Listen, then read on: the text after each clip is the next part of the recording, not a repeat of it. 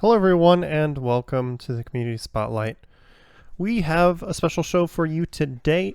We've got a pretty long RPG, but it's going to be a fun one with Andy. If you remember, a couple months ago, Andy was on here racing Evil Ash and Chrono Cross, and after that, he said it was a lot of fun, would like to come back and do Words of Heart Breath of Fire 2. So we've got him here with Charles today. I've been told that despite that being how it's spelled, it's pronounced Charles. So why don't you both say hello? Hello, everyone. This is Sandy. And this is Charles. Hello, good to see you. Why don't you give us the quick rundown on Breath of Fire 2 for people who maybe haven't seen this game before? Sure. It's a RPG for the Super Nintendo. Came out in 1995, and it's a very grindy game. People ask me, should I play it today? I often actually say no, just because it's such a grindy game. But if you don't mind that, it is a good game. And one of the unique things about the speed run is that it's going to look like I'm grinding, but it's actually because we just have to fight all the random encounters that we come across. It's too hard to run away from the game. It's like impossible. And I'm going to kind of go back on that word. About 45 minutes in a run, there's about a 15-minute stretch where we try to run away, and you might see how bad it is. Or maybe I'll get lucky. And if you don't know the story of the game, don't worry. Charles and I will coach you through it, and it's actually got a wonderful story. It'll take a little bit to build up to it, but we'll get there. One of the selling points of Breath of Fire 2 as a speed game is that the dialogue is slow, so the viewers can actually follow the story. That's very true. That's a nice way of twisting that in a positive light. I like it. And I was just going to say, no sequence breaks as well. No sequence breaks. You basically have to do the random encounters. So really, it's just like it's a quick let's play. And that's my sales pitch for Breath of Fire 2. All right. Before we get started, I do have a few quick announcements. So I'm just going to go through those real quick. Make sure that you tune in tomorrow for Time Capsule. Or no, let me double check that. I have the wrong month open.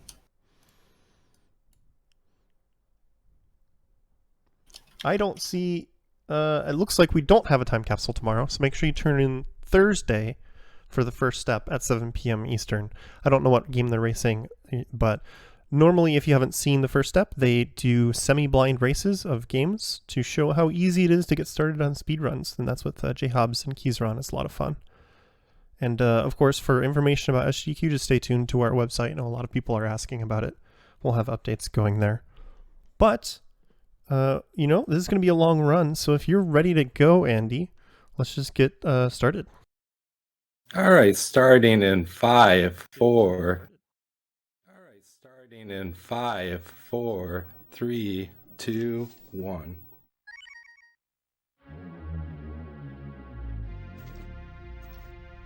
So to start off here, we're teased a little bit with this ominous eye.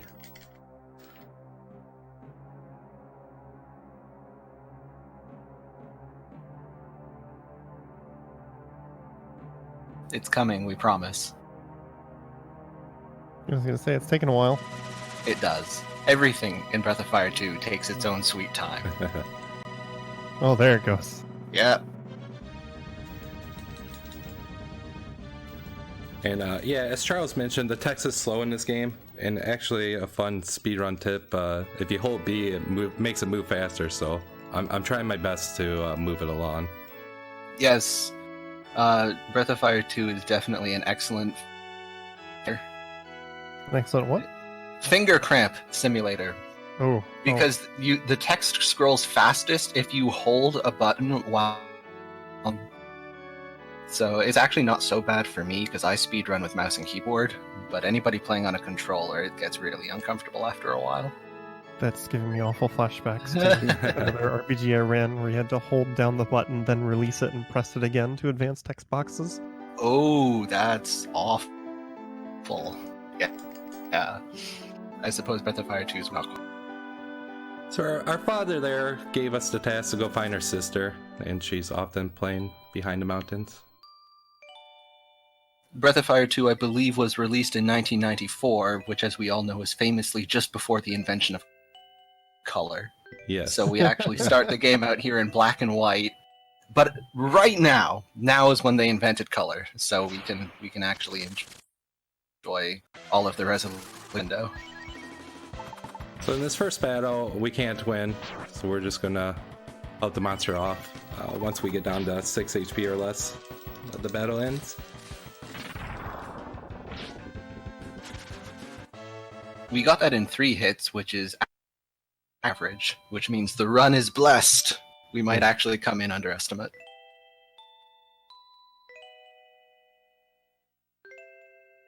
A lot of the early game in Breath of Fire 2 comes down to how many critical hits you get, what attacks you dodge, what counterattacks you get, which of course we're over. But you don't have any spells yet, so you're just sort of you're bopping the enemies back and forth, and you hope that they fall over before you do. So here, our father and sister are having a little conversation. Apparently, our father saved the village many years ago, thanks to this dragon. And they mentioned that our mother is no longer with us.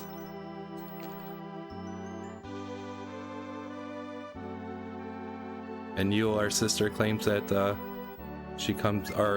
their mother comes into her dreams, and we're offered to sleep there.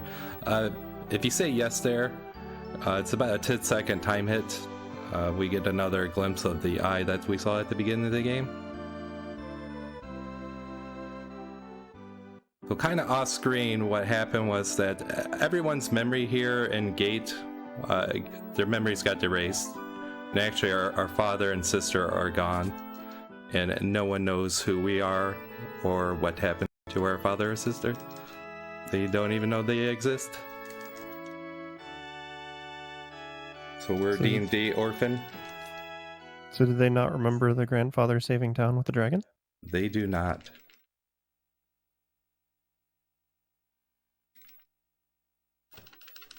We meet this little dog, who's also orphan.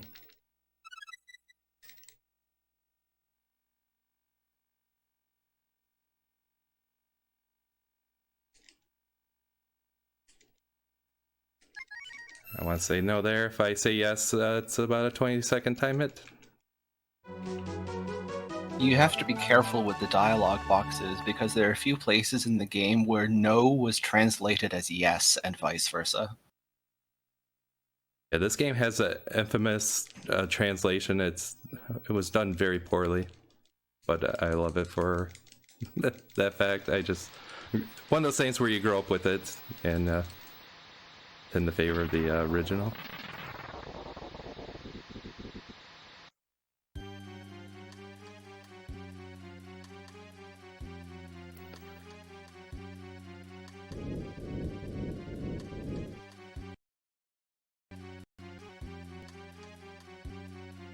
Then we end up chasing this tail here.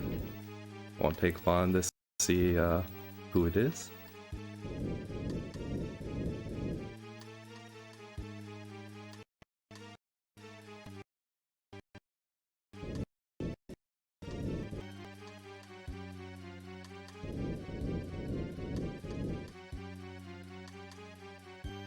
I do apologize for mic issues. I'm trying to keep an eye on the connection and not talk while it's choppy, but this is going to be an imprecise science.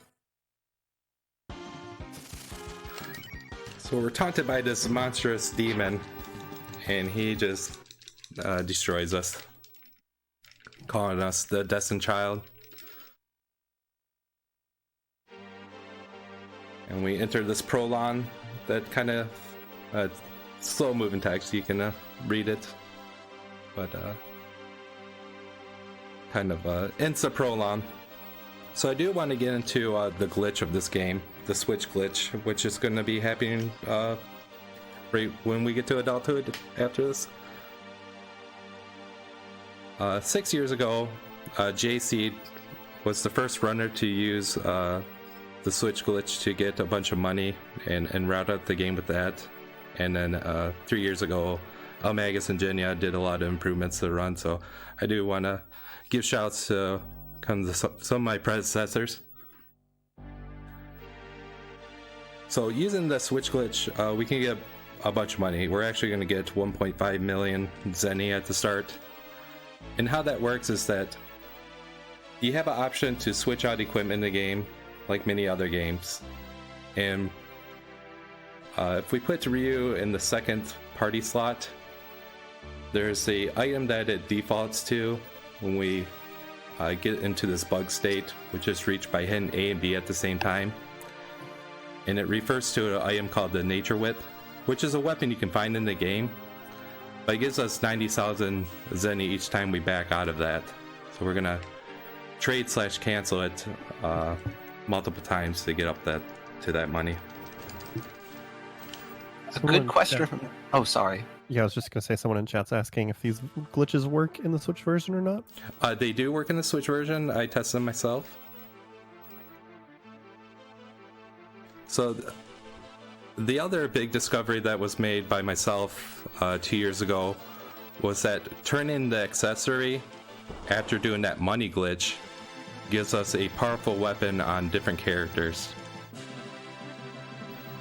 And that's going to carry us through half the game.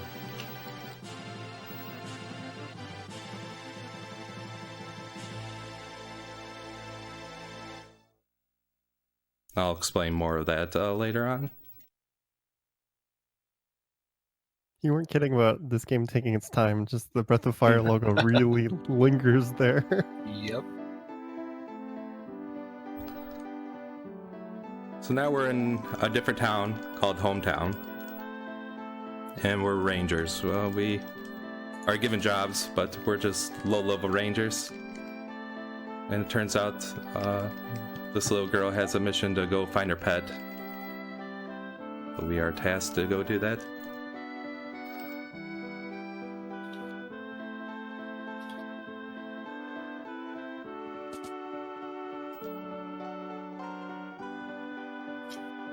Bo's the dog. He's not happy with the idea of doing the job, but he gets excited when he sees the girl. Here I'm going to pick up the light pill. We're going to sell it for 250 Zenny. And then I'm going to buy some fishing bait, and that fishing bait's used to do that glitch I just described.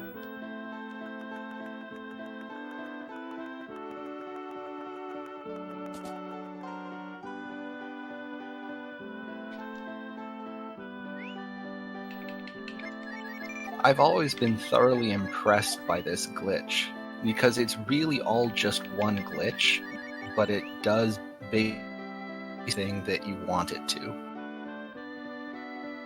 Yeah, later on we'll be using a different method to duplicate a piece of armor.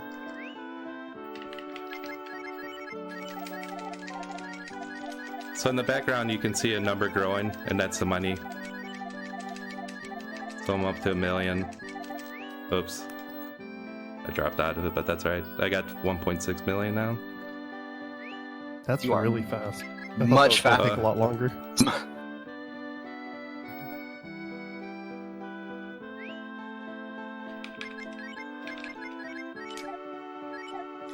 I always like to think of this as just bamboozling the game, because functionally the way you make the glitch work is just by inputting too fast.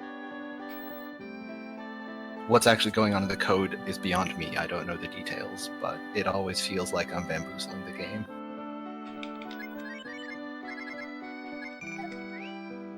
So I'm depositing the majority of that money, and now I'm gonna buy some additional money or stuff.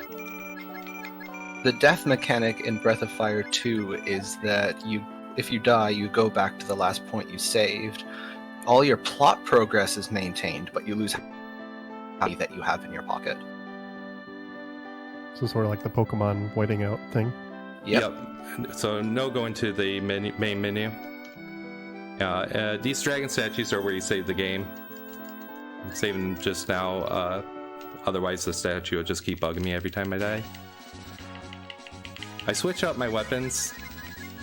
but I bought some armor, and I did that so I could take off my armor later on to do a quicker death warp.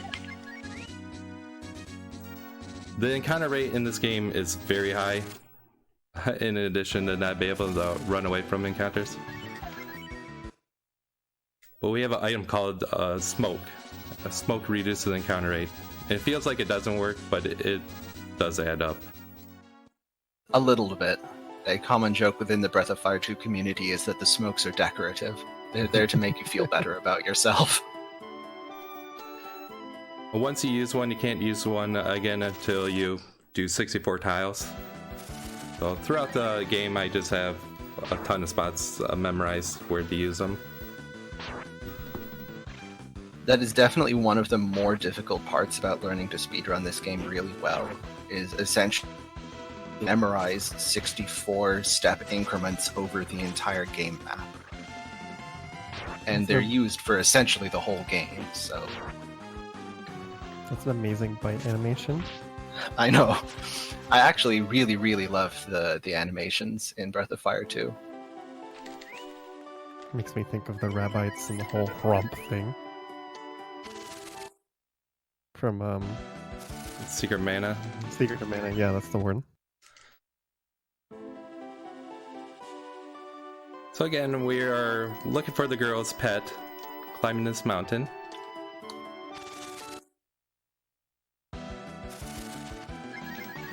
Bo has a secondary ability shot. It's all or nothing attack. It doesn't work on bosses. These spiders had 22 HP. And I got it. If it didn't work, it would have just done 1 damage.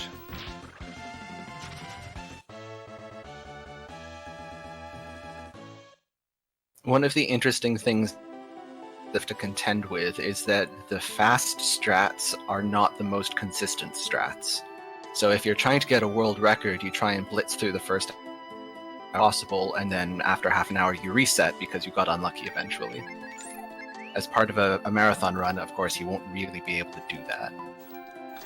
Charles, you want to describe this first fight and what the scramble formation does? Yeah. So probably the most common formation that you get is something like in Final Fantasy, where there's a front row and a back row. In Breath of Fire 2, it's significantly more intricate. The damage you physical attacks is determined by how far forward you are in the party order, and also by the formation you choose.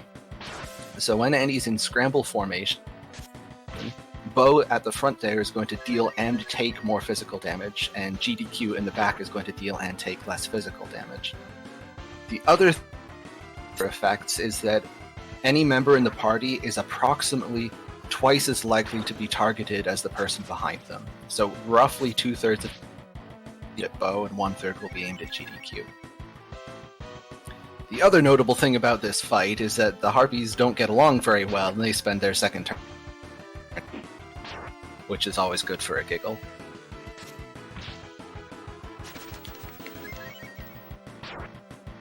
We still have the really long text animation, like when Salt and Pepper do that. Yeah, the two back harpies had 40 HP, and then the front one has 90 HP. Interestingly, you can interrupt that combat text at the top of the screen when the harpies. Any combat text that appears in a full bar across the top of the screen can be cancelled after it's about 50 milliseconds. And I know, 50 frames, not 50 milliseconds. And I know this because I'm halfway through routing a tool-assisted speedrun for this game, so I've things that I never thought I'd need to know about Breath of Fire 2's combat system. And the frame on which you cancel it does, in fact... Sorry, we lost you a little bit more there. Sorry. So, you always get level 5 from that fight. And as Charles mentioned, in scramble formation, the first character is in a +2 state, so he's doing 20% offense, more offense at the cost of 20% defense. So with that, Bo was able to one-shot those enemies. Just quicker to have him attack and Ryu to defend. I do like how you mentioned that the character in the back is less likely to be targeted, and then the moment you said that, they proceeded to only attack. Yes. Yeah, 60% of the time, it works every time. it's actually a really nice mechanic because eventually we're gonna have 4 party members, and if the game would just tell you the statistics and the breakdown, it would have made it a lot more enjoyable casually.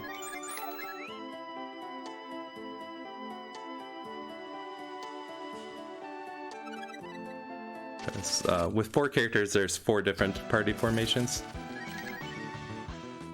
And then with 2 characters, we have the 2.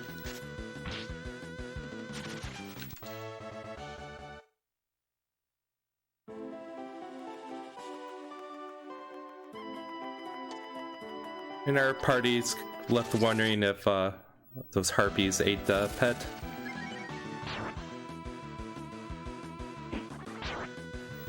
There's a lot of minor for a runner to do in the first dungeon here, because a lot of the enemies are very close to being one-hittable.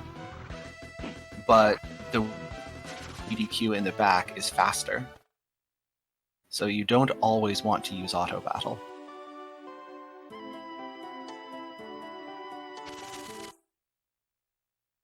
What makes the difference on whether or not you try to fight an encounter here, or if you run away?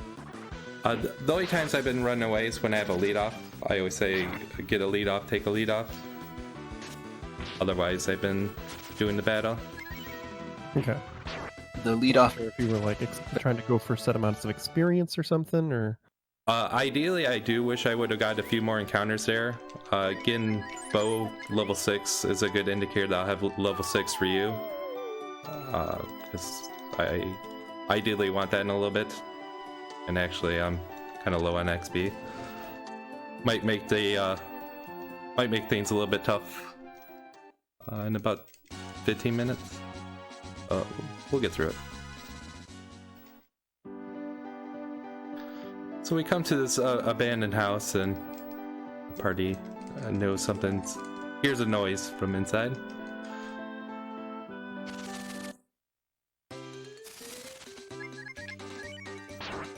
These guys just have 10 HP each. I'm just gonna auto battle, but I put the party in normal formation, so they don't get... Bo doesn't get beat up as much.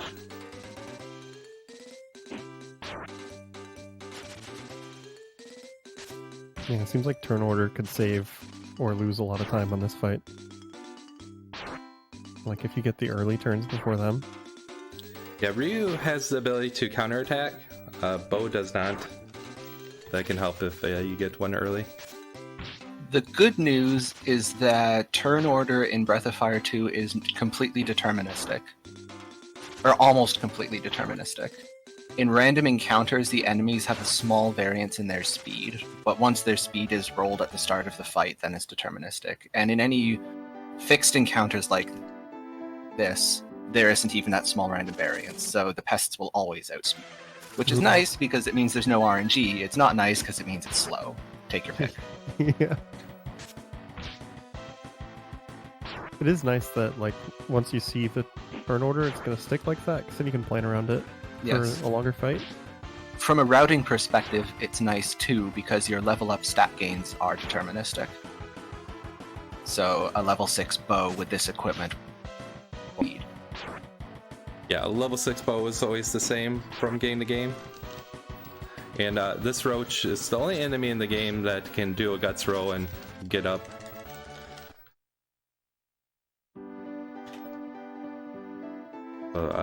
Just got unlucky there. I've had that happen. No, you got... I've had that happen up to 10 times before. Yeah, 1 is lucky. Nero here says that he's got something to cook up, but he has to take the collar off.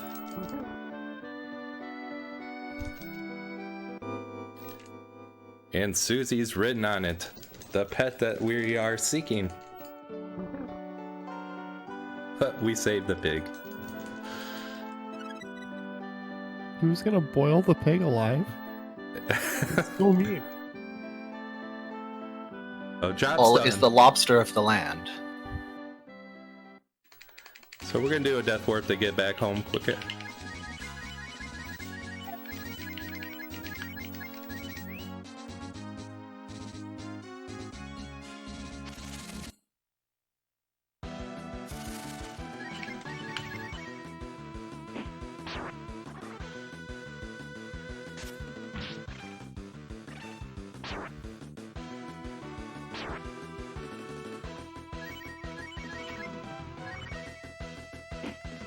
Take one more turn. Would've been nice if Ryu took a little bit more damage. This death warp can be frustrating because GDQ has the ability, look as he has just done, and it is possible that you accidentally win this fight when you're trying to death warp. I also like that he dodged the one attack. Yeah. When you're trying to die. Yep. Dying is harder than you would think. It's also nice in this game that you actually can't miss your attacks. You just never miss, and I tend to forget that and underappreciate that fact. Every Pokemon is jealous of us right now.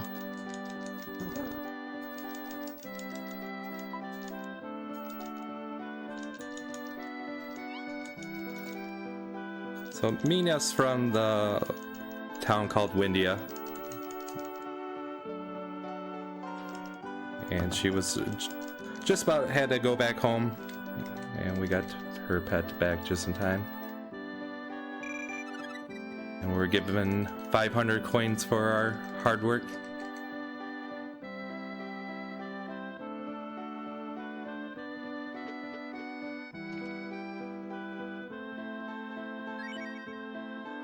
$500 coins feels like a paltry reward at this point. Yes. Yes, we are after all a millionaire. It's the thought that counts.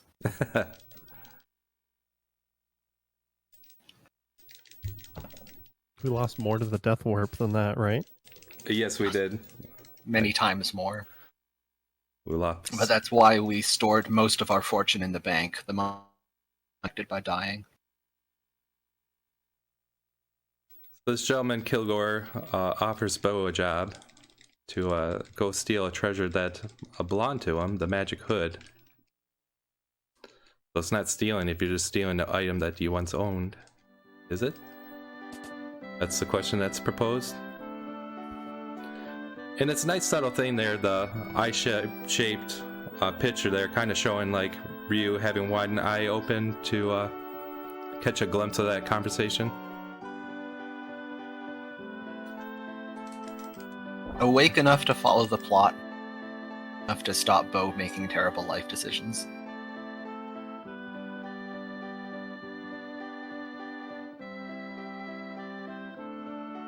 I can think of several situations in which used to owning it doesn't really count. So apparently Bo is in some trouble, but we're just gonna go home.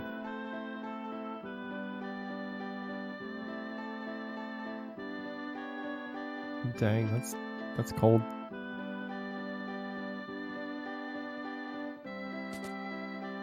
There's a fair amount of plot and talking at the moment, so although nobody has asked, this would be a good time to mention. Breath of Fire 2 cannot be RNG manipulated.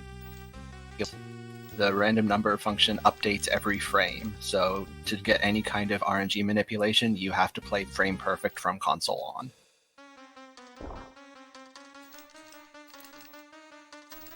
Yeah, and I kind of like that a true, I shouldn't say true RNG. It's just nice not to have manipulation. That's just my preference. I like watching runs with RNG manipulation, but I kind of prefer runs that kind of have a more of a pure RNG to it. My philosophy has always been, I'm playing Breath of Fire 2, and I die, I can blame the game, because I wasn't manipulating anything. It was the game's fault.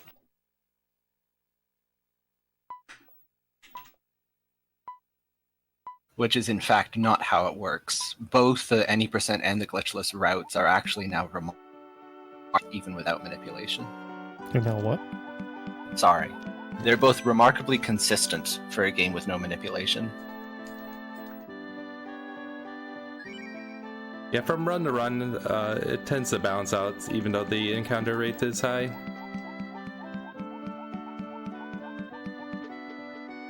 So yeah, Bo's in really hot water, and he asked for us to take him to the ruins that we were just at. You can... This trash can animation is great. I'm Yes. a big fan. Sadly, he doesn't fight. It was something that always annoyed me as a child.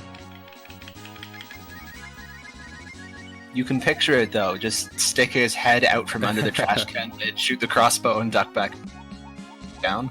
That would be incredible. If there's any modders in chat who wants to mod that into Breath of Fire 2, I will pay you. That would be fantastic, and just remove any chance he has to dodge while he's in the trash can. So yeah, ideally I would like Ryu to be level 6 here. Some of the enemies he's not going to be able to one-shot. That can take some extra time.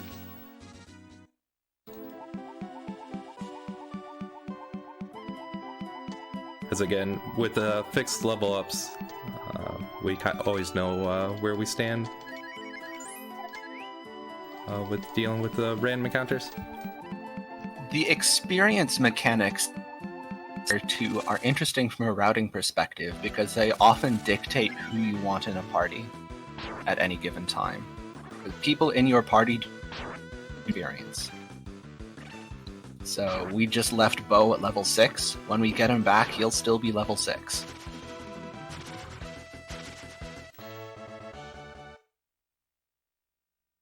Yeah, that goblin encounter doesn't give you much XP. And it's interesting you just mentioned Bo being level 6 when we get him back. For that battle, I got 2 XP. And the way XP works in this game is if you have a party member in battle, it will only give you XP for the characters alive. So let's say I had 4 characters and all were alive. Instead of 2 XP from that battle I just had, it would say 8 XP, but then divided by 4, and everyone would get 2 XP. Same example, if I had a party of 4 and 1 character was dead, at the end of the battle it would just say you gained 6 XP, but it would be divided by the 3 characters and each would get 2. It's just kind of a silly way the game does it.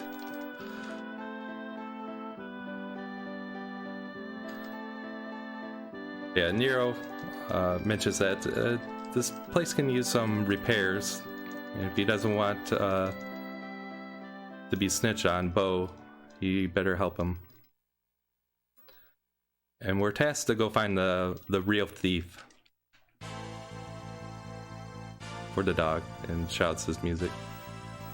This will...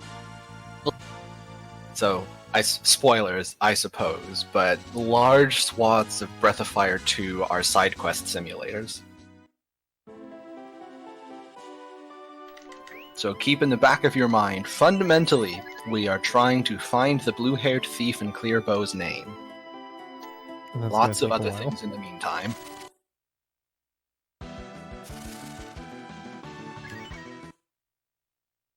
So that was a nice lead up. That's an enemy that we can't kill in one hit at level 5.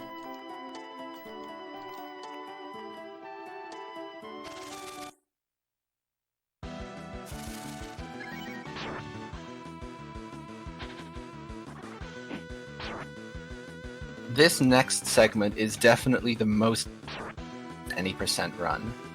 Because even though we're well stocked with healing items, with only 1 character, we only get 1 action a turn. So if a bad fight happens, it is still possible to die, even though we're loaded down with more revives than we could ever want.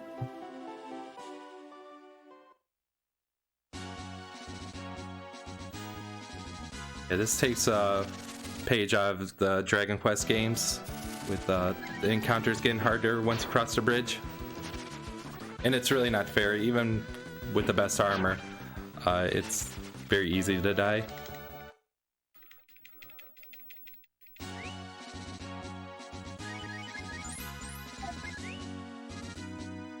And I'm level 5 as well, which does not help. One level can make a great amount of difference. Is there ever a point where when you're behind in experience you might delay using a smoke? Just because you want more experience to catch up? Not really. Pretty much after this part, XP and levels won't matter for a while. Wherever we're at is going to be sufficed. So here I'm in the glitch state, and I'm going to turn in 6 urchins. I'm just slowing it down. I'll get that in a moment.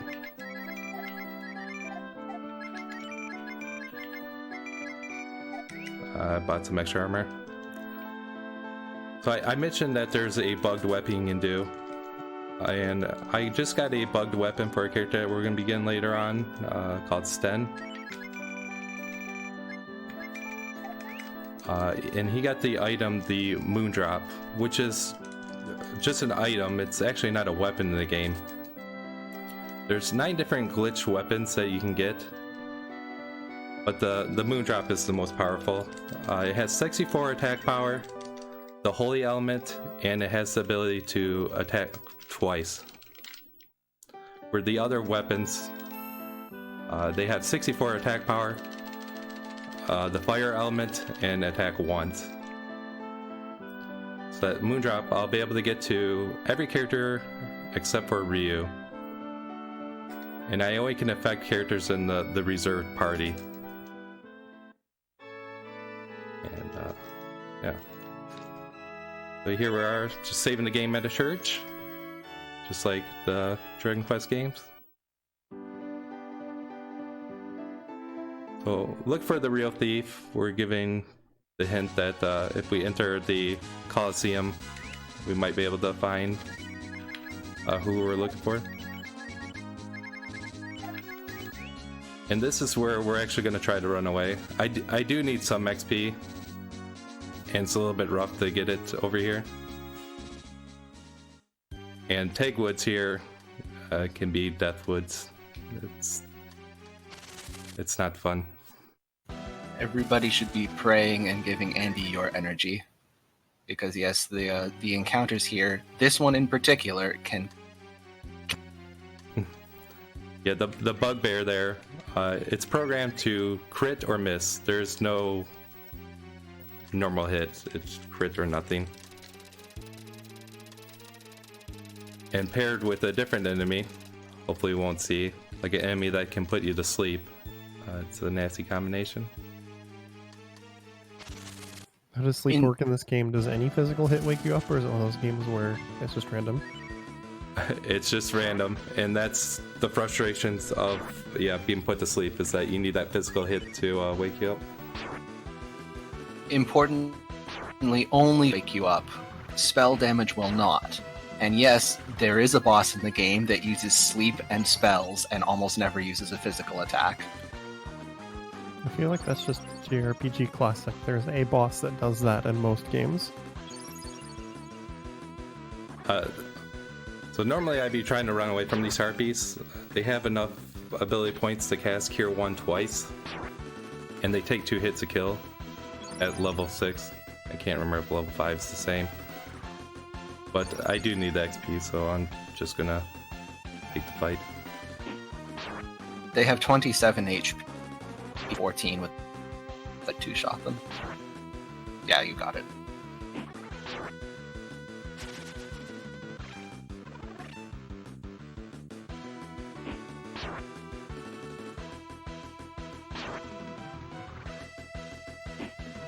This is definitely the based fight you can get in the forest, which makes you really want to run away from it, but they're also the fastest. And the run chance in this game is based on a between your party's speed and the enemy's speed. So running away from fast enemies is even less likely than usual. And random encounters also have plus agility of 0 to 7.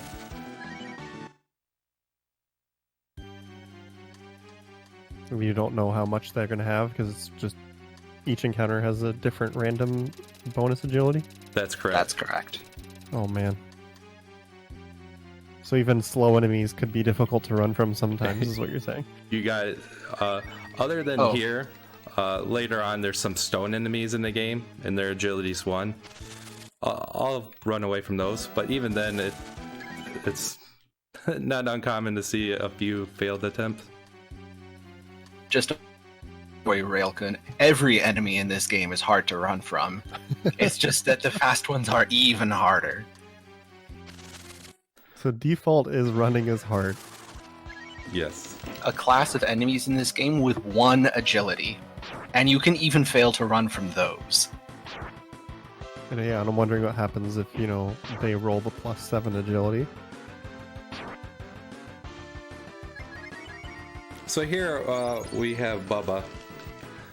And actually Bubba's the one that always enters the tournament. A simple fight. He can counterattack. And yeah, that's about it. So just don't get too low, because the counterattack could pop you and then just take him down. That's exactly right. And we also want a death warp after this. So ideally we want to be low HP. He can also crit. It's unlikely, but it's a marathon run, so just never know.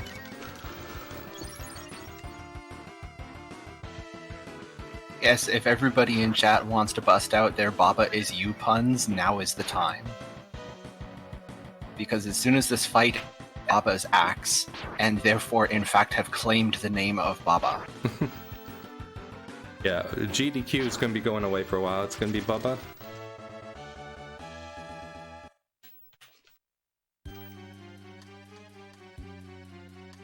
Take this axe.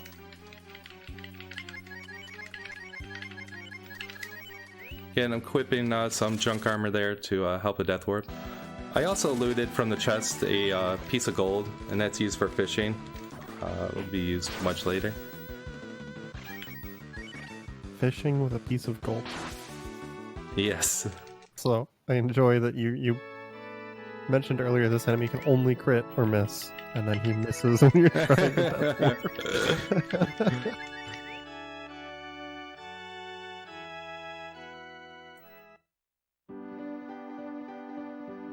So yeah, during the day we saw this gentleman in the back ran, working at the Coliseum, and he's the one that recommended that we go meet Bubba.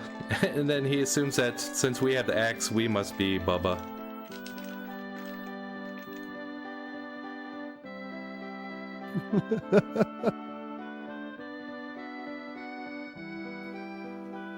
Surely everybody at least once has been mistaken for a large manly lumberjack because they were carrying something with his Initials on it, yeah.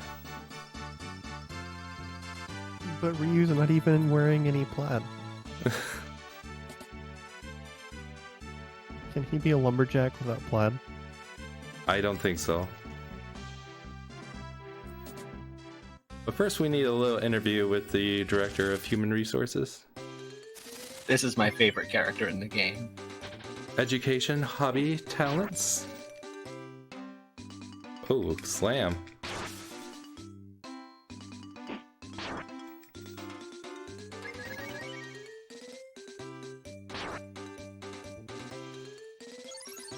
It takes 5 non-crit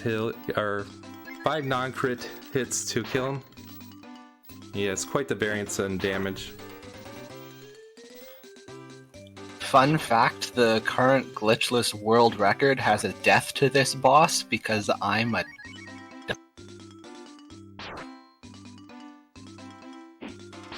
I enjoy that we lost what you are, but we can all fill that word in with our own favorite. That actually makes it better. Yep.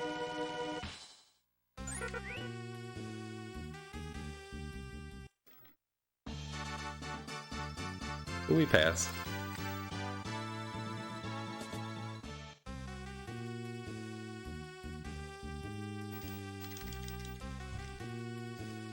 So our opponent's going to be a girl, apparently. But she's quite strong, in fact. But the fact is, the winner has already been determined. The scenario has been written. Cruel man tortures the girl and kills her.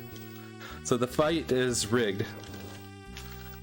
But we're gonna see that in the background that Argus really doesn't care who gets killed. He just wants a show to be had.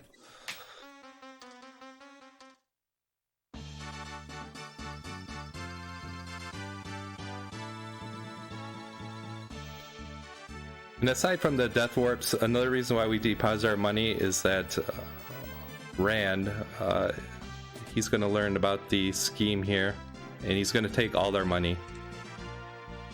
And it's quite mean, because the Chester that I didn't loot is full of 1,000 zenny. And if you grab that chest, it's gone. He takes it. Since we're in the middle of a plot walk here, talk to somebody, go there, talk to somebody else. Andy, do you want to tell the audience a bit about the out of bounds glitch and how not you?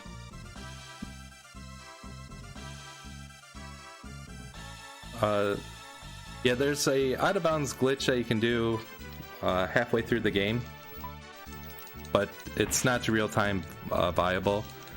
And I explored it quite a bit, and sadly the game's programmed very well where the flags for the game don't update until certain points in the game. So even if you go talk to someone who, say, at the end of the game progresses the story, either they're not active, they're not spawn, or they don't trigger anything. And it's pretty much killed any hope of a sequence break.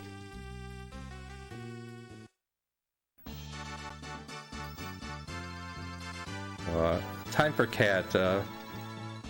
Care to explain the joys of fighting Cat, Charles?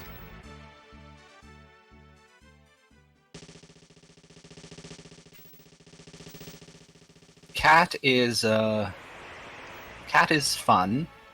Cat is a nice, wholesome gameplay experience. Cat does two things. She will either waste time or she will create, and those are her two things. So as a speedrunner, this is a very fun fight. Yeah, if Cat wants to kill you, she'll kill you. Her crits hit from 12 damage to 34 damage, and she's faster than us.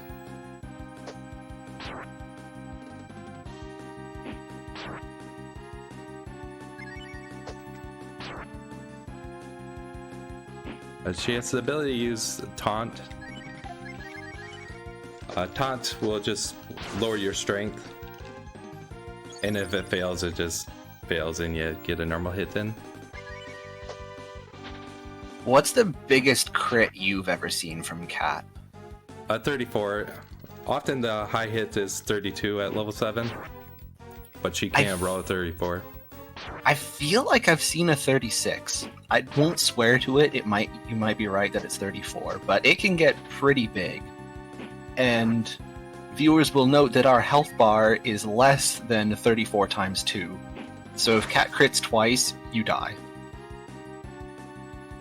Another important aspect of this battle is immediately after the battle, a bunch of poison darts are fired at the arena, and if you don't push Cat out of the way, she's poisoned and doesn't fight in the next battle.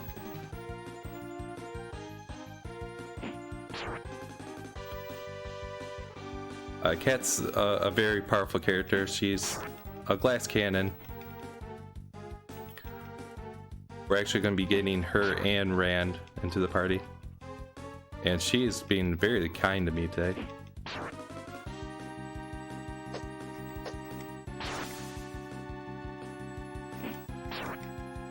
Interestingly, in the any percent speedrun, Cat is not as much of a standout damage dealer as she would be casually.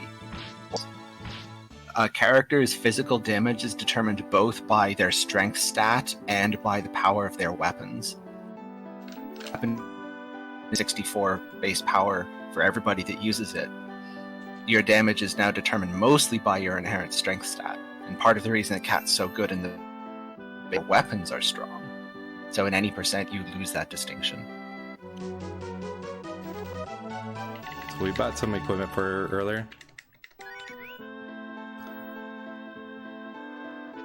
I haven't had the opportunity to give her a bugged weapon. When you start the game, there's 9 characters total in the game. I can only affect characters that are in slots 5 through 8. And when you start off, the game considers Ryu in slot 1, Bo in slot 2, Cad in 3, and Ran in 4. So I've only been able to affect characters in party slots 5 and 6. And that's by having either Ryu in slot 1, which affects slots 5, or Ryu in slot 2, which affects the character in slot 6. And that changes throughout the game based on who's in your party. This upcoming boss fight is also quite fun. He's the only game, I believe, that gets 2 actions per round.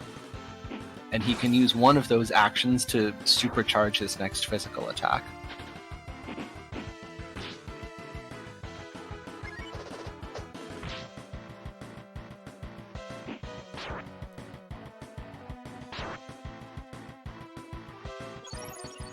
Yeah, so you did a normal attack there and cured.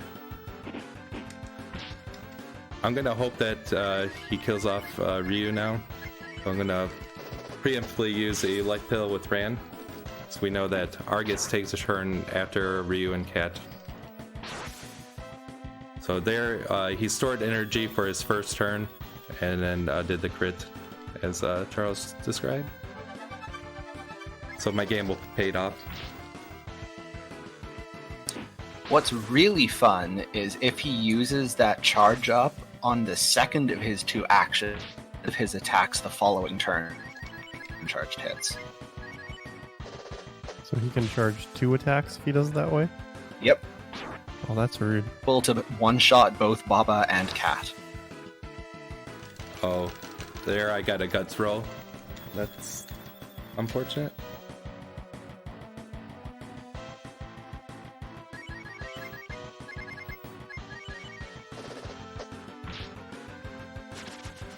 Good fight.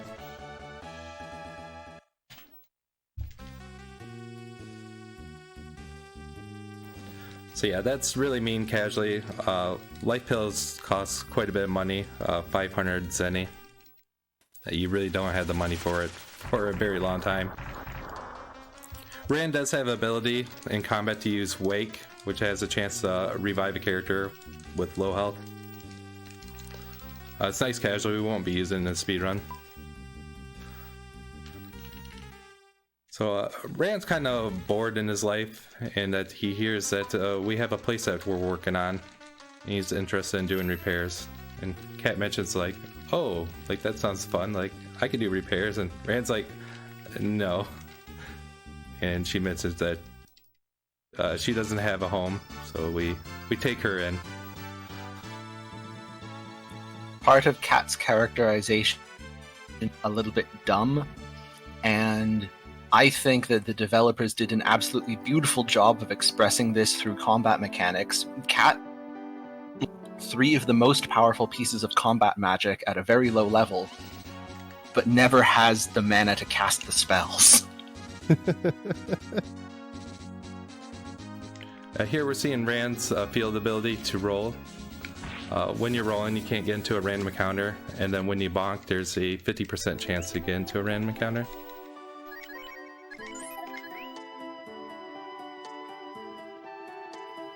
That rolling is might look because you can't stop. You only stop by bonking. And a lot of those turns, you only have 1 tile to turn on. If you're 1 fast or 1 slow, you bonk.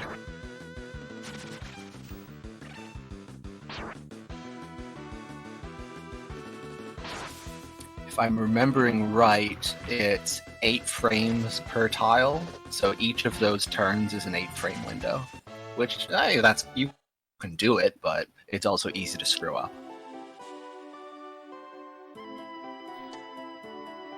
It takes a little bit to get good at rolling. And again, I'm opening my inventory here and there just to use the smoke again.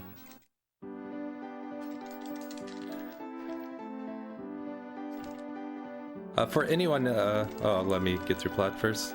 So finally, they find out that Bubba's actually GDQ Ryu. And Bo wants a little conversation with Ryu, saying like, hey, like, Rand looks like he could be used for repairs, but I don't know about Cat. She just walks up like, hey, what's going on? Like, I can do repairs. And it suggested that Cat go with Ryu to go find the thief. Just to remind everybody, or possibly catch people up who only showed up recently, what we're actually trying to do is find the blue-haired thief who looks like a bat. And instead what we found is a cat girl and the spirit animal of Arnold Schwarzenegger. So, good start. Yeah, you mentioned this before, that we're looking for a blue-haired girl that looks like a bat. Yep. And we came across the tournament. That turned out no lead there. So we're going to go back to hometown and see if there's any new developments there. Question in chat from iGazer. Can you romance in this game? No, you can't. However, you are always welcome to write your favorite headcanon. Oh no, you're encouraging shipping. Don't do it, Charles. Amusingly, there's no romance in Breath of Fire 2, but Breath of Fire 2 does come about an implied romance from Breath of Fire 1, which Really? I thought was cool, yeah. Breath of Fire 2 makes an oblique reference to the characters from Breath of Fire 1 much later in the game. We can shout it out when it happens.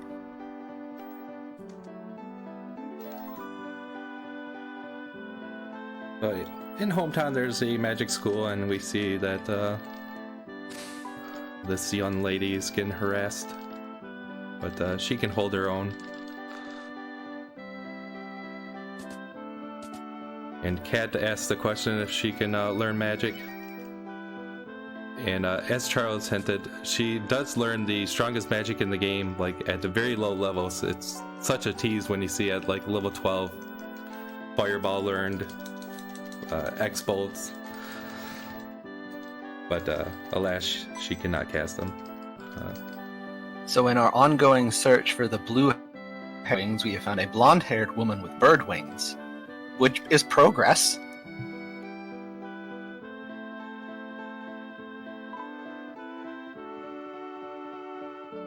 So yeah, the Joker game has captured Mina, which is the girl that we found the pet for at the beginning of the game. And they mentioned that if you don't come with us, who's to say what will happen to your little sister?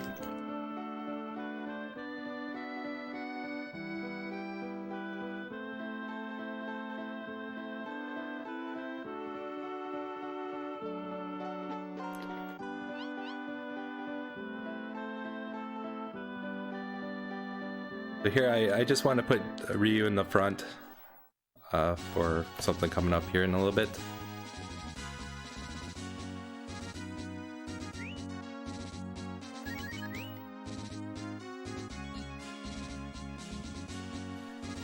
When you're on the overworld, you can tap shoulder buttons on the controller to party order. So right now, Ryu's in the lead.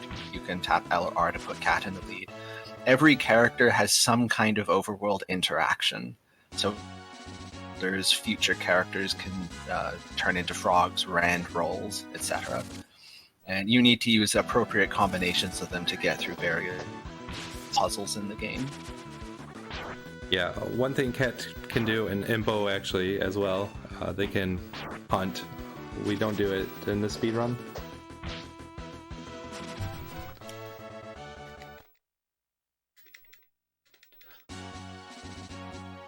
GD field ability is fishing, which we will actually get to see a little bit of later. It's one of the hallmarks of the Breath of Fire series. I guess not every game. I guess Breath of Fire 5 doesn't have any fishing in it, does it? Most of the Breath of Fire games have little fishing mini-games, which are enduringly popular.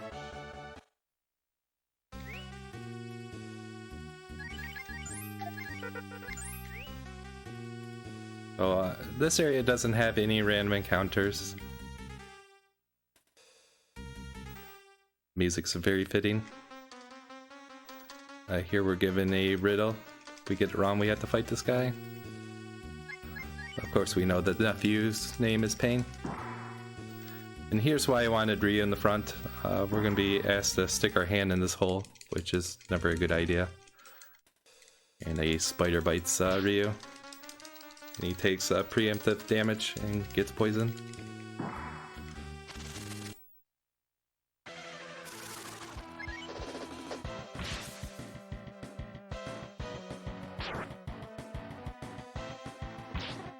Pretty straightforward fight. We can see Cat taking quite a bit of damage again. She's a glass cannon.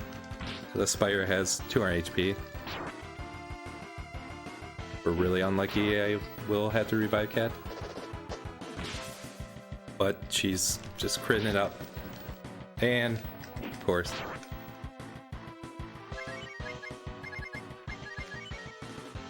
This does qualify as a boss fight. The main mechanical effect of that is there are spells that nights. The instant death spell comes to mind, and you can't run.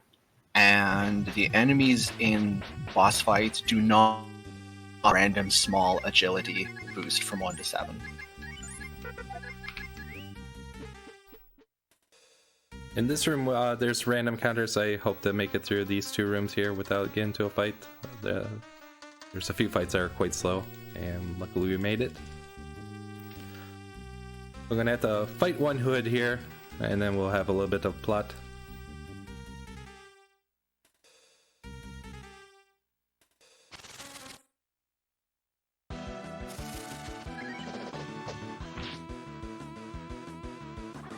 A word about that room we just walked through. You can encounter in there is a will-o-wisp. You can fight. They're incredibly fast, so you can't run from them. The spirit elemental enemies, which means they take half damage from everything except holy, which we don't have yet. And they cast the power down spell. Animation and cuts your physical damage in half. So they're a fun fight in a speedrun. Sounds awful. Yeah, spirit enemies take half damage from anything except for holy. And that's the beautiful thing of the Moondrop glitch that we're about to see that Nina has, is that it has the holy element. So it does twice the damage to a spirit enemy, and it also acts neutral to any other enemy. A precursor to the Moondrop was the herb glitch. It's the first version that we found, or that I found, I should say. And it had the fire element. And fire works on most enemies, either effectively or neutral. But there are some fury types that would resist it. But having the neutral with the holy is a wonderful thing. Before we fight Joker, we have a battle with 4 hoods. And much earlier in the run, after the Harpies, I picked up an item called the Fire Rock. And we're just going to use that here. These enemies have a 60% chance to respawn after a round of combat. And this is just simply the best place to use the Fire Rock. I once used a fire rock in an earlier encounter just by a misclick and had to do this manually. Let me tell you, it is not fun. You can spend trying to get the doll stay down.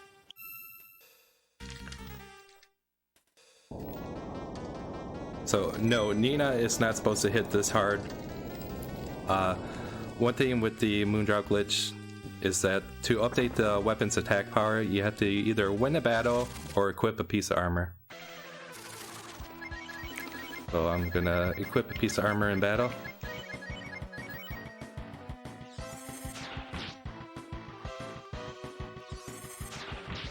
Joker's weak to cold. And this is the worst attack he can do. Hits everyone.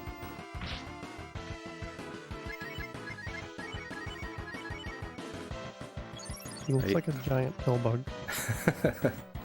He is a giant pill bug. Yes. He's also Oh, go ahead. the second ball amount of time who first looked like a human and then transformed into a demon. Whoa, This whoa, whoa. may be plot relevant.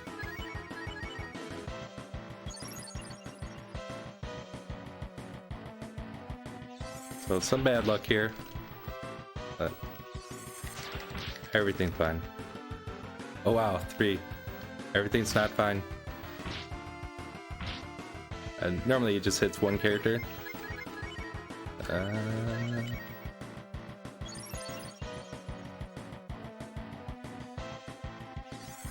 Crit. So with the twin attack, if the first hit crits, the second one always crits.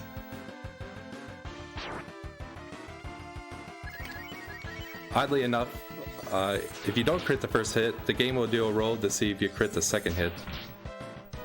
It's weird, but it works in our favor. Answering a question in chat, we're playing the Super Nintendo version of the game, but there is a Game Boy Advance. Notable differences from a speedrunning point of view or from a gameplay point of view are that I believe you get double the experience and triple what you get in the Super Nintendo version.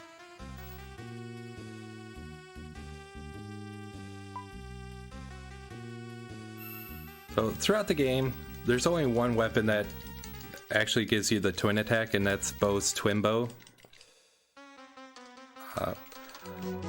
Again, the Moondrop is not a weapon, but we made it into a weapon. And for the reason why it gets its properties, the 64 attack power, a twin attack holy element, picture your inventory as like a Excel document with columns and rows.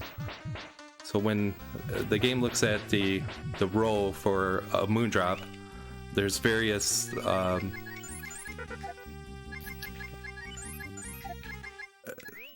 numbers set for whatever reason the programmers want. So it might look at column A for the attack power, column B for a different stat, and it just lines up where it fetches 64 attack power, the holy element flag turned on, and twin attack turned on. If I wasn't too clear on that, I apologize.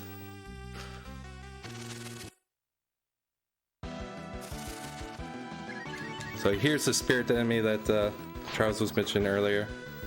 It's quite the slow fight, but again with the holy element of the Moondrop, they'll be one-shotted. If you have to fight these using just cat, you'll typically be doing single-digit points of damage with every attack. How much health do they have? They have about 40. Yeah, I think 42.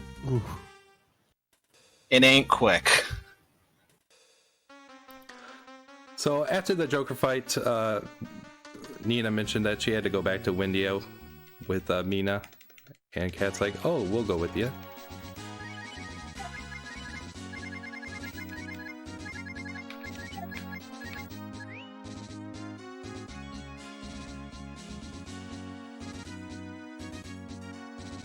Yeah, traditionally Nina's a black mage in the game, but we're going to be using her to attack for a while. But she's That menuing that. Go ahead. Sorry. That menuing that Andy just did, in addition to moving his inventory, he also put his stack of urchins back in the first slot of the inventory, and that's going to be to set up another round of the glitch when we get to the next weapon shop. Yeah, I mentioned earlier that there's 9 glitch weapons. The first version, the herb, was done with using a fishing pole, which is the value of 1, because it's just a quantity of 1. But I discovered that if we change the quality or the quantity with fishing bait, it ends up giving us 9 different items. So item 1 in the game's database is the herb. Item 6 is the Moondrop. So turn in 6 urchins, represents the 6 for the Moondrop. And interestingly, fishing bait equipment type in this game that can actually be stacked to the usual stack size of 9. Everything else is only in stacks of 1. So if you want to look at it, the odds of this glitch existing were very low. Just a very fortunate convergence of factors gets us this incredibly powerful glitched weapon. Yeah, we were really lucky that the first town had fishing bait.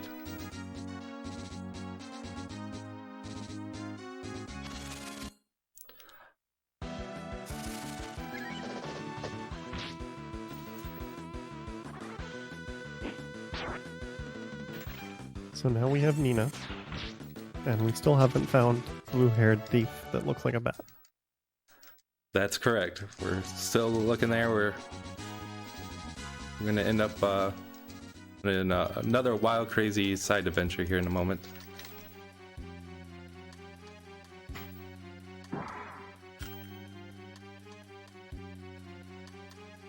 There's no random battles here. Mina knows that Nina's her sister, and Nina knows that Mina's her sister. If you talk to the people down here, they're thrown into the dungeon and deemed that they're crazy. And they talk about a omen in the town that a child of black wings spells doom for Windia. And we won't shed light on this for a very long time for now. But for now, we're going to come across the queen, and she's going to be kind of surprised to see Nina, but she's not going to address her as her daughter. She's like, "Oh, thank you for bringing my daughter Mina home." And Nina kind of responds with a, "Oh, right, you're very welcome." And then the queen's like, "Show these guests to the entrance." And that's going to be that for a while. Yeah, that plot point, back burner for I think like 4.5 hours. We'll come back to it eventually. It will pay itself in dividends, I promise. We promise.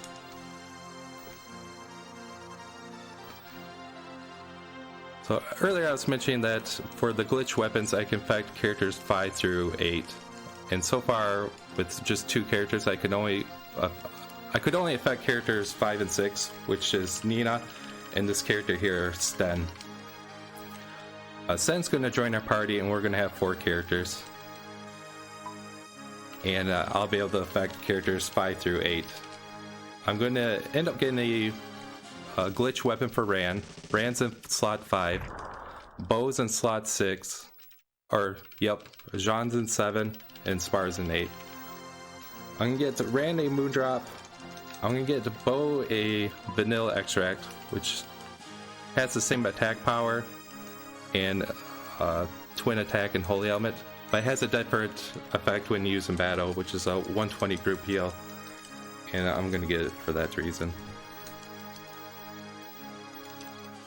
which we'll explain down the road.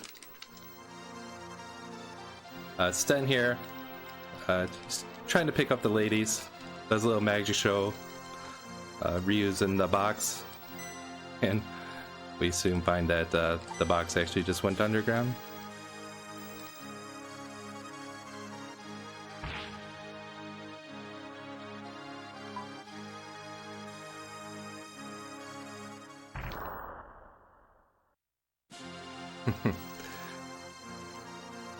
So we don't get to see the payoff of that. Yeah. That wind up from Cat. So Sten, he's kind of impressed, and he insists that he joins us. Cat never met a problem she couldn't solve by hitting it with a stick.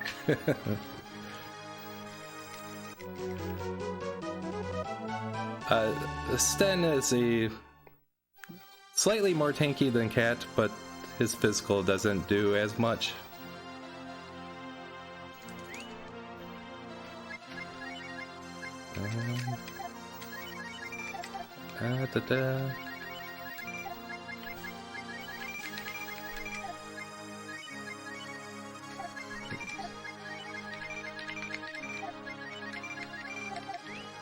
So, got the weapon for Ran. Now I'm going to switch Ryu to slot 2. And this is going to affect Bo. Again, I have 6 urchins, but I can actually change the quantity to 4 there. And I could even do 9 if I want to.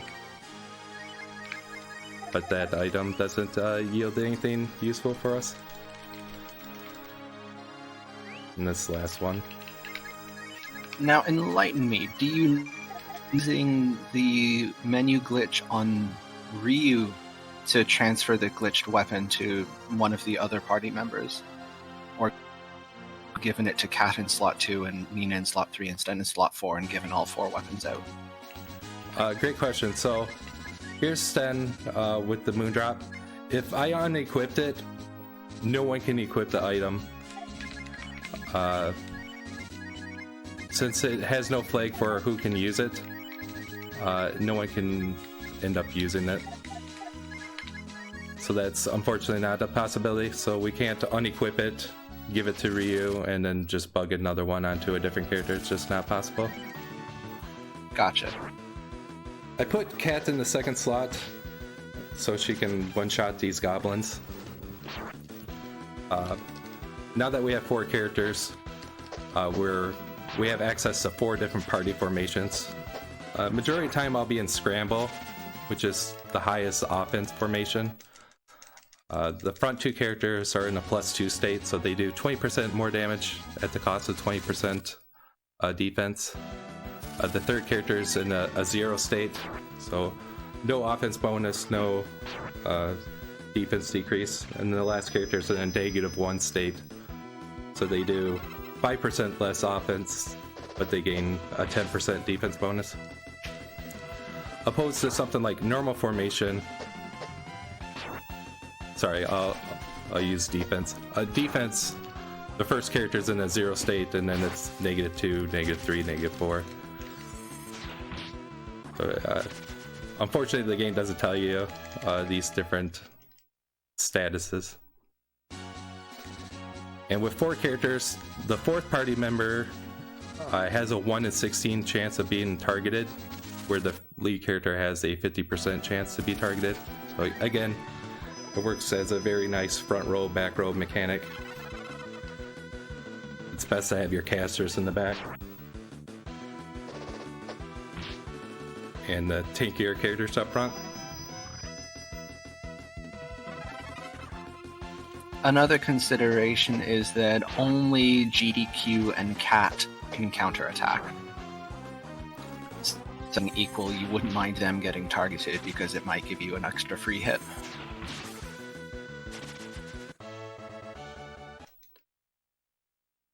I see the question in chat in the beginning. Is there a step count in the game? There's not no manipulation in the game. The RNG is shifted multiple times based on the frame. But I'm using the item called Smoke to reduce the encounter rate, and I have to use one every 64 steps. It doesn't have to be exact. I just have a bunch of them memorized. And don't let that discourage you from trying to learn this run. You can get by with just partially knowing the smoke route. It took me a long time to get it nailed down perfectly. There is a beginner category that we established on the leaderboards that actually the boss coming up ends the introduction category. So right now we're at the hour and 14 minutes. The world record for that time is a 1:13, which is done by MKen. Which, if anyone was wondering about the world record for this game, it's 6:28 for English by MKen, and the Japanese is just over 6 hours, also done by MKen. But yeah, with some practice, I've seen people who've never ran this game get down to about an hour 20 minutes. Some practice, so it's a great way to get introduced to the glitch and the run. Probably the hardest part about learning to speedrun this game is because you actually have to fight so many random encounters, know a lot about what each enemy can do, how much health they have, what they're weak to, how fast they are, etc., etc., etc. And trying to learn that information for the whole taking. So if you only have to learn it for the first hour or so of the game, it's much more manageable. Man, we got blocked so it's there. a good way to get into the run. That's rude. Oh no. I thought you got blocked again for a second. Yeah, so we'll all have to wait an extra cycle with the turtles. So yeah, plot-wise, we come to this town called Captain. And apparently a child little Timmy fell down the well. And we gotta go save him. Interestingly, this fight is optional.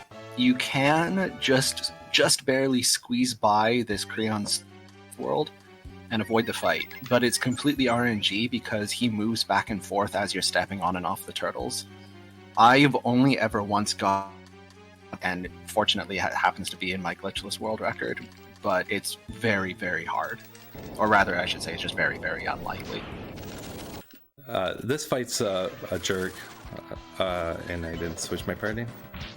Charles, you want to explain why this guy's a jerk? Jerky jerk because, well, he has a gigantic health bar. So far, the biggest health bar we've seen so far is about the previous two bosses. This guy has 1,300. And the second thing is he has 2 attacks which hit all targets, and we are having healing abilities that heal all targets. Fortunately, in any percent, we have the glitched weapons which double as full party healing. But if you've done this fight, a huge pain that he can hurt all 4 of you, and you have to heal 1 at a time. Yeah, AE healing, eventually you get it, but it's not until late game.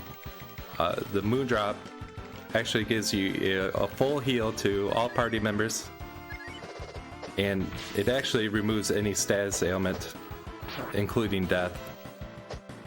And we can use that infinitely in battle. But in addition to the high attack power, we have infinite AE healing.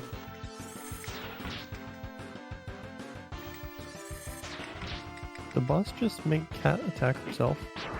Yeah, so he used mind control there, or brainwave, I should say. That's actually, you hope for that action from him. He has 2 different AE attacks. He has Fire Breath and this Earthquake attack that he's doing now.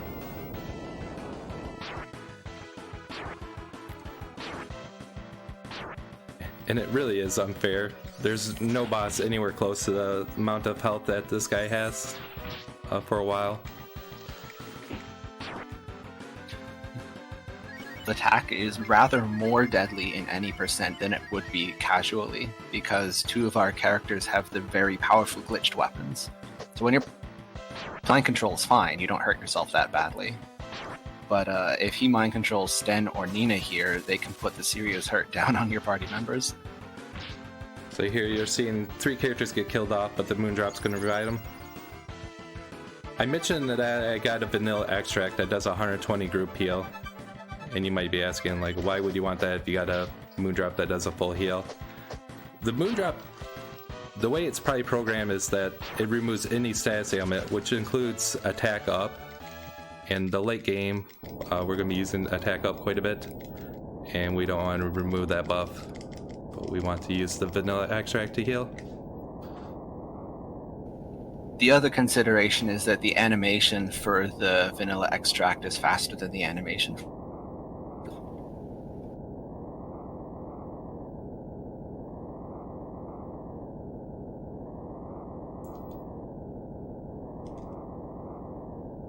And while we can't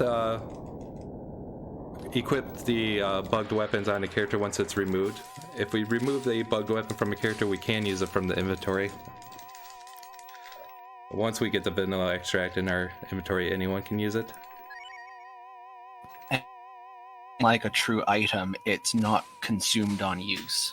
So you will just have a bottomless healing item.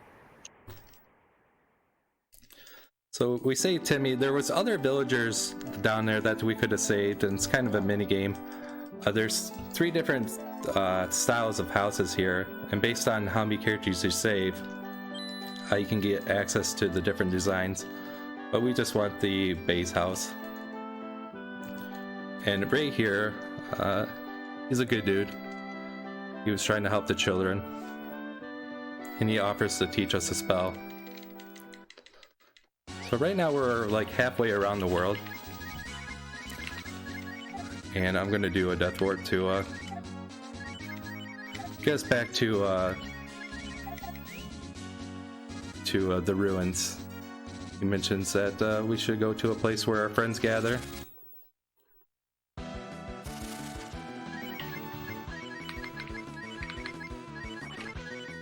And it's quite annoying It's casually you're expected to go back and forth 3 times to this place, to the ruins.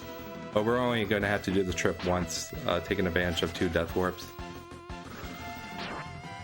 It's a really obnoxious plot segment casually, because if you don't have this death warp set up, and it's a long walk and you're just the entire way. And playing casually, you're very unlikely to be able to do this death warp, because to do this you have to have not saved. We did at save least the last 3 bosses. We did save at the church, but when we came here with Rand and Kat, it reset our respawn to this dragon statue, and that happens a few times.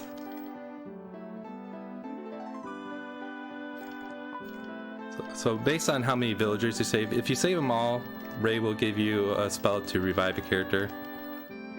And the default reward is Cure 2, and that's a much better reward for us. We're going to give that to Nina. She doesn't get any healing magic, but that makes it nice, and she has a high AP pool.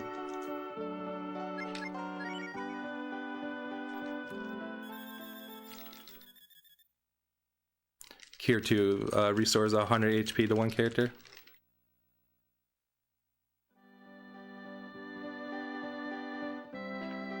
And we finally got Rand we finally can get Rand in our party.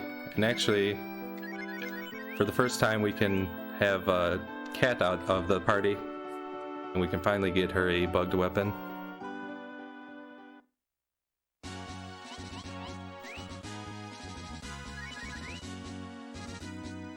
So I know that keeping Kat out, she's now in the 5th slot, and doing the glitch on with Ryu in slot 1 will affect her. There is a chance to soft lock the game that I found out the hard way through actually a RPG limit break marathon run of all places, and that sent me back an hour. That was quite embarrassing. But I now know that I can safety save before, and it doesn't affect the death warps. It wasn't tested or really known before that. So removing Kat here is just so you can get her the glitch weapon? That's correct.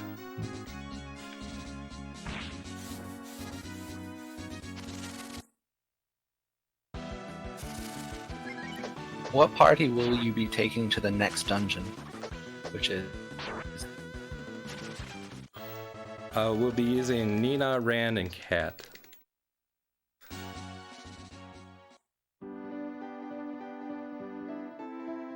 Yeah, Ryokun asked earlier about character XP, and I said that it just kind of works out from run to run. We just happen to get what we need when we need it.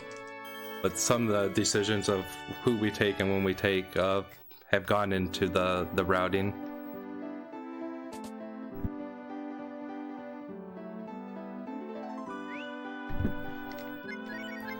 So to do the glitch, I need the default cursor to be on the urchin. And if it's in the first slot, it's a bit easier, but if I go to sell and say no, it changes the default spot. And if that was a mirror, it would soft lock. Thankfully it's not. If I couldn't get the Moondrop on Kat, I would just move on without it.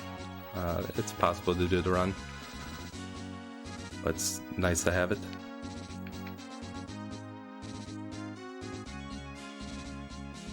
Now we're making our way back to Captain.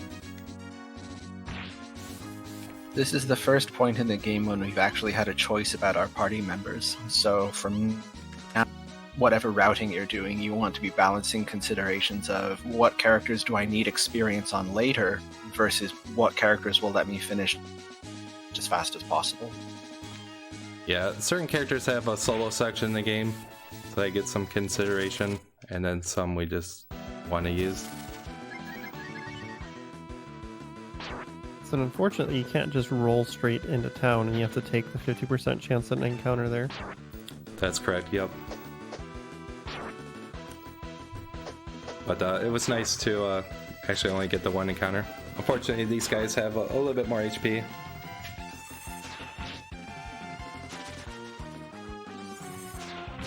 There we see that we didn't get the crit on the first hit with Nina, but the second one critted.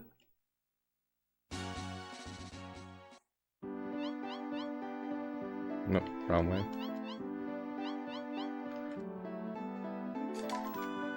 So we encountered this gal. If anybody's in need of flirting lessons, feel free to take notes.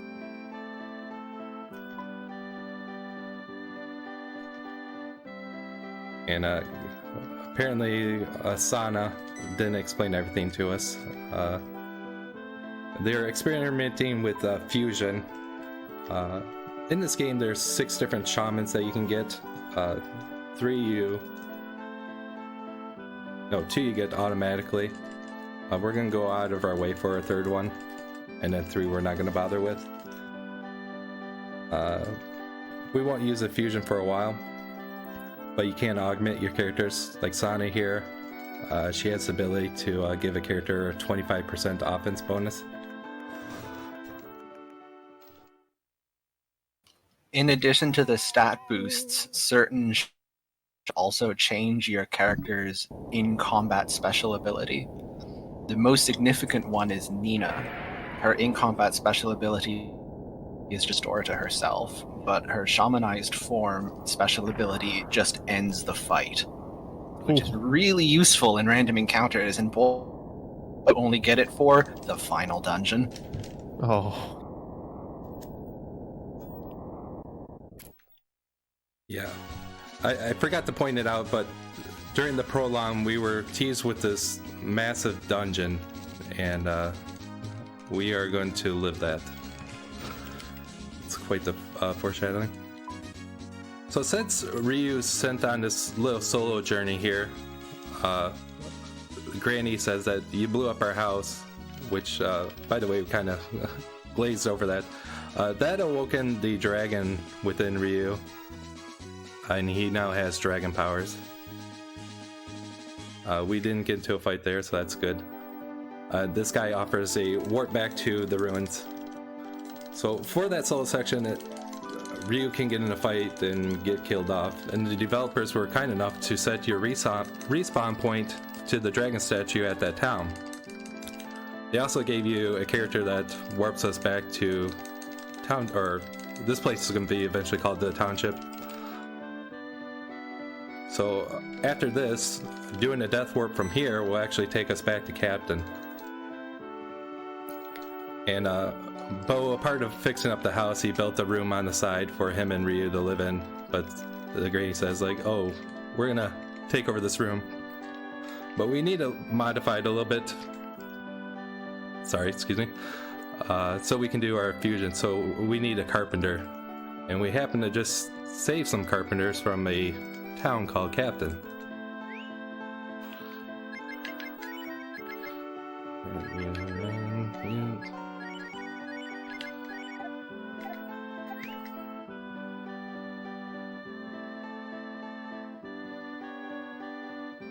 So now that all of our characters are glitched weapons equipped, we don't really care who our party members are for combat purposes. Mostly you're picking people either for their overworld abilities or just for their general speed. But every one of our characters is now going to hit like a truck. Oh, I did a switch, but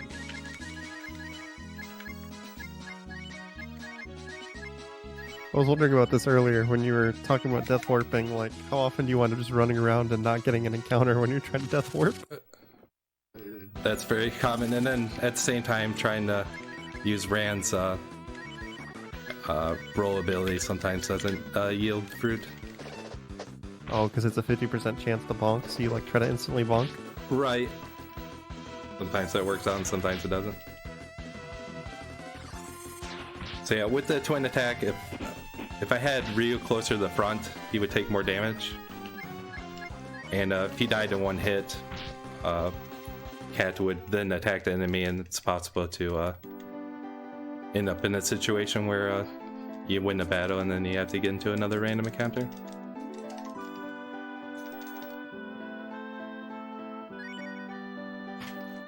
So this is the default Carpenter.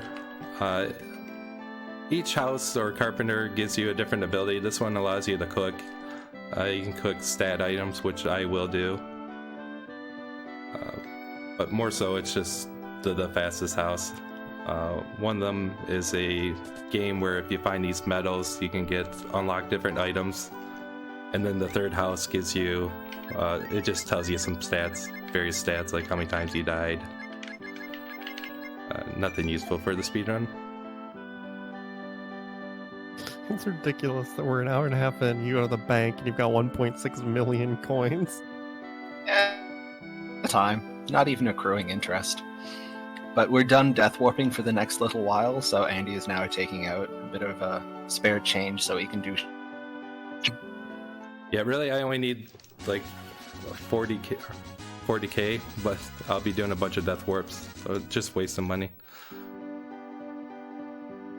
I'm gonna save here for a death warp. So again, we're just trying to free our dog. Got caught trying to steal. We end up at Captain, saving the kids. And then the situation with the shaman happened, blew up her house. Now we're making a town?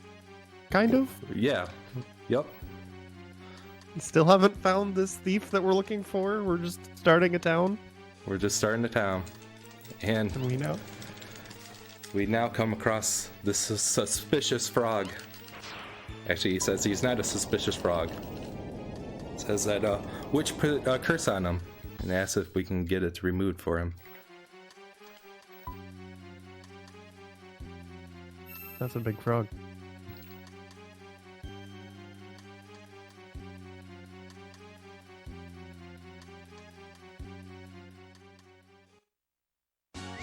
I like how he asks in French. We use afterwards.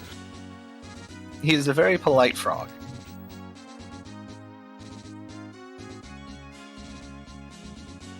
Do you have a moment for me to cut in, Andy? Absolutely. Just want to remind everybody, since it's been a while, thank you for tuning in. This Community Spotlight. If you have games you'd like to see on this show, you can do !! Spotlight and chat, and there's a form you can fill out to suggest games to be showcased on the Community Spotlight. And just also want to say thank you everybody for tuning in. Hotfix is funded in part thanks to subscriptions and bits, and we'd really appreciate it if you'd consider subscribing. Yeah, shouts to Railcoon, the staff, and GDQ for having us. Can we get some hearts in there? They do a ton of work to make this happen.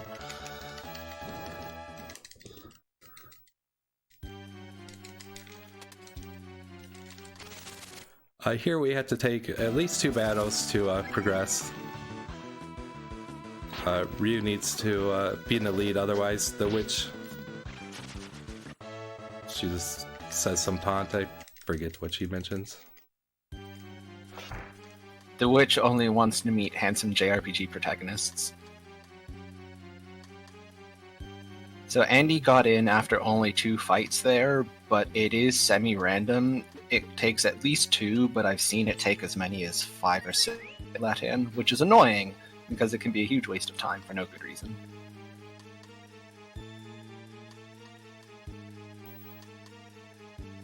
So again, we have puppy spells, but with our bugged weapons, the dragon's not really that useful for now. A staple in the Breathfire series is the protagonist using dragon spells.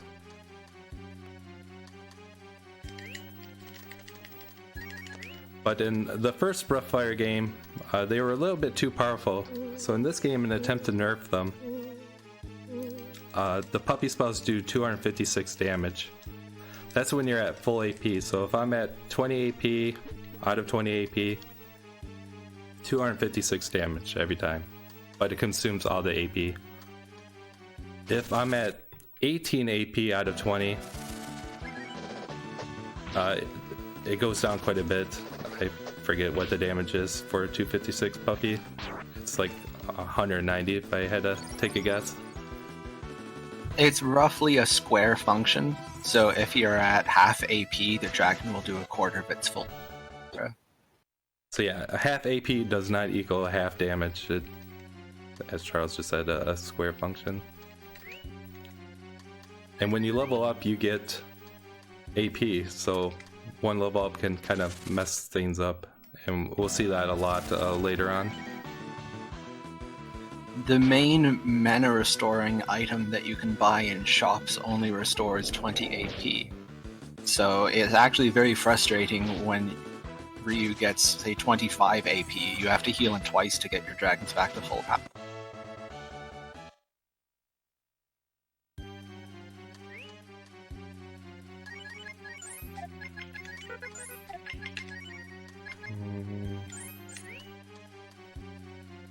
So a bit of a puzzle here. There's some nice treasures in here, but we're just gonna ignore them.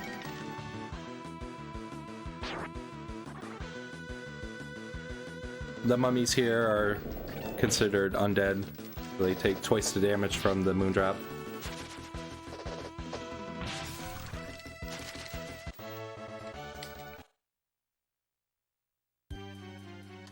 Needless to say, if you play, they're not going to stroll in here and hit the random encounters for 422 damage. Here I'm going to pick up a chest that has a Wise BL. It's a restorative item that restores 100 AP. We're going to be getting 3 of them in total.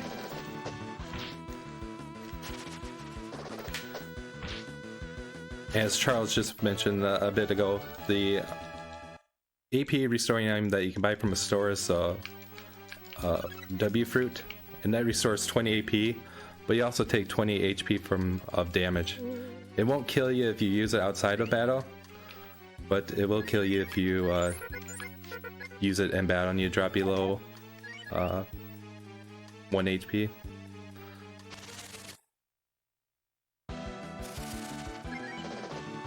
And these are the nasty enemies here. These guys will often double attack. They have high defense and hit hard. But again, with our bugged weapons, it's not a big deal.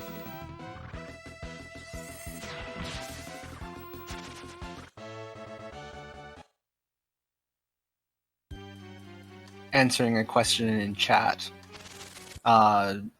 every character except GDQ is equipped with a glitched weapon with very high base attack and the hits twice property, which is hitting hard. Normally at this point of the game, if you try to auto attack something with Nina, it would only do 1 point of damage.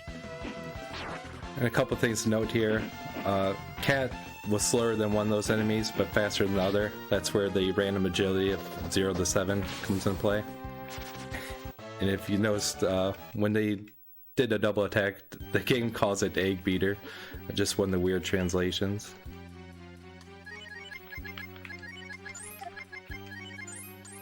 Okay. So Nymphu, she's a simple fight. It's just going to be an auto battle. I promise you that the game's not going to be all auto battle. That's one of the beauties of this game, or rather the speedrun. Is the first third of the game, well, we don't, for the first hour we don't even have the moondrop, and then we use the moondrop quite a bit for the rest of the first third. The middle third of the game, we're using mostly magic, and then the last third is a nice combination of magic and physical attacks.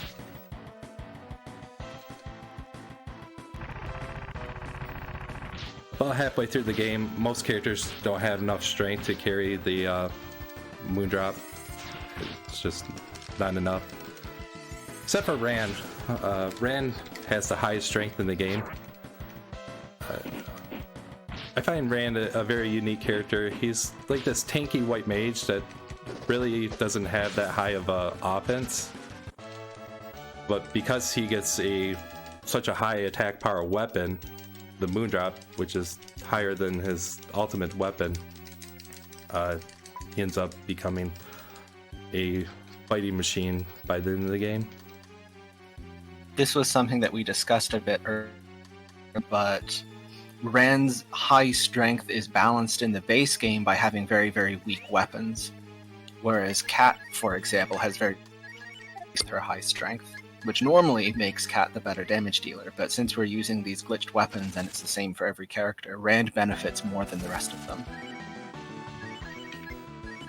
Also, I mentioned earlier that there was a boss that was able to put your 4 party members to sleep and then kill you all with spell damage, which does not... That was that boss. So, it's unlikely, but in theory, we could have died there. I like these enemies. You're trying to death warp and they're just curing themselves, just not helping at all. Then the dodge.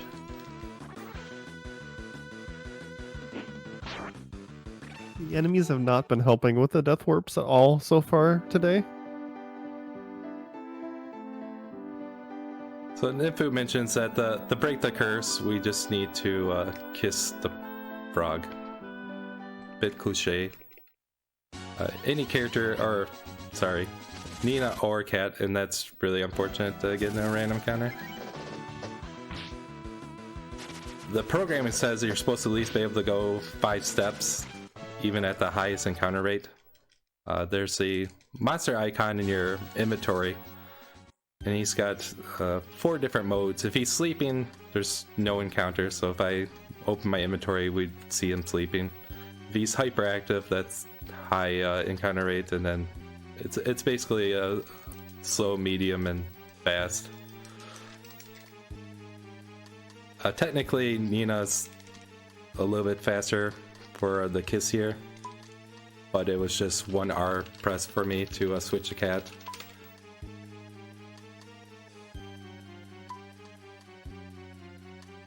It's easy, it's just a kiss.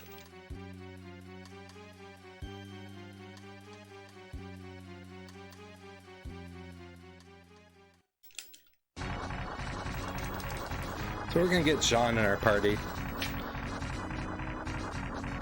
And there was much rejoicing. That's an interesting way to do an onomatopoeia for a frog. He said rivet, rivet.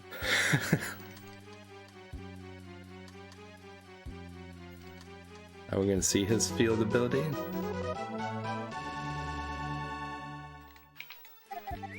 Before we go to Semifort, we're gonna find out that our town has expanded. And there's a secret in the game. It's optional, but we're gonna do it. We can get dragon spells, but we haven't seen the puppy spell. The puppy does 256 damage to 1 enemy, but the dragon spells do 512 damage to all enemies. And it's considered non-elemental, so any enemy that's immune to magic, it will hit. And there's quite a few of those.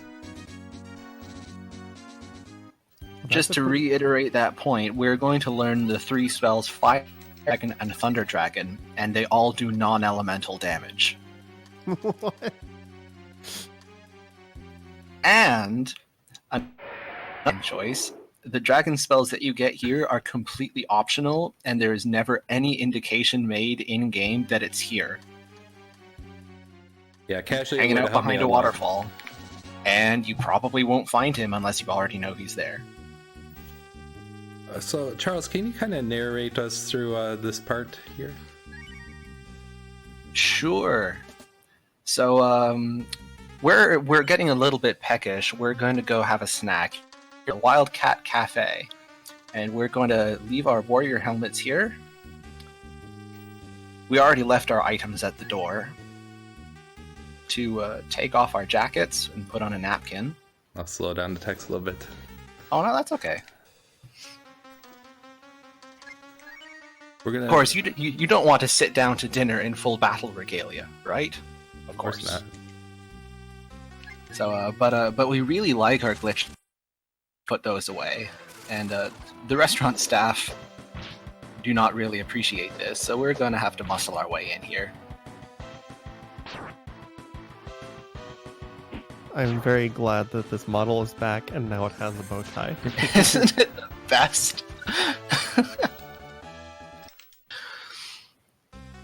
Flexing so happily. Yep.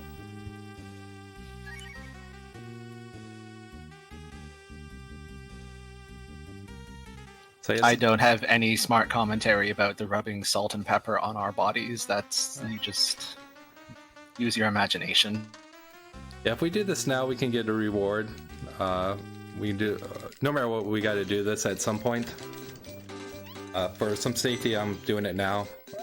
I'm gonna opt to get the 16 HP buff. This guy's got just over 600 health, so using the dragon and attack with the glitch weapon will kill him.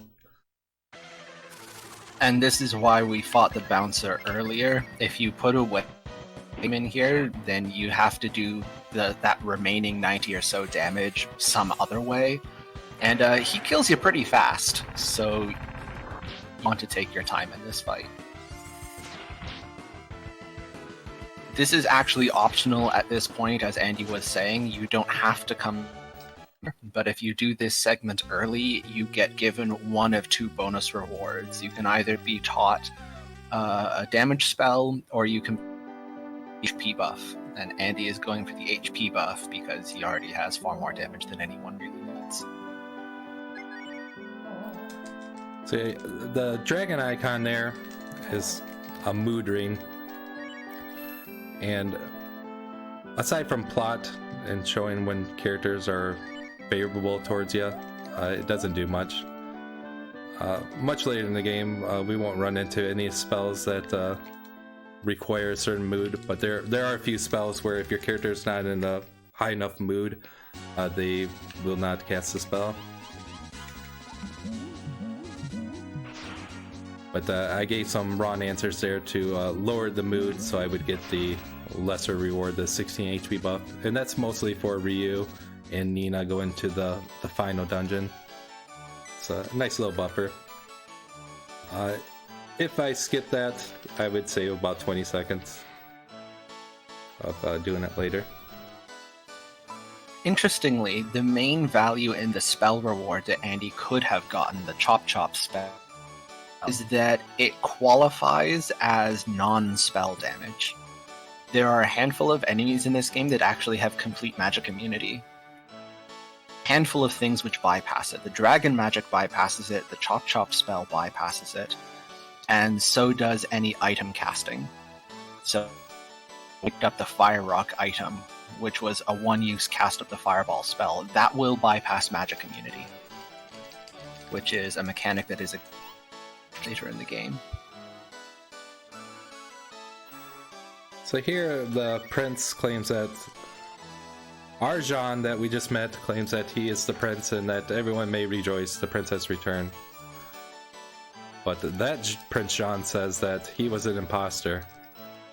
And here the princess Patate, she's mad and throws this giant boulder into our boat.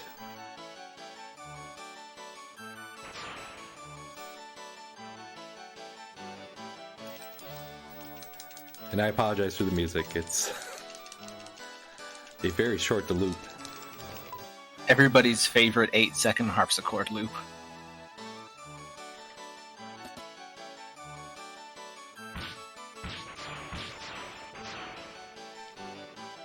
So why did she throw a giant rock on her boat? What's going to unfold here is that the imposter is the prince that's currently here. The Jean that we just saved is the real prince, and the princess knows this. The townspeople know it, but they just don't really care. It's never really explained like how this kind of unfolds. We'll get into a little bit at the end of this segment, but that's kind of a high level look at it.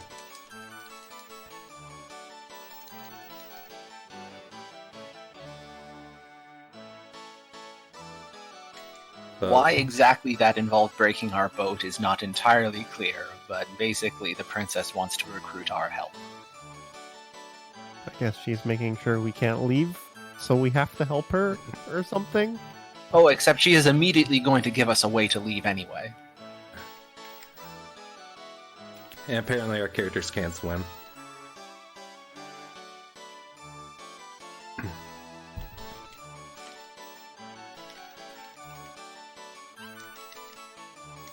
Incidentally, that is one of the only times in the game when your protagonist actually gets a text box, even though his text is just ...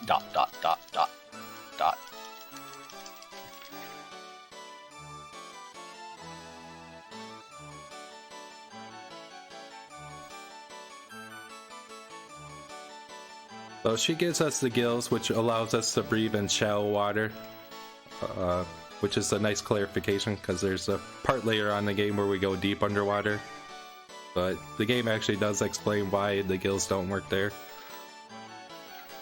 In that secret cave where I got the dragon powers, I picked up a piece of armor called the socket armor. And this brings us to our third method of using the switch glitch, which is duplicating armor. With it in my inventory, and having it as the default item, I don't want to do it there. I can duplicate it on anyone that I can equip it, so it costs 1800. I have to purchase it, but I can get it for multiple characters.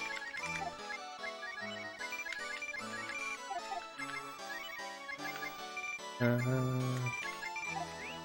a few other pieces of armor in there.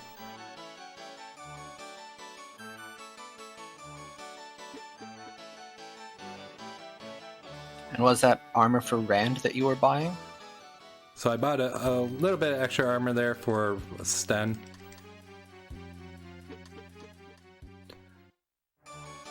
Yeah, Rand's unique in the armor and specifically the armor department. He doesn't have much armor that he can wear. He just naturally has a high defense state and a high amount of HP. His impenetrable pecs. So this guy says, "Oh, you want to see this guy? If you want to see him, you have to kill me." And then asks, "Do you want to kill me?" Of course. Not a wise question to ask of the JRPG protagonist. Yeah, like what? So, as Charles mentioned earlier, the Thunder Dragon, Fire Dragon, and Ice Dragon, they actually are all non-elemental. I'll just be opting for the Thunder Dragon because it has the fastest cast time. The puppy spells actually do have a elemental affinity, and we'll be seeing one puppy cast much later in the run.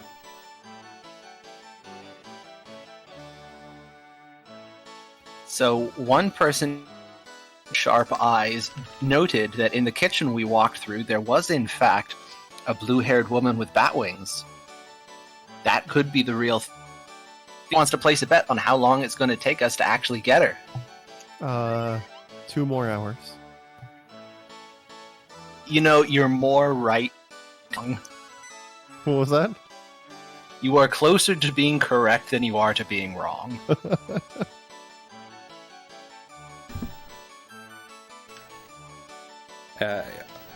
After we solve this problem here, we might solve the case. So, through a little discussion, the royal ring's brought up, and Potate's like, "Oh, that's right, that will prove that you're the real prince." But apparently he gave the ring to the witch Nymphu. And she's like, "What? It got stolen?" He's like, No, she's just a lonely girl. I wanted to give her the ring."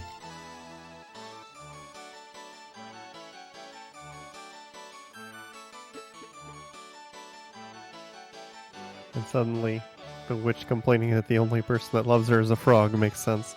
Yep. Yep. This is actually one of the few places in the game where you can leverage your player knowledge to save a little bit of time. It's expected that you need to find Nymphu, you would then go back to the witch's tower. If you do, you'll get directed to the restaurant.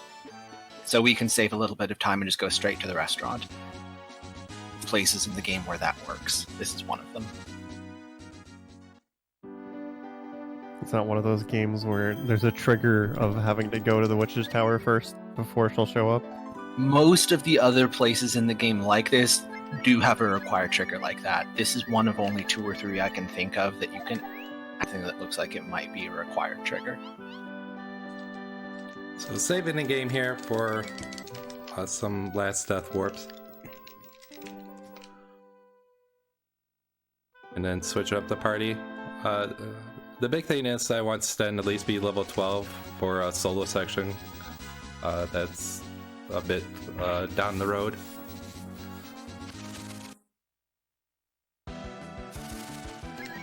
And there's a stone enemy, and wouldn't have shocked me if I didn't run away.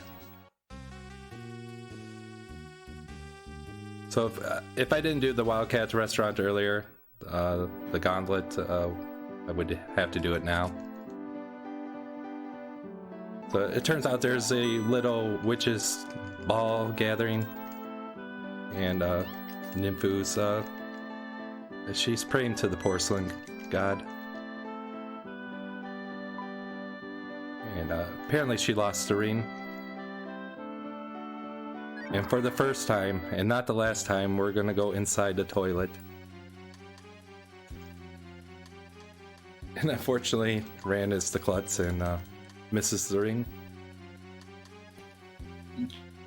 Excited about the future. Jumping down a toilet looking for a royal ring is not even in the top 3 weirdest things we're gonna do in this game.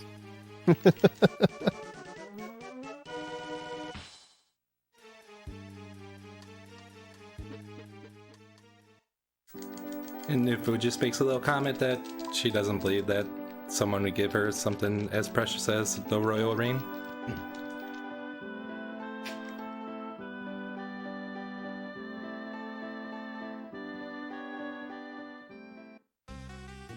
Part of the little time save is you can only talk to the guard once to get you out of here quickly.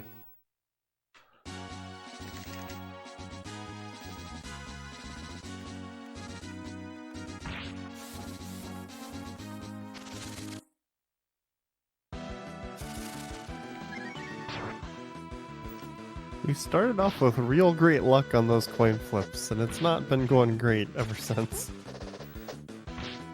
Yeah, it's always a crapshoot. I'm more happy to get the ran roll. That's one of the tougher ones there.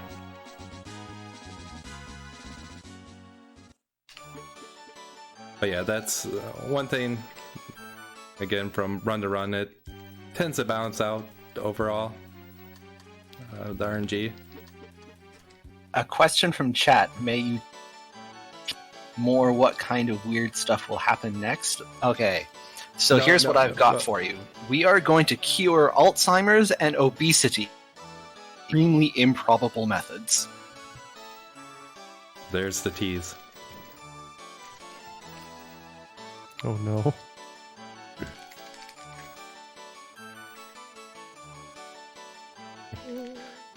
So Jean shows how carefree he is, where he's like, "Oh, that's nice, we got the royal ring," and Potate's very happy. He's like, "Oh, let me sing a song to you, sister, so it'd be a little less hysterical," and she just does the angry.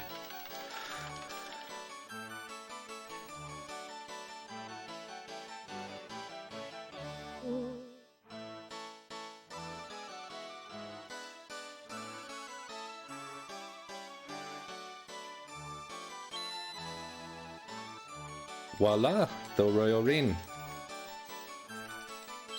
But I too have a royal ring. Dun dun dun.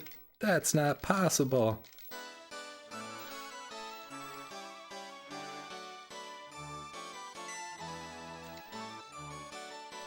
So the king all of a sudden is like, huh? What? Did someone say dinner?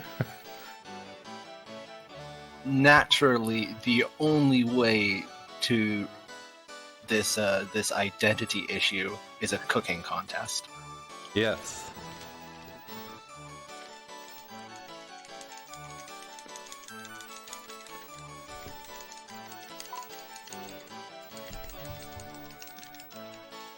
So we're just going to put on hold for the next half an hour or so, and we are going to be playing Cooking Mama.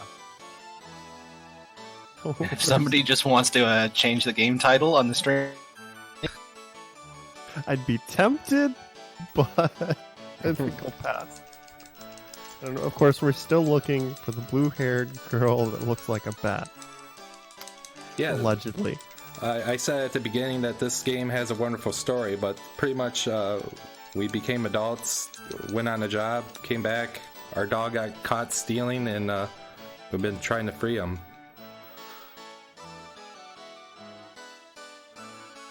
I'm sorry, your wonderful story is in another castle.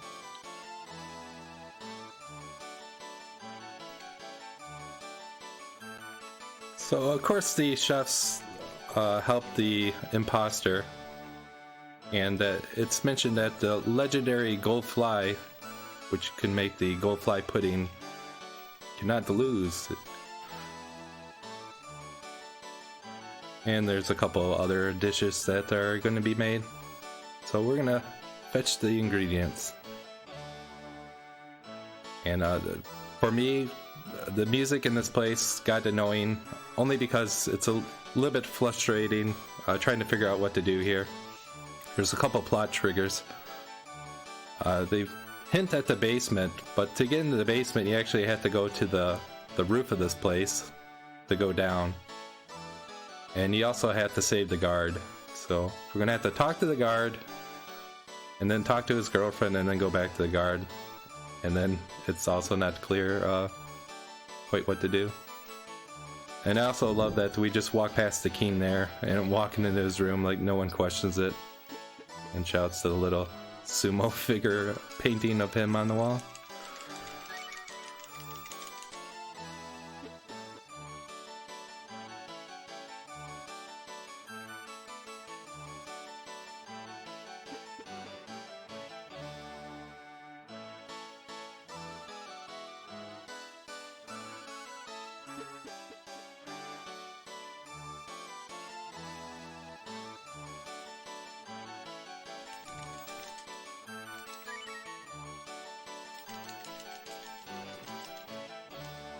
Yeah.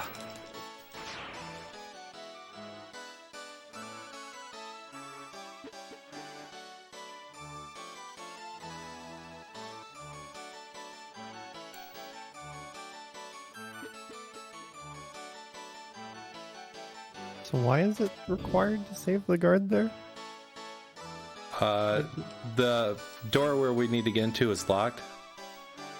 So, and he has the key. Okay. So here we're gonna get the key, and it's silly, but the default option's money, and even though it gives you negative mood, it's actually the answer he wants you to give. He gives you a negative mood if you say the other option as well. And this was the last part of kind of being frustrating to me. It wasn't as obvious to jump on these buckets to go down.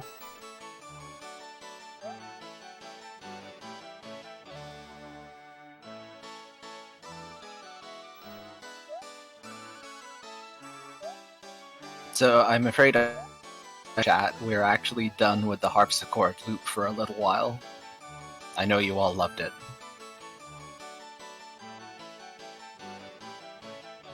Alright, time to find those ingredients.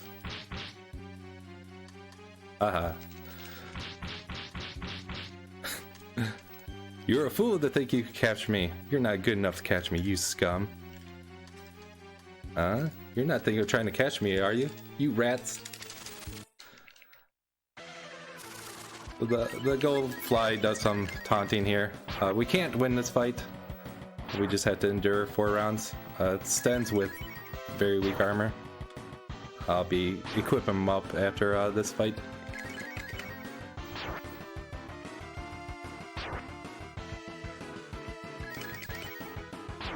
That faceplant sprite is so good for stun.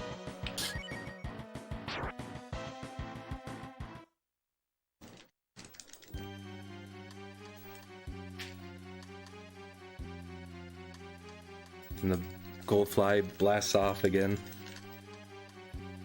That fight Andy just did is a timed fight. You can't win it, and it just ends after 5 turns of combat, so more interesting than defending.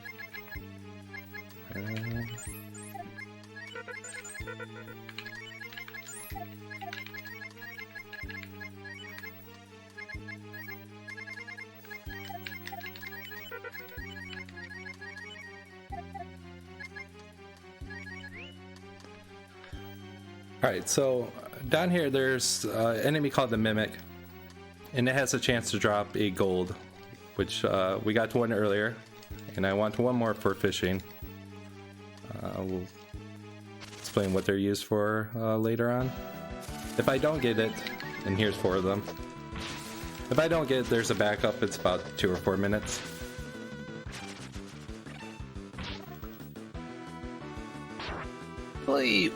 What would you say are the odds to get the gold drop in here in an any % run? It feels like it's 50-50. Different enemies have different treasure classes, and that particular enemy, if a treasure chest drops, it has a 1 in 32 chance to drop the item, where there's like a 1 in 16, a 1 in 128, 1 in 64, ranging in different treasure classes. So it's higher in the probability of dropping than a lot of items.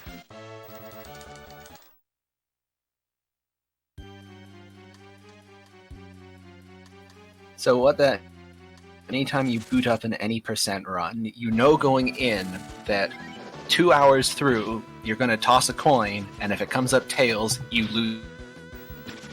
Which, when you're grinding for world record, that's really a good thought.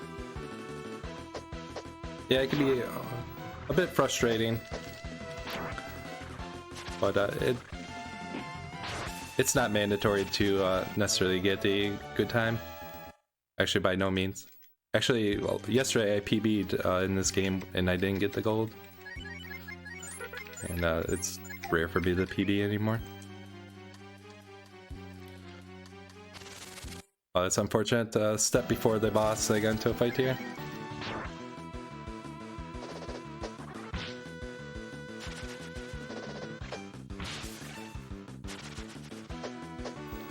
Now, if both of these enemies happen to drop a item, the second item would overwrite the first one.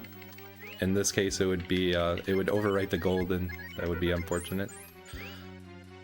Oh, I should have checked to see if. So this is where dragons come in place. Again, if Ryu's not that full AP, his dragon won't do the max damage. Charles, you want to kind of take us through this fight?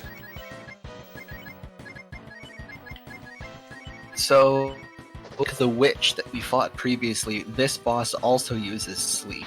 Fortunately, other than sleep, all he does is attack you, so you'd at least being murdered to death with spell damage while not being able to act. However, he can counterattack, and he does have a high crit rate, and he does hit pretty hard.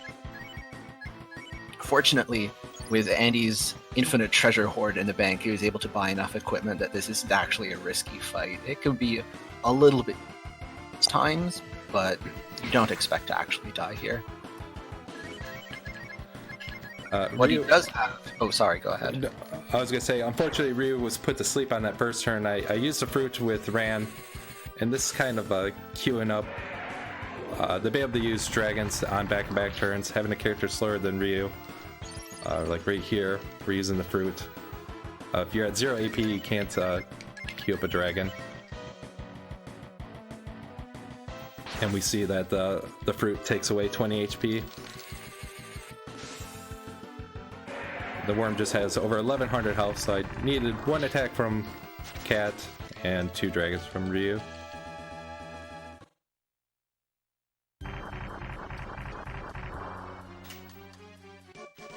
This is sad, I'm 2 minutes ahead of my PB. That's not sad, that's wonderful. Yeah, until we have to take breaks. Oh, that's true. That's alright.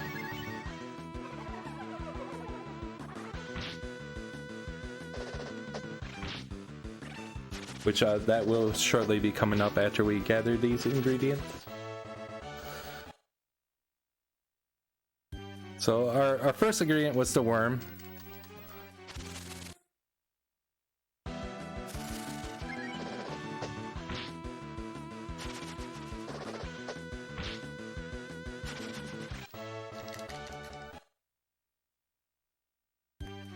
Again, hoping for the gold drop.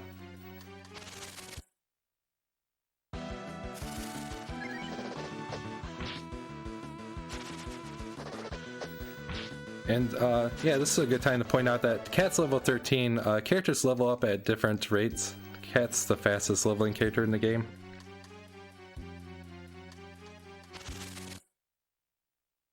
And then the game does have a if your characters are, I think, starting at 7 levels apart, it does do a multiplier so they can catch up. That really won't come into effect for us, but it's something the game does.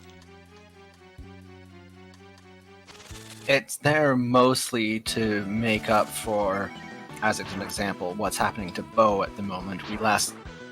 We're now at level 12. So when we reclaim Bo, he'll be a much lower party level. So it's help with that, although not want to use him in a speed run. And casually, you're like level 15, 16 here.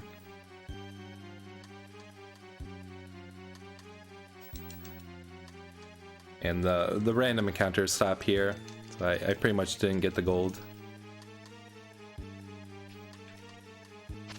And bad pair 'em with the roaches. They're pretty quick.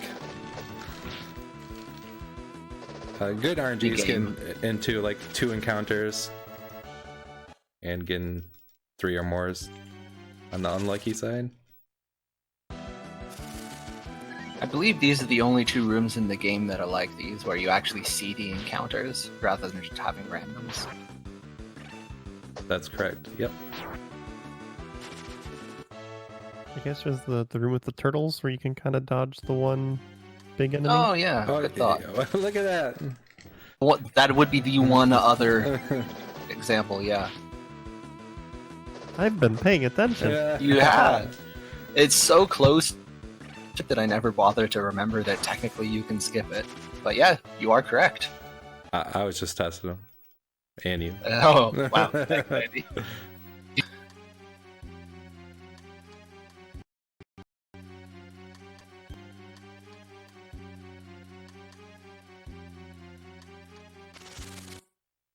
As a player, it's always interesting trying to make a judgment call. Do you want to wait and hope that the roaches move out of your way, fight them, and get it over with? I have to say that this whole section is making us kind of monstrous. There's this legendary golden fly that's said to make, the best frog soup ever, fly soup ever. And we come down and the fly is like intelligent and taunting us. And we still want to catch it to use it in a soup. Well, maybe he shouldn't have taunted us, huh?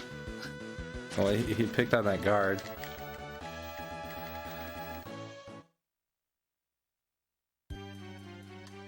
Gonna throw an intelligent creature into a stew.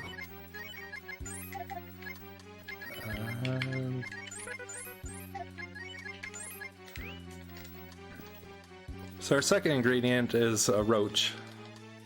This guy's got 2,000 HP, but he's just a bash. Just a bash.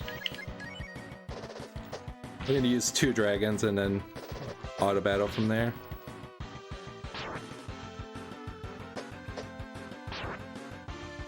This is a very boring boss. All it does is attack. So there's very little to do as a player here. I assume it has a bunch of health as well, just because of course it does. Because of course it does. Yeah, no, I love that. we don't want to go fast. Good time to crit.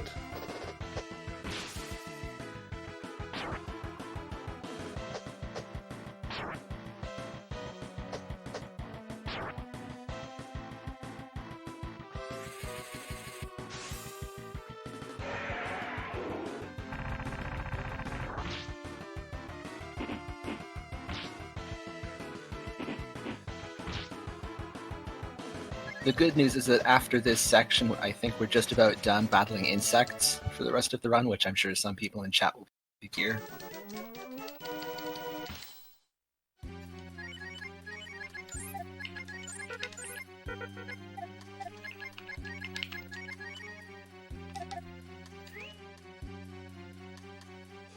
The Go Fly here, he has 570 health to wind, so a combination of using Bomb with Sten, which is actually a wind element, and a dragon will end him quickly. If you get him near death, he'll cancel all remaining turns. So we're just gonna bypass that.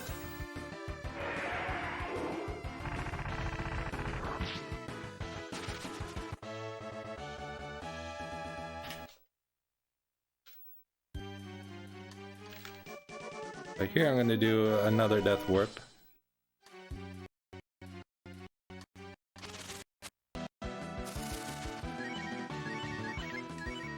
Oh.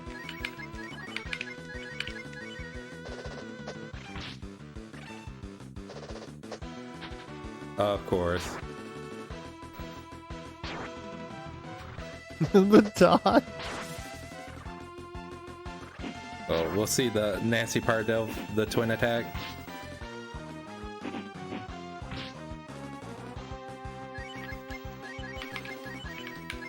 As you can see, Ryu can't do much damage to himself. Did 1 damage. And if I was gonna say, if Cat gets attacked, she has a potential to counterattack and take him out. Well, they actually helped this time.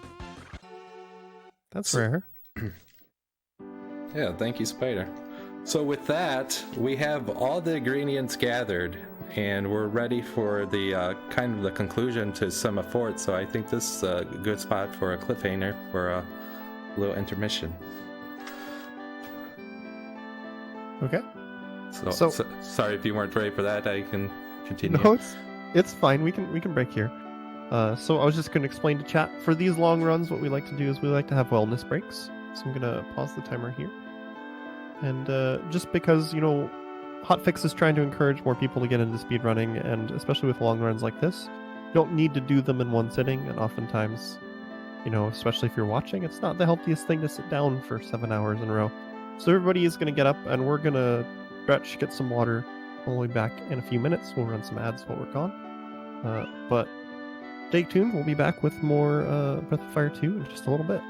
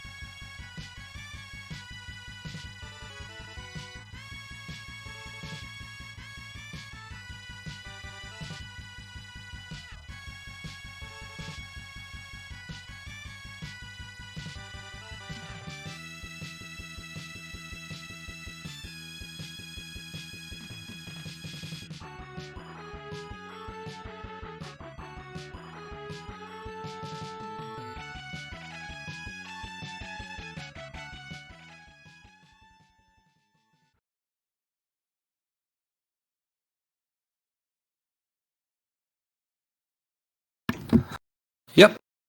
I'm here.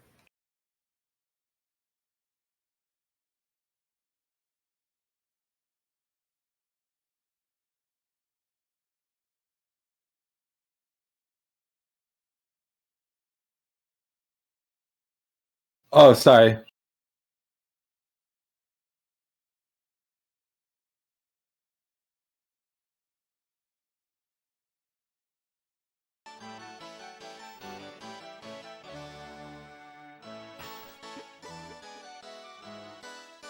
Yeah, I unmuted it. All right. So before the break, we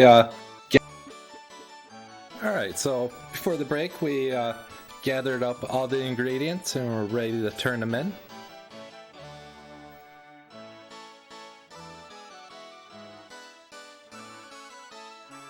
Just keeping track of the plot. We still able to find our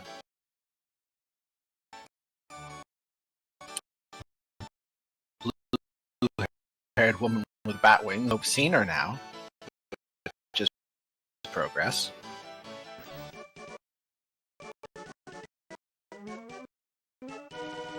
And this part is one of my favorites in the game.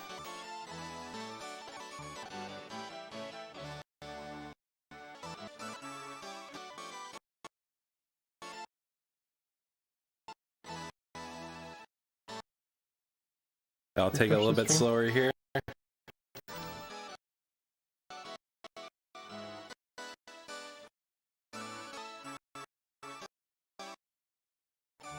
I have 0 drop frames. Yeah, it could just be the server having some difficulties. I'm trying to refresh the feed. Should hopefully be better now. Yeah, it's looking okay to me, I think.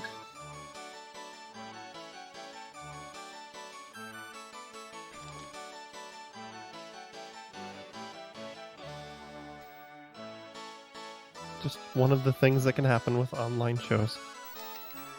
Well, if it happens again, just let us know in chat and we'll try to be on top of it. Thank you, chat. So, Pate here makes a comment that looks like Father's actually taking this serious. The judges will be the princess, the king, and the head chef.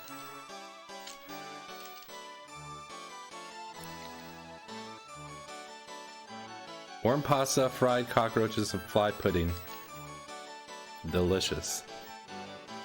Hey, that's what I had for dinner last night. Oh, great. So you wouldn't mind tasting this food and seeing who the winner is? From where I am standing, the one on the left.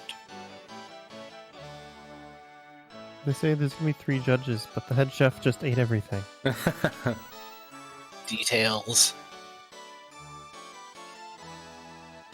Yeah, the head chef says the first 2 dishes are not good. And he has some valid reasons, maybe. But the gold fly pudding, it is a different story.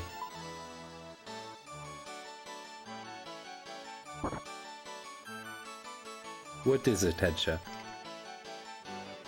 But the head chef doesn't acknowledge the fly pudding.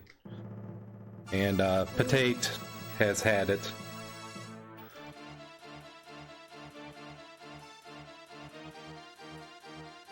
So it's a split vote. And Patate looks to her father. The winner is Prince Jean, which, from where I'm standing, the one on the left. If you're not satisfied, have the other cooks taste it. So we have won the battle, but the frogs are still gonna say that the food's no good. It's awful. Horrible. It's awful. But I'll take another bite. The cooks can't be trusted, but we're asked to eat the food to show how good this cooking is.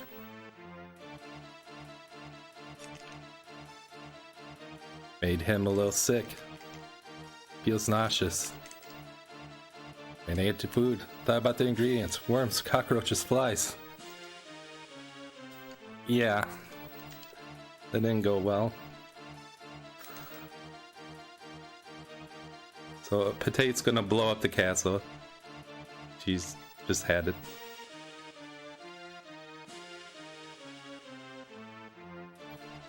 This is definitely better than reality television. And finally we get a little insight of what's going on. The head chef says that he was being threatened, but asks if we can please save the princess. I kind of assumed that was going on.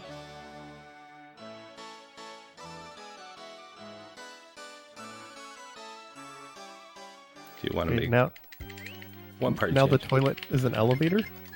Yes! It's actually quite frustrating. If you wipe here, you actually have to go to the top to get... The elevator doesn't reset. This boss is quite interesting. It has an interesting mechanic. Care to explain it, Charles? So, the most notable thing about this boss is that when he hits his HP threshold and his 1/4 HP threshold, he will instantly end the round. So any actions that you have queued up for your characters from that point don't happen. Mechanic actually existed earlier when we fought the Goldfly, but if you nuke them from above their cutoff threshold to the trigger. And because the Goldfly had a small amount of HP, we could actually do that. But here, Kuadora has, I think it's 1560 HP. So after the second dragon, he will cancel the turn, and then again after So that means again you after can't- the third one if you're not careful. That means you can't use a slower character to restore his AP like we did in the previous fights. Precisely. So this fight takes a turn would otherwise because of exactly that issue. So yeah, we're gonna bypass one of those thresholds, and a nice setup is we got the Kamikaze BL earlier. That does a fixed amount of damage, 120, and then using Cat to attack, she does 100 without critting. And now we just hope to auto battle to end the fight. So instead of having 2 stops, we just have the 1. It was unfortunate that Rand got crit there. Easy to regain control of the fight.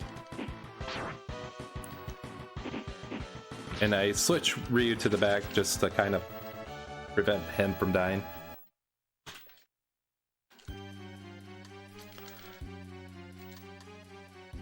So it turns out this wasn't a explosive device. It was actually a that was just a myth that they made up so thieves wouldn't come down here to steal the sacred sword. We're gonna ignore it, but the soul sword here is a nice weapon for Ryu or Jean. It has the holy element.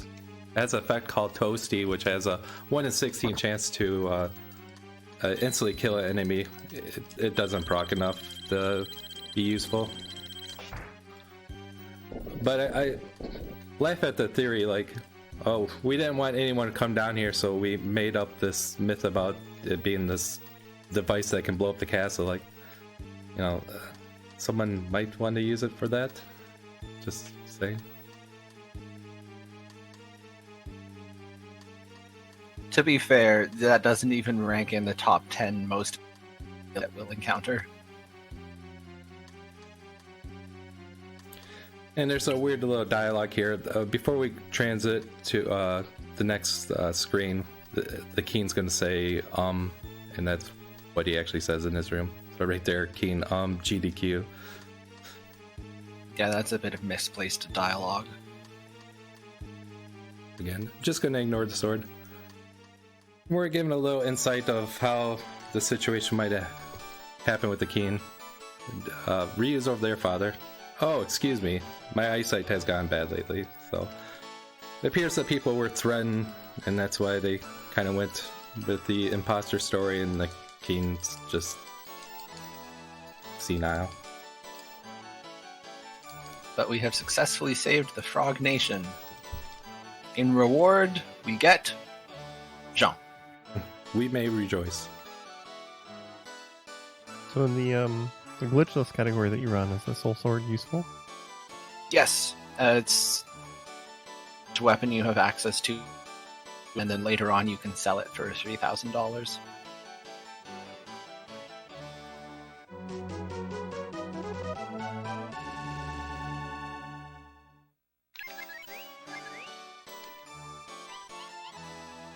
So we're told that we can pick up any treasure in the castle. And there's a few nice items. We're going to ignore them. Again, it's just not worth picking up for us. But more But there importantly... is one thing we are after. Yes, the thief. Yeah, I was gonna say. Now we've So- added a frog to our party, but we still haven't found the thief. A solid 2 hours later, we have finally found the real thief. Oh, she's in prison now. Yeah, they were having her work down there, working with the food, but apparently she got tired of it and wasn't really working. And she says, like, I don't care, I'll go to Trout's house, just get me out of here. And if I went up the right stairs, there's a couple nice items, but we're just gonna ignore that. So there is a warp spell in this game, and it feels like a missed opportunity. Jean gets it, but not until level 14. So we actually have to make our way back to hometown. Use a smoke here. Again, smokes reduce the encounter rate. And this was something I didn't know casually. You can actually jump the cliff here with Jean.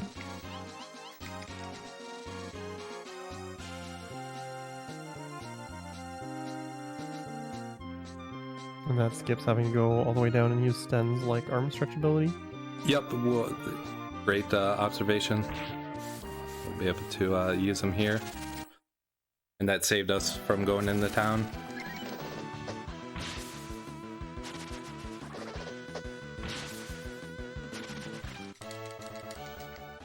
Fortunately, we only have to do direction. Once we're done with all the stuff at hometown, we'll be able to get back to where we were by death warping, provided that we don't accidentally save.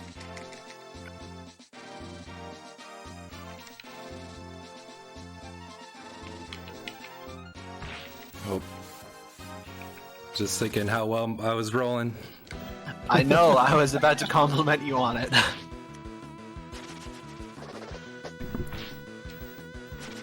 That always happens. When you're not thinking about it, it goes well. And the moment you're like, wow, I'm doing this well, and then suddenly it messes up. Murphy's Law. Yeah, no. Andy made all of the hard turns bonked on one of the easy ones. That's how it always goes, isn't it? It Oh, is. absolutely.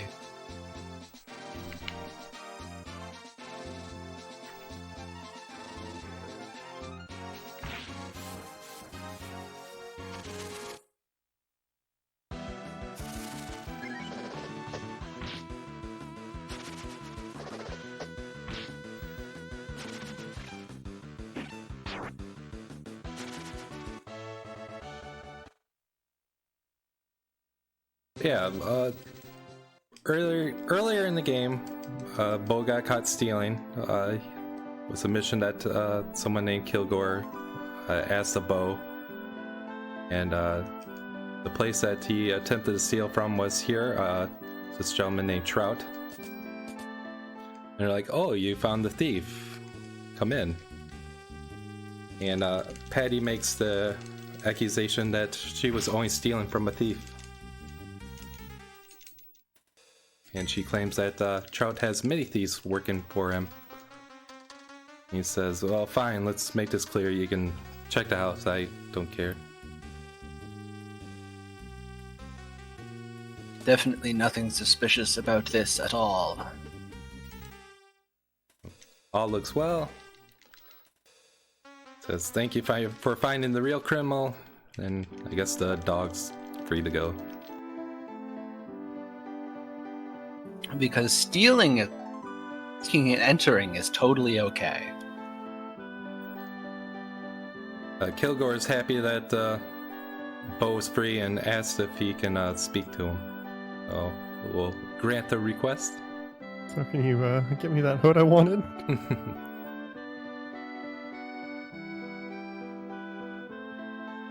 Yeah, I want to make sure I don't save the game here.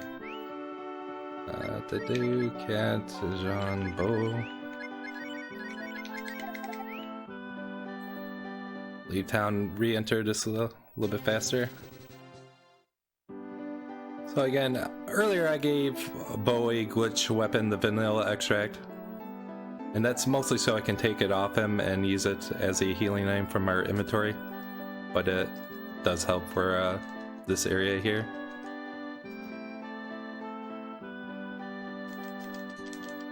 So Kilgore wants to make things right and invites us to dinner.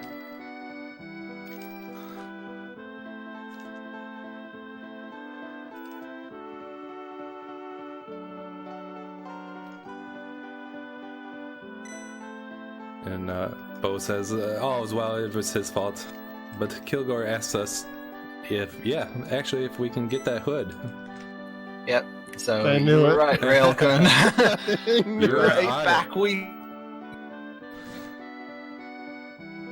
Selecting the default option is bad. Bo will be doing the next area solo. Bo is still level 6 and wearing his clothes from the beginning of the game, so that is not recommended. They do make it easy enough where the game knows that, so they make it possible to have this section done, the solo Bo. And it wouldn't be so bad with the bugged vanilla extract on them.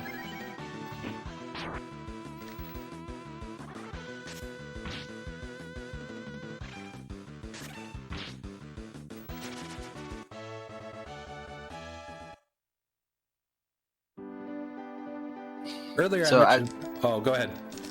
As you could see there, even though the glitched weapon itself is strong, strength is very low. The damage is starting to fall off.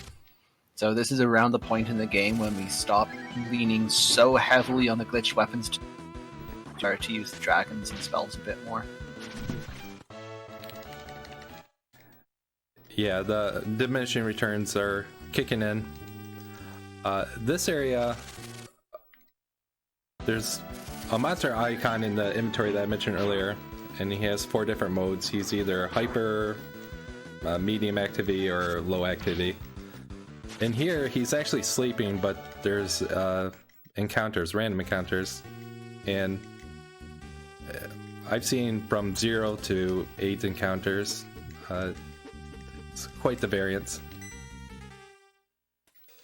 The way it seems to work is that everywhere else in the game, there's a standard algorithm for determining encounters where it generates when you enter an area, and then every time you take a step, it decrements by some amount, and eventually you get a fight.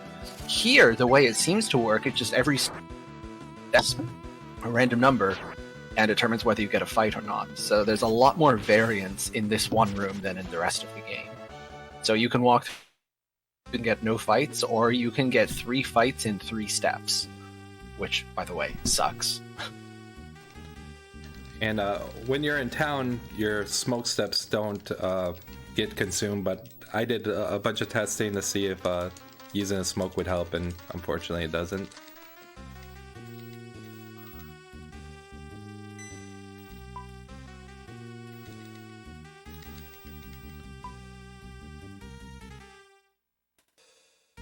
Yeah, Trout asked if we want to work for him. And then instead of calling Patty, Patty calls her Paco. And yeah, he reviews his true form.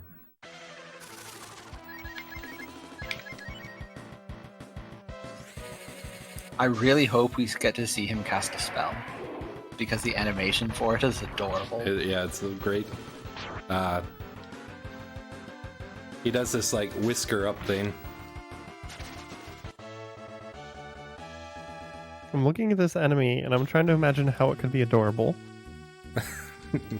So if you imagine like a spellcaster raising their hands to cast a spell, because he raises his whiskers.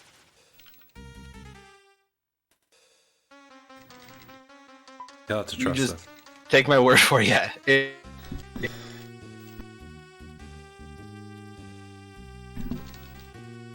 And yeah, we're actually going to start getting a glimpse of the greatness of this plot that we've been teasing, even though it's been pretty much trying to bail out our dog. We are now done. Aim. Act 1, the Eternal Side Quest. We are now beginning Act 2, the Eternal Side Quest. And it turns out Kilgore doesn't care about the magic hood. He says, "Oh, you guys can keep it." Which is, it's not really mentioned about the plot. I guess I'll get the moment. So Bo says like something's been weird been going on with the world.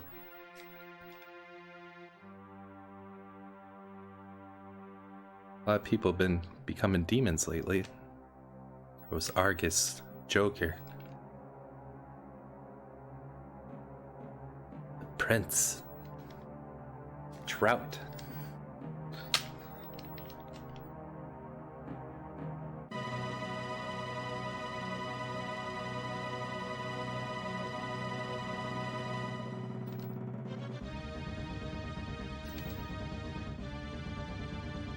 And once again, a glimpse of the eye. I wonder if it's a dragon eye.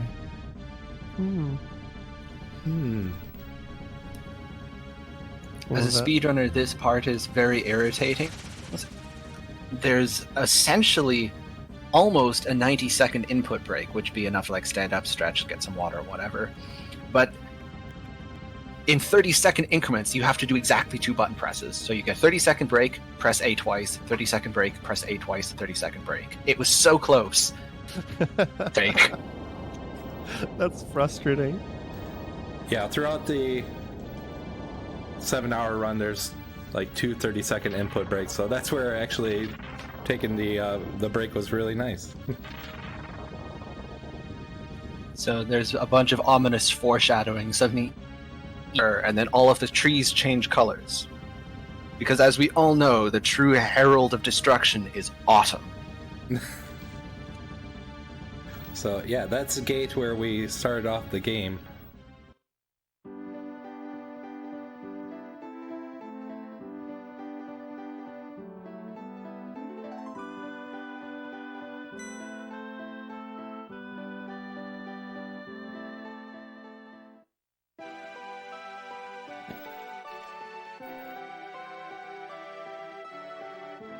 Yeah, and it turns out the other rangers are scared of the almighty demon. Perhaps it was the demon that we saw as children that taunted us. Called us the destined child and kind of mentioned prove our strength to open the gate. Something along the lines of that. But we don't know. But the Rangers are scared to death. They will not take the mission on.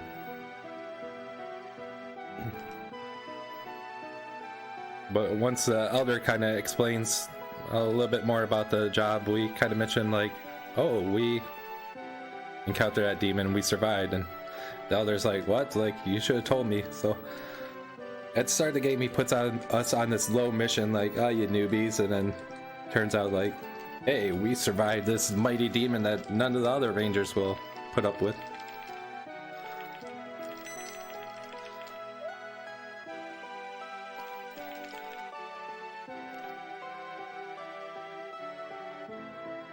So we're going to be given the task to kind of investigate the trees and why they're dying at the gate.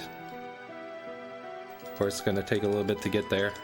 First, we need to seek out someone that can communicate with the trees. And we didn't take the visit, but at the start of the game there was a circus next to town. If we would have went in there and saw the show, you get teased with one of the displays with a a member of the Plant Clan. Can't think of the official name. In game, he's just referred to as the Grass Man. That's right, thank you. Yes, the Grass Man. So we're advised to seek out the Grass Man to help us understand the situation better.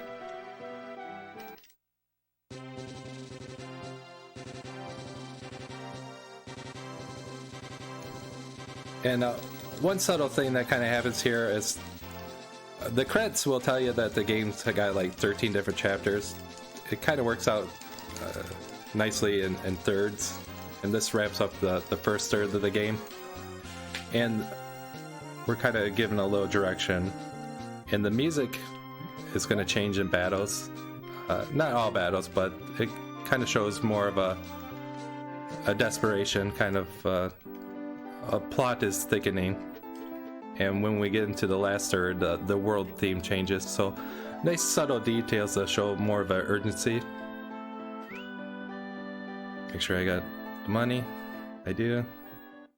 Oh, I want to switch my price. So again, want to do a Death Warp here.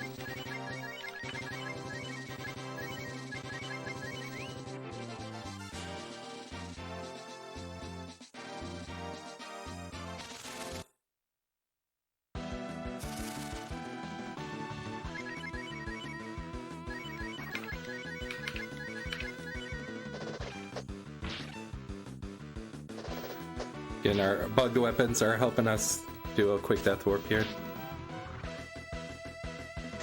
For glitchless, we carry a lot more junk armor.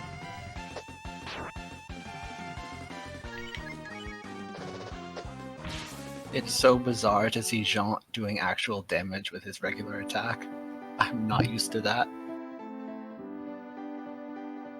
I like that he takes a fencing pose, stabs the air, hits himself, and then falls over with his sword bent. It's a wonderful combination of animations.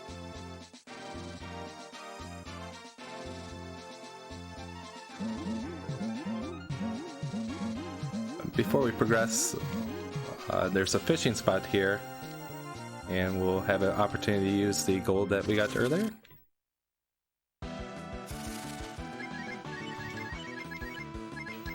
These guys, their defense quite high, so I'm just gonna opt to use a dragon.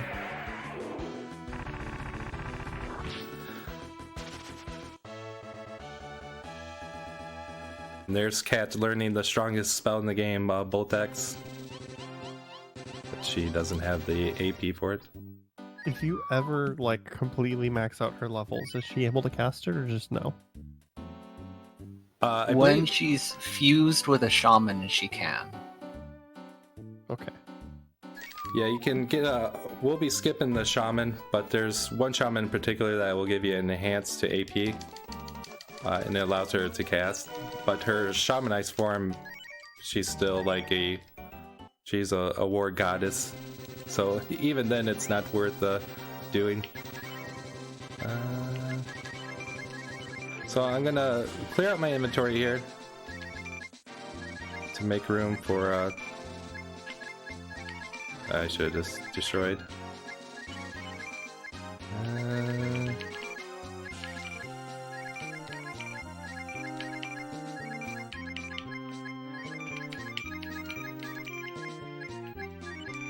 Oh, that's right. So earlier we used a fire rock. We can actually buy some here, and we're gonna buy a lot. I'm also gonna buy 2 medicates and 2 ice chunks. The medicates do an ability called Attack Up, doubles your attack, and the ice chunk casts a cold version of Fireball. It's a free spell. So here I'm gonna unequip the vanilla extract. So that's now in my inventory. And to be able to use on any character can use it, but I can't equip it on anyone. At Nina Ran. Those fire rocks are really one of the main ways that the infinite money glitch helps you play the game faster. For the most part, other than that, all it's doing is buying you extra healing items, extra armor, which gives you safety, huge speed increase. But having a few dozen powerful combat spellcast items will let any rip through some of the random encounters far faster. Yeah, and then there's one other fishing vendor that has some accessories that we want, and that's where we'll go out of our way to get another gold drop. And yes, we are in. Those are its teeth. Yes, this is getting weird. So we could have came down here earlier, but the father of the whale cave here was locked in the jail at Trout's house, and once we defeated Trout, he was able to go home. Apparently, Grandpa the whale swallowed some strange doll, and he's been asleep ever since then. And this other grandpa used to just ride in this whale, but he can no longer do it.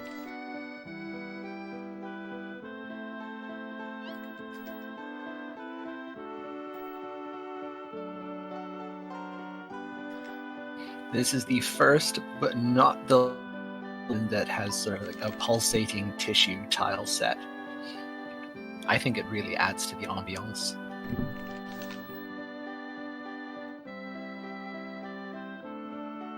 I saw the Gramps mentions that we can find him on the beach. And getting down here, we had to break the gate open with Kat. We would want Kat for the section regardless, but she is mandatory. Which, in passing, yes, that is the whale's uvula. A straightforward dungeon. If you're very fortunate, you can actually get through this entire dungeon without a random encounter, being significantly lower than most other dungeons. Andy, it seems, is not that lucky, but, you know, it was possible. From here on out, like a room like this, I pretty much would expect 1 or 2 encounters. Getting 3 would be extremely unlucky. And like a room like this, 1 encounter would be common, and getting none is quite lucky. So that's where the RNG kind of just bounces out, where over the course of the run, it just seems to work itself out.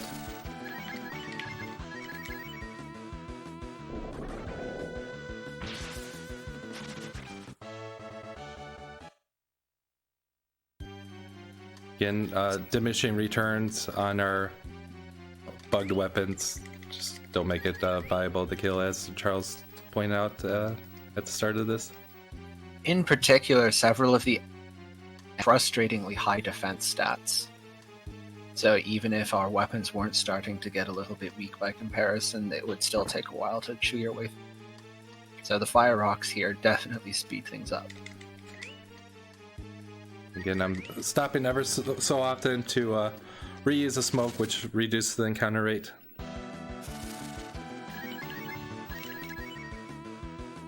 In addition to being a glass cannon, Cat's very fast. Makes it nice. And Nina there got the exit spell.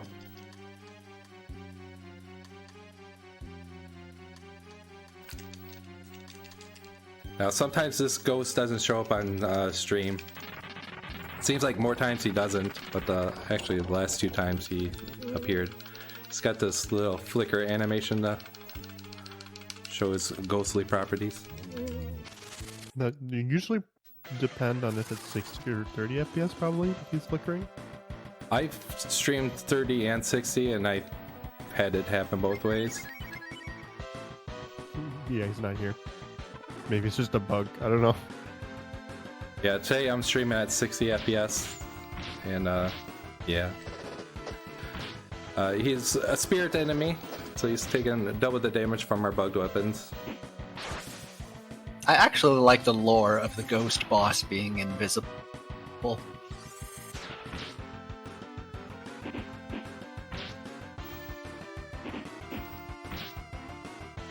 He's got 800 health.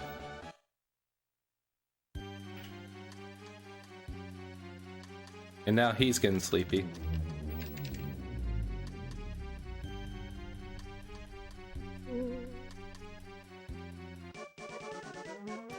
Very fortuitously, this is the first dungeon that you can actually use the exit spell to escape from, and Nina has just learned the exit spell.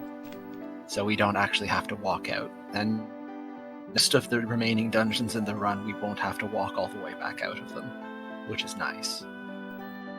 Yeah, it's very convenient. And soon we'll be having port.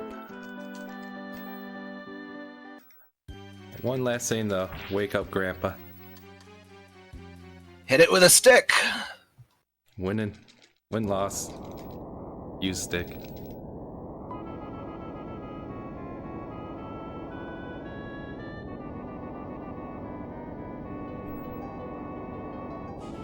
What you are about to witness is some real A-plus quality physics.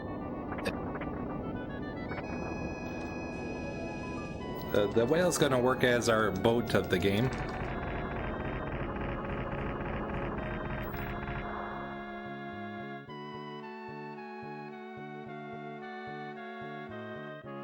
Literally going to have a whale of a time.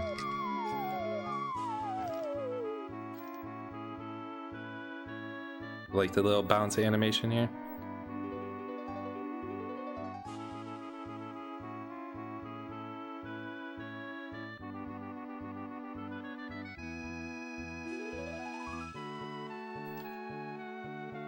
And the dolphins give us a hint that Toonland would be a good place to visit. The world is open up quite a bit for us. And we're going to take advantage of that. But first we need the whale bell to be able to summon Grandpa the whale.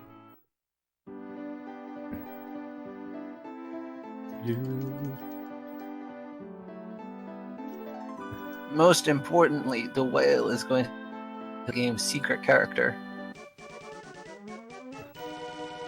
I like that this Grandpa's excited that the whale's woken up and he can use it, but then we're like, we need the whale bell. So, doesn't have the whale. There was a gentleman there on the beach. For Township, we can recruit characters and they can do various things, open up shops, do nothing, or just little gimmicks, but we're not going to recruit anyone. Part of the older route was recruiting some certain characters to be able to do a few things. And that was Toonland. I just stopped there to get the warp point. And we'll be back. And we saw that there was a circus there. Here's Guntz. That's another town that we're going to get the warp point for. We'll be back shortly. As is common to many RPGs, you can only warp to towns you have been to. Yeah, and it just happens that it works out best just to get them now.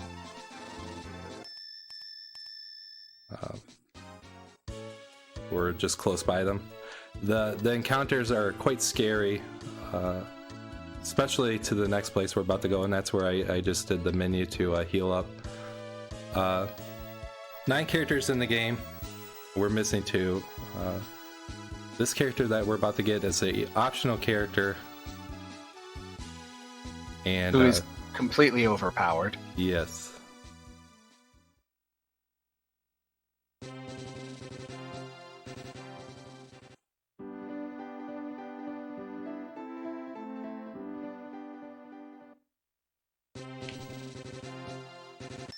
That was another invisible flickering ghost sprite, if you're wondering what Andy was talking to. Yeah, so thank you for pointing it out, because I didn't think about that in our NPC showing up. So yeah, to get access to our secret character, we had to talk to the ghosts at their hideout. And then in Hometown, the characters at the magic school.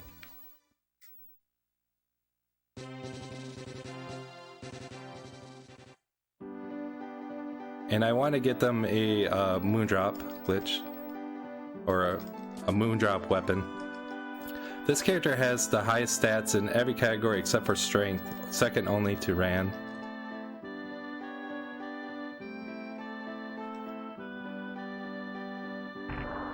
And it's Blue, the legendary magician that was in the first Breathfire game. So she was also. I was just gonna say, she was in party slot 9, and since the game asks you if you want her to join the party, I say yes, but then I choose everyone except for her, and I know now that she's in slot 5, and doing the switch glitch, I'll be able to get her a Moondrop. I'm also gonna take out my money now. Go ahead, Charles. Everybody else in the squad is hovering around level 13, 14. Blue joins the party at the completely reasonable, not at all game-breaking level of... Level of so- what? Sorry? 35. 35. He cut out.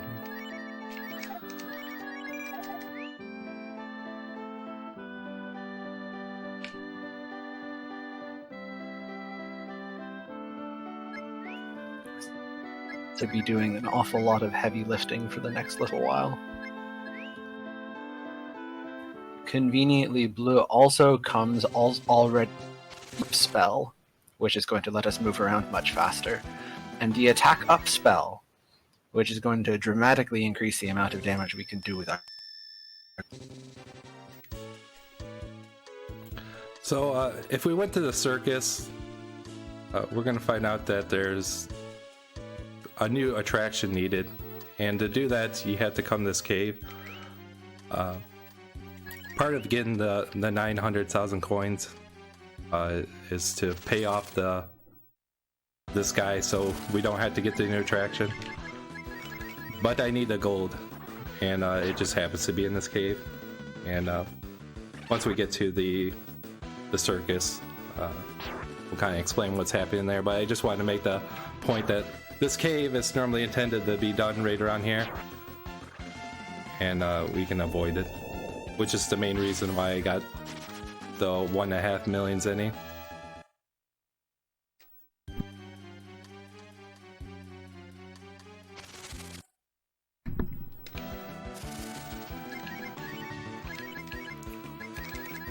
But here I'm switching to defense mode.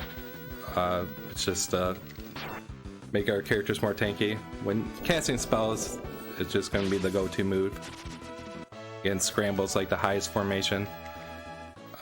Normal puts the lead character in a high attack formation, and the rest in a defense.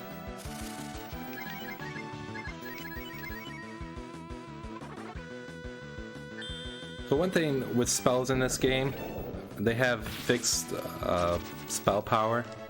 They don't scale with wisdom or nothing like that. And it's unfortunate for a lot of the characters like Jean and the character we're about to get, because they have spells that are just obsolete at this point. And by the time they get a, what do we call a tier 2 spell, that's already obsolete. But Blue comes equipped with a bunch of tier 2 spells, make her quite powerful. Right now I'm throwing fire rocks and holy encounters.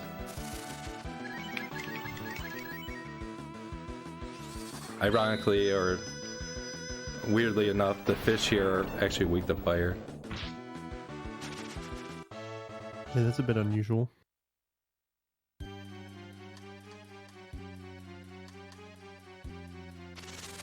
Wow. Lead off.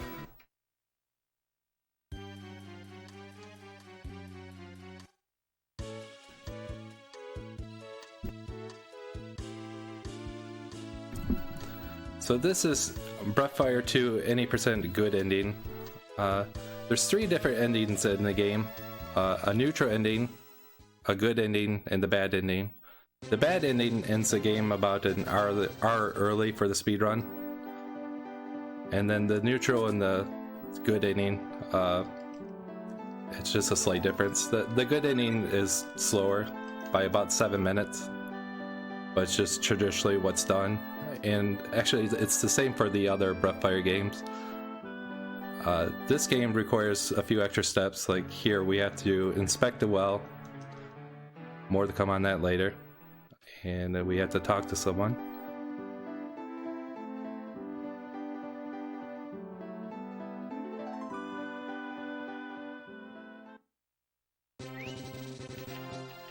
Gonna heal up. Oops.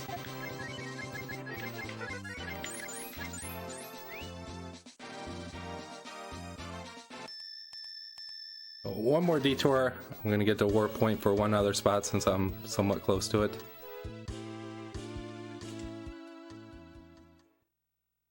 And this is where getting Cure 2 for Nina earlier helps a lot. Instead of bogging my inventory down with a bunch of healing items and Wisdom Fruit, I can just pile it up with Wisdom Fruit and save inventory space by not having healing items.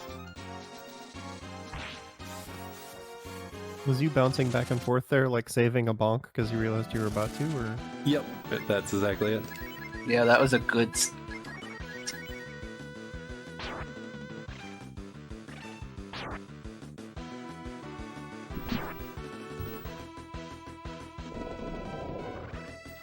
Ate through quite a few fire rocks, but that's alright.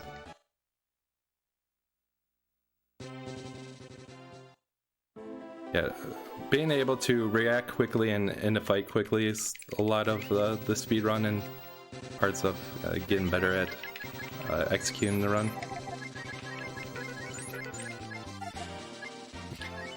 There's a little bit of discussion going on in chat about 100% category.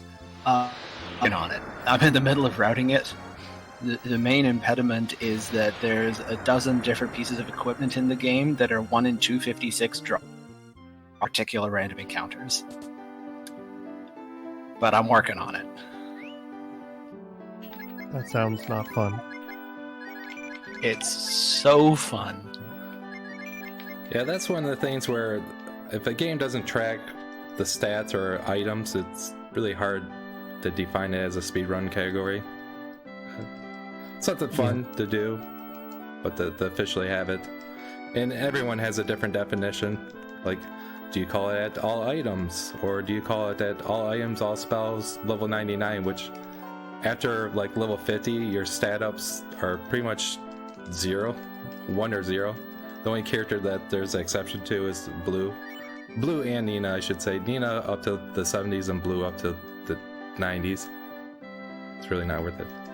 Yeah, it's like I was saying in chat, is that 100% definitions for RPGs that don't have like a tracking game are generally defined by the community, and some games just don't have a definition for it. So you've got games like Final Fantasy X where some people run completionist categories, but they're not called 100%.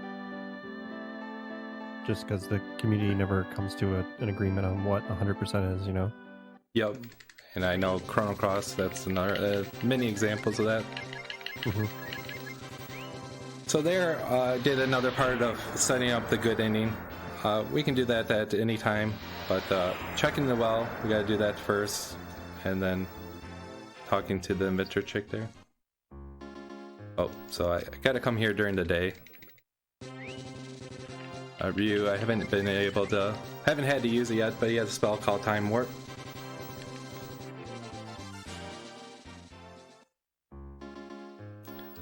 And earlier it was asked about an out of bounds glitch, and there is one here. I'm gonna do a slight skip here with the text. It's not real-time viable to do the out of bounds glitch. It just, most time you'll soft lock or not get it, and there hasn't been like any sequence breaks found. But when I leave this room with the text still going, that's when you can execute it in a different manner than what I'm doing. Normally you have to talk to this guy, leave, and then come back in, but I'll be able to say yes and at the same frame press down and exit the room. So yeah, he wants a new attraction because no one's coming for the grass man, and says you can give me 900,000 zenny or a new attraction. Well, we actually had the money. Of course, you never intended to really grind that money, but we happen to have that glitch, and it does work. He does keep the money. So that's scumbag. Yeah, so that saves about 10 minutes. Again, I had to go to the cave to get the gold, but it was worth it. You just gave him 900,000 coins and he's still trying to kill you? Like, come on. Yeah.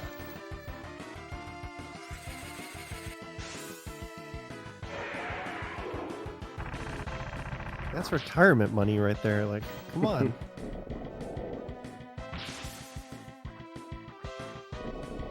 One thing you can do with the town we have, again, you can cook there.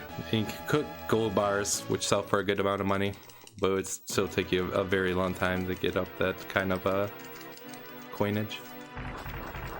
Yeah, some people in chat are talking about doing that.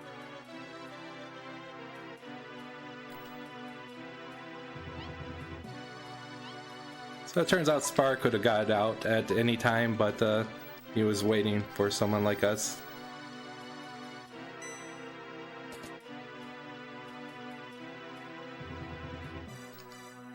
And Spar was kind of one of the characters I was referring to a little bit ago, where he just actually, well, I don't want to get into that, but he just doesn't have powerful offense magic.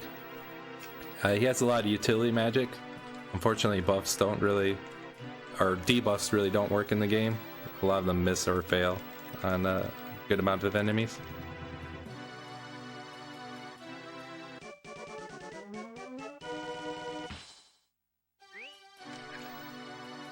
Blue. Yeah. Spar has the unique ability where when Spar's in the lead, you can walk through the forest.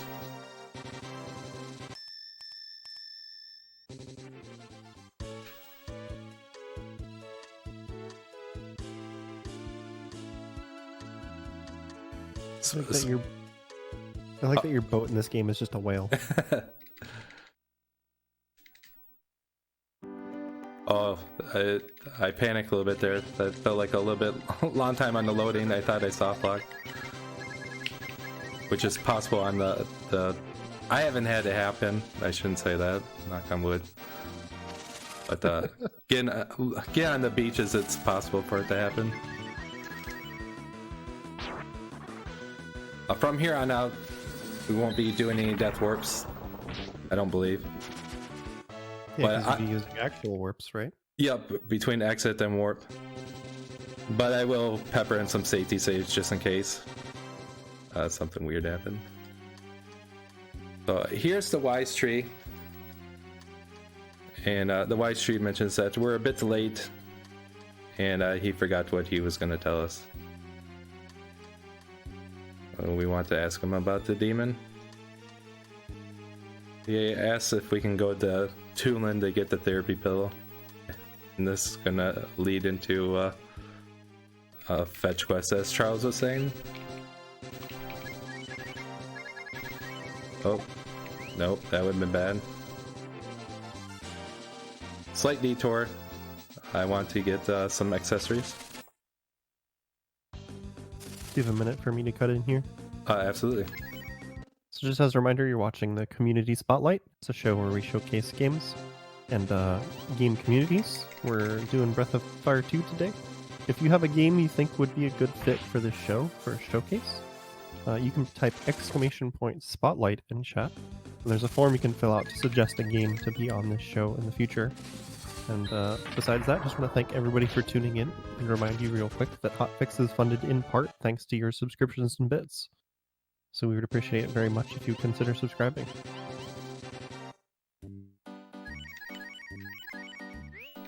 Yeah, someone point out in chat there, we finally got a taste of the more serious tone in the game of the music. The fish merchant takes about 12 seconds to come out of his hiding hole. And this is what we wanted the gold for. Here I'm going to buy an accessory that increases my speed by 10. I'm going to buy some fast shoes. The Hero BT, which decreases your offense by 10. And the Holy SF, which reduces your encounter rate.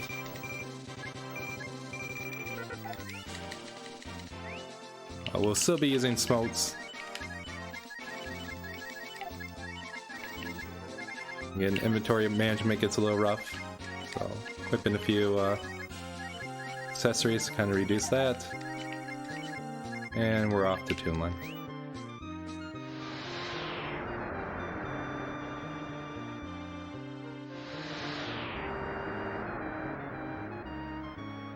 And it's gonna be night, so about the time warp. Whoops, not that warp.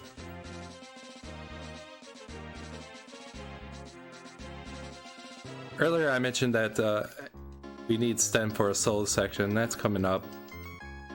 Casually, or many, myself included, this was quite frustrating, because if you don't use Sten, you're going to have a nightmare here. Casually, I need to get him up to level 17. But with our equipment set up, we can get by with a level 12 Sten.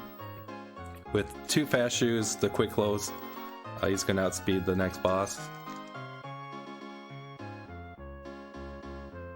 That guy there is the trigger for plot progression.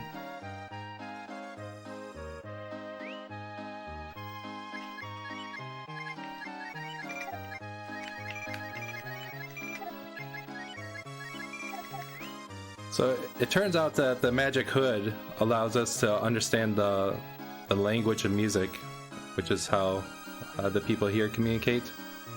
But we can't talk back to them.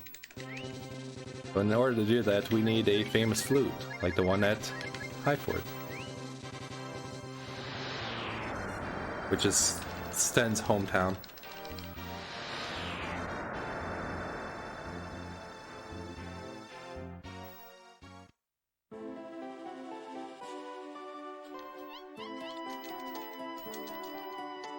And Sten's reluctant to enter the town.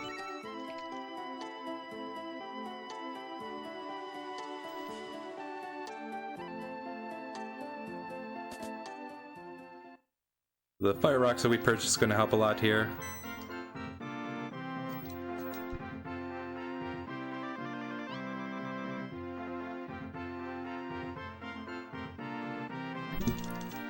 A lot of the dungeons and areas up to this point have been pretty straightforward, but around this part it gets equally frustrating that they start to become a bit more mazy, especially with Sten having a solo section. It's frustrating casually. And there are some enemies that will just outspeed you and one-shot you. Again, thanks to our equipment setup, that won't be an issue.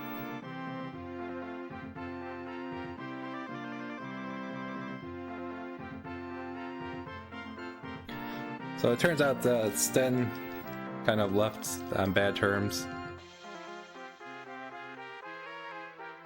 So he kind of just wants to wait here and asks us to just kind of go get the flute and meet up with him.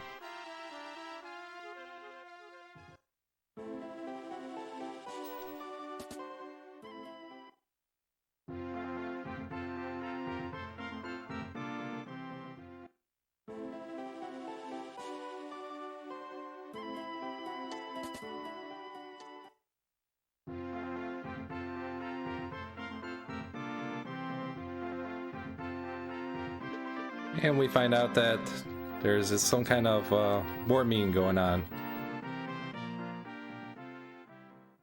And the leader here mentions that they fall back any farther their plans, they're going to lose the war. The thing is, there's no one in this world that's at war. Like, no one mentions, like, hey, we got beef with Highford. It never comes up, so I don't know what this guy's talking about, but apparently he wants to make some ultimate weapon to conquer someone.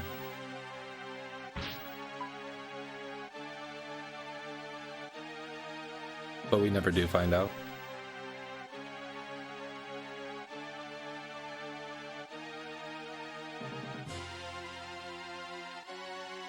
I guess it gives us a reason to have a dungeon here.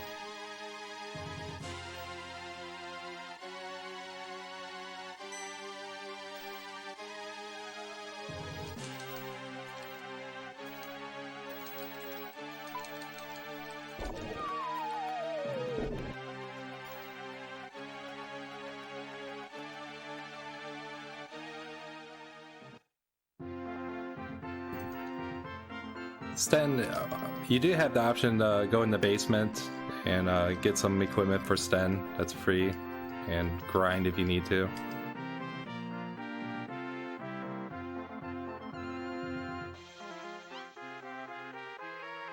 Sten's warned about Shupkey. That was the general we just saw.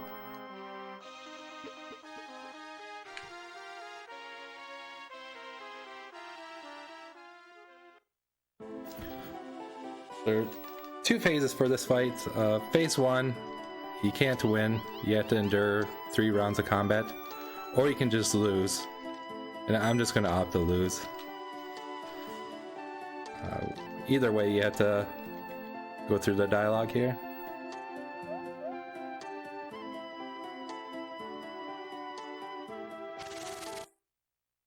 Sten's ability in battle is to use Rip, which makes him less likely to be targeted, but it puts a negative defense bonus on him. Oh, I'm gonna do that. And we're showing why Turbo is mean. He has a very high crit rate and double attack rate. It's really unfair.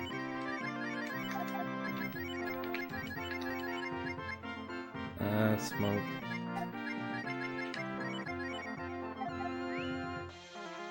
Alright, I'm gonna buy a few items here.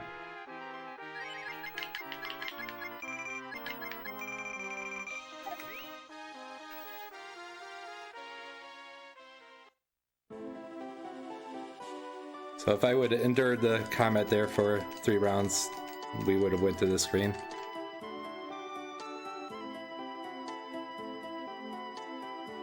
Apparently, Turbo and Sten were old war buddies, but Sten abandoned the battlefield, even though he was a hero.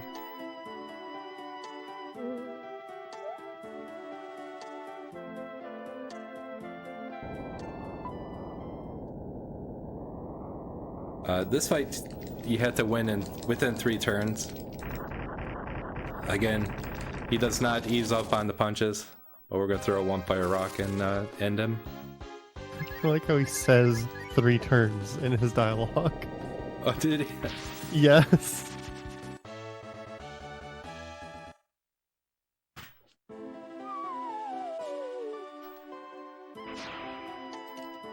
It'd been nice if they scaled the boss. They actually do that for spoilers. Nina will have a solo section at some point, and they adjust it based on her level, but no one else gets that treatment.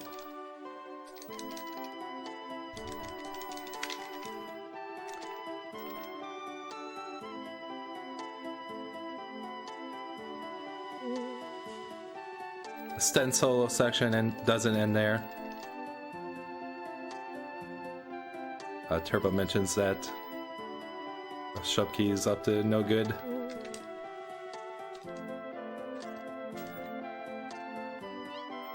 He suggests that we use Formation P. No clue what Formation P is, but that's the plan.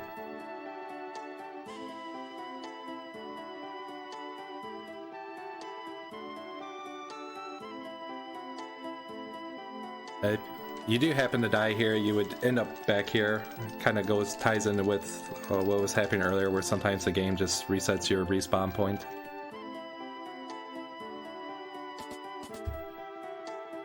No random encounters here.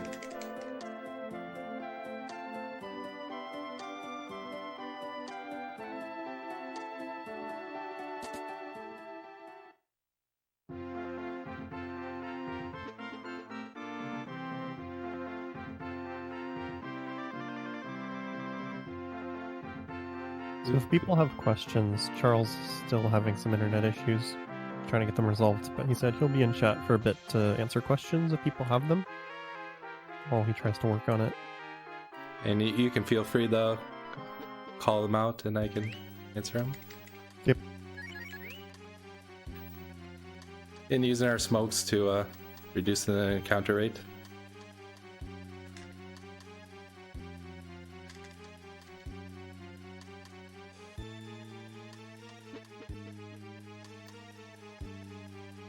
It's one of those moments where if he can stretch his arm sideways, why can't you just face up and stretch and skip part of that section? Game, please.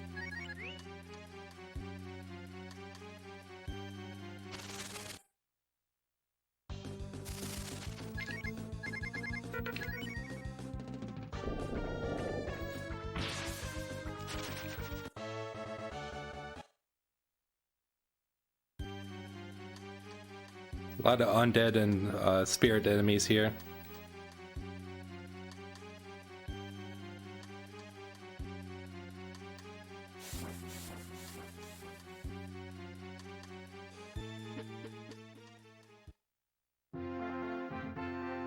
I like the pile of monkeys in that room.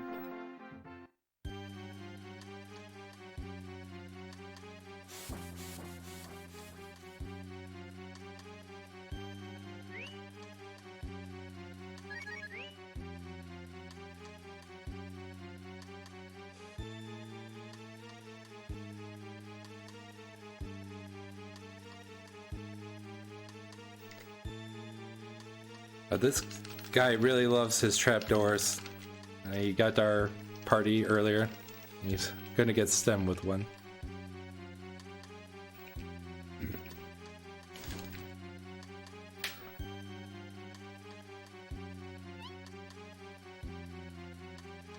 Who is it?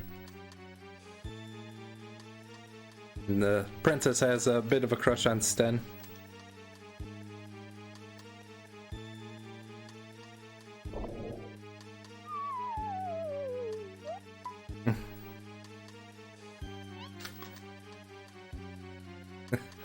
It's insignificant.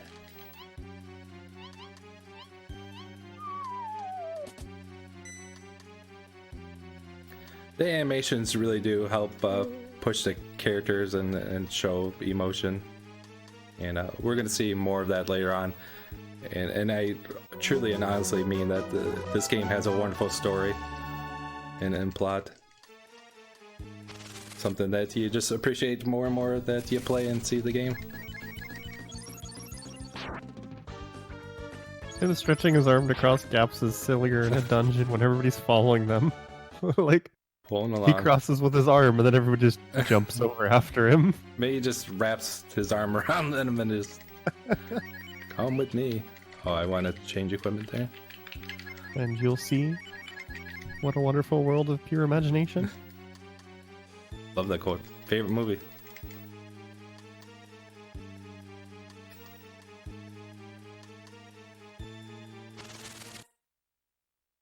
Is it really going to make you walk this entire spiral?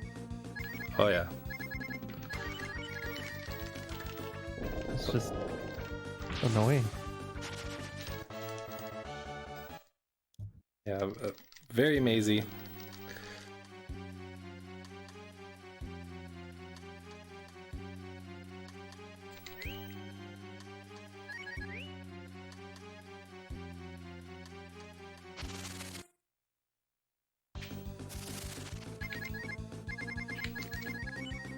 Eventually, this Fire Rock casts the spell Fireball, and Blue's gonna eventually get that. But the Fire Rock is also a guaranteed crit, so there'll be some times where I'll use a Fire Rock instead of Fireball. I didn't realize there was a guaranteed crit.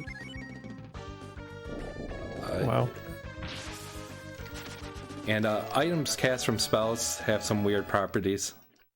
Like there's some weapons with that if you use it as an item, just like the Moondrop cast spell, and those are actually non-elemental hits. So enemy immune to magic, it'll take damage. This boss that I'm about to fight is actually not immune to magic, it'll absorb magic. So the fire rocks will be absorbed by the enemy. At the same time, like the game recognizes it as like a fire element, so if something's weak to fire, it'll take bonus damage from the fire. And then some enemies that are immune to magic, it will actually hit and kill. So I don't know how the flags work, it's just weird. Whereas like, again, the next boss absorbs magic, but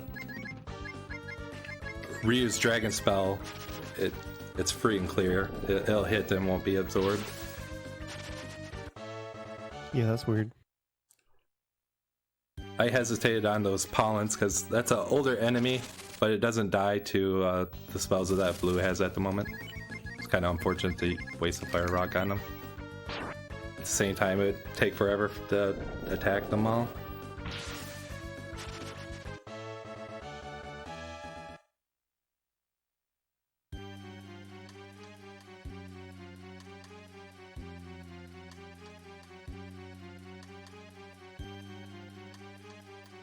This first boss is the true boss of the dungeon. It's easy, or harder than Shupki.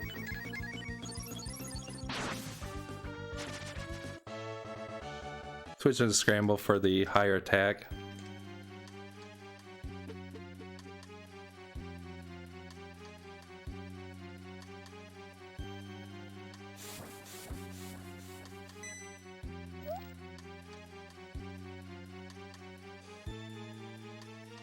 Yeah, the boss here, just over 1500 health. Be using 2 dragons and I'll attack with Sten.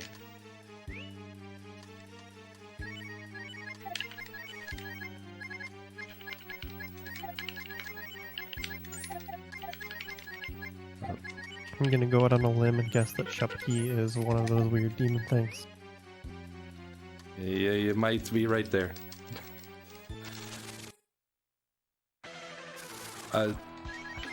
Sten normally wouldn't be able to do much damage here, but with the bugged weapon and attack up, he does a good amount of damage.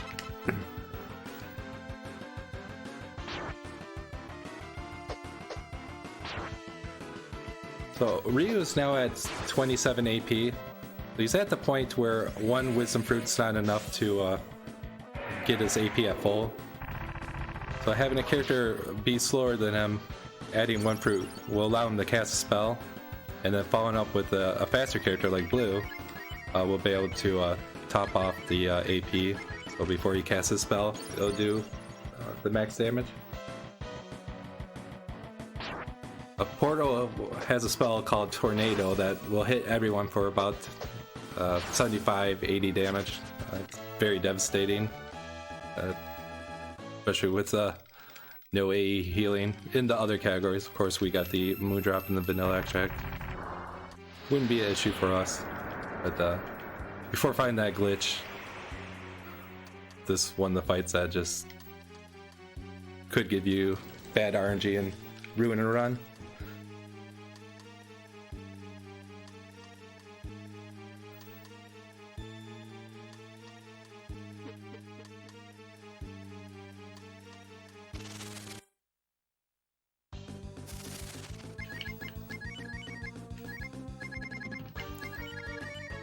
The way the damage formula works in the game,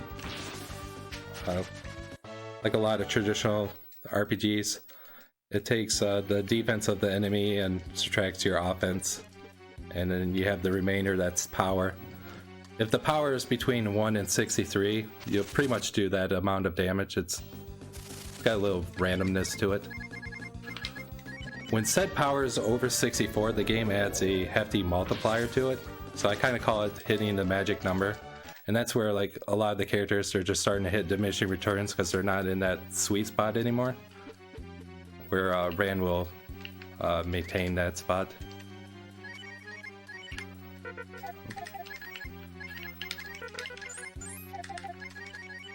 Oh. Got you.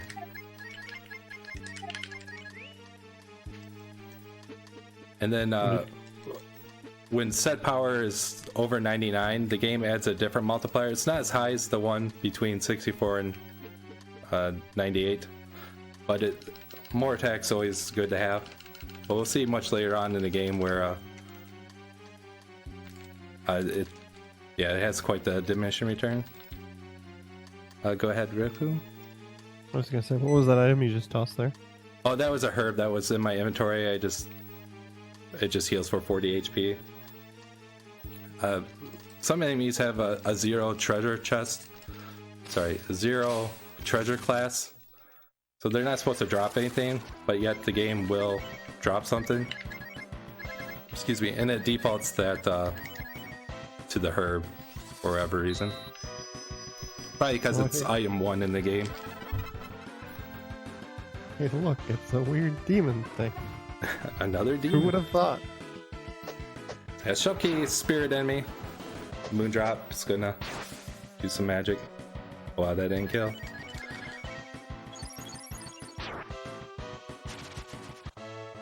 Does that usually kill?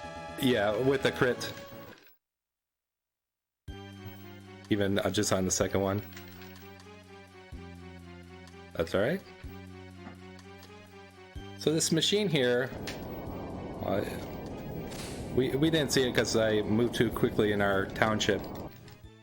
But we had such a machine there. And it's a theme that comes up a few times, and I'm glad that it's just not one and done. It uses life force energy to for ancient technologies. And why is this military grade equipment so sturdy?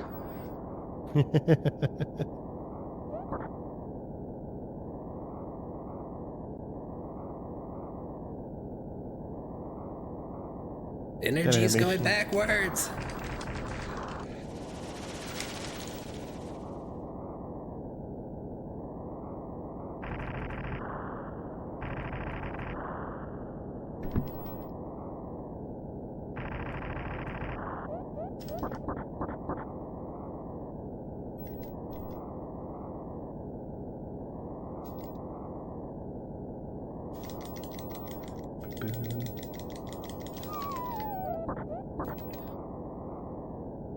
Yeah, a good chunk of the castle ends up getting destroyed.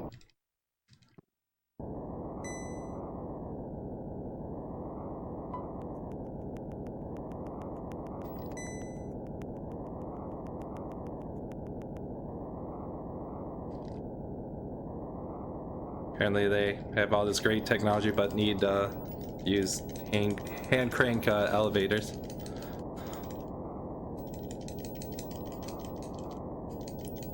I don't know why, but I always kind of picture that kind of being like a Jack in a Box. Something about Sten.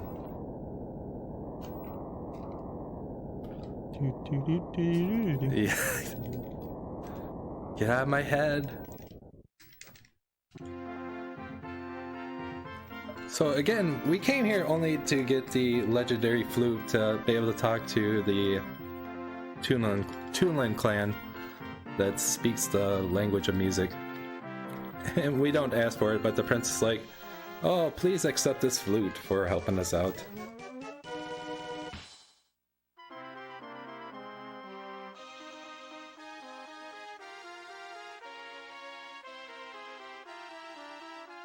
Yeah, Sten gave his life up for us. Noble monkey.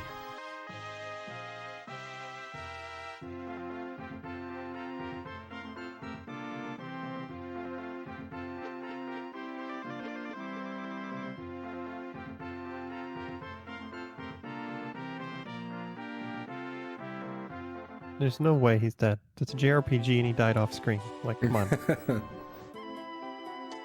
That's not how that works.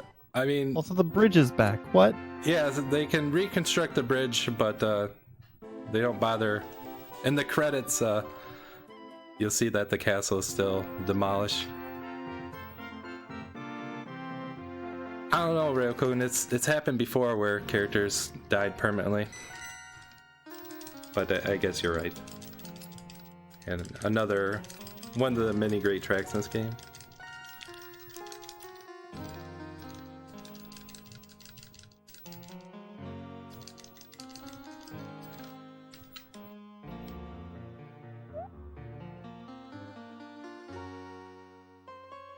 Sadly, we still have to use Sten for a bit more because of plot reasons, or more so for his stretching arm ability. The speedrun actually makes him look pretty good.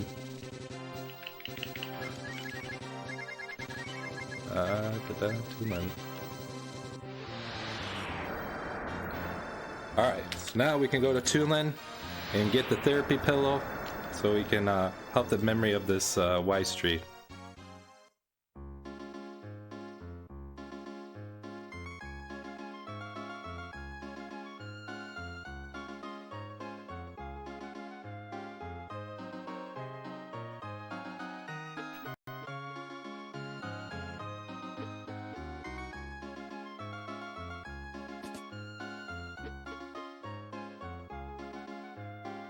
Like how this is once again turned into a lot of distractions.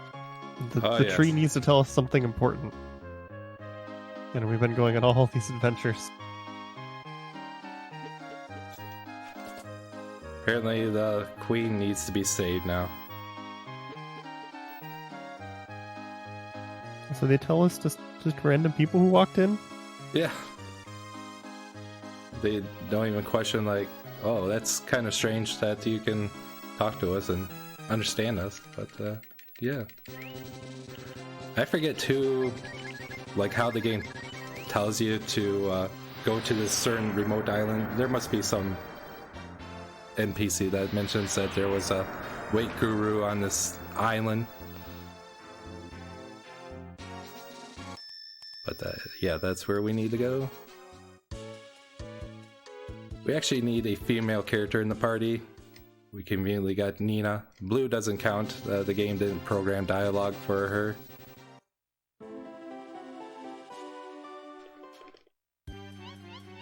The game goes with the pervy man. Pervy old man. Oh Yeah. no. It's Master Roshi. Yeah. That's exactly who I was thinking. Apparently he's kind of had it with Toonland. He got exiled from that place. Or fired. I won't go there, but if you insist, for example, kiss?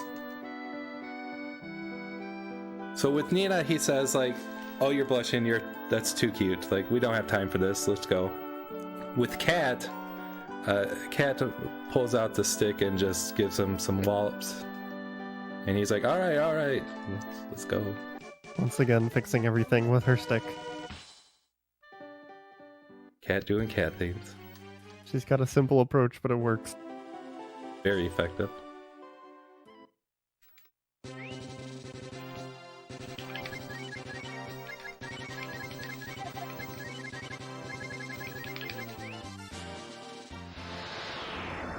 Won't be needing any accessories on stand, so I just took them off while I was thinking about it. I do need to come here during the day. Don't know if I'll make it in time. And we did.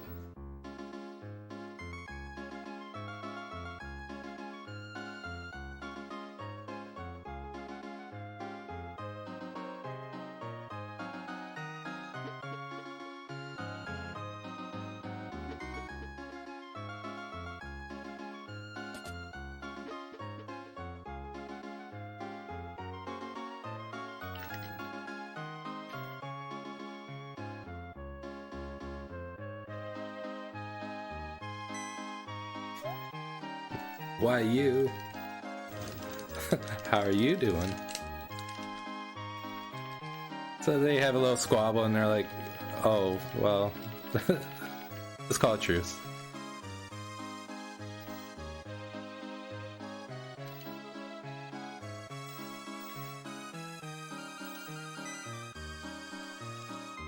Gramps here is going to use some magic so she can lose some weight.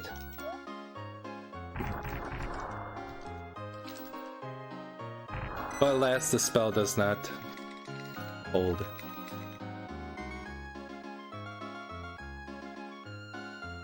But even though it's a fetch quest, we're actually witnessing the someone becoming a demon, and I kind of appreciate that the game at least elaborates or shows kind of how it happens. It's not like someone's just transforming people into demons. It's kind of being done just for reasons. I like the line that's started in there about how she's always been spoiled and selfish, and that's opened her up to like demons. Yep. So it's just This game doesn't follow the trend. It kind of does some, unique things, and I like that. Like, there hasn't been like a central villain that's been taunting us or we've been going after. We just been this random events.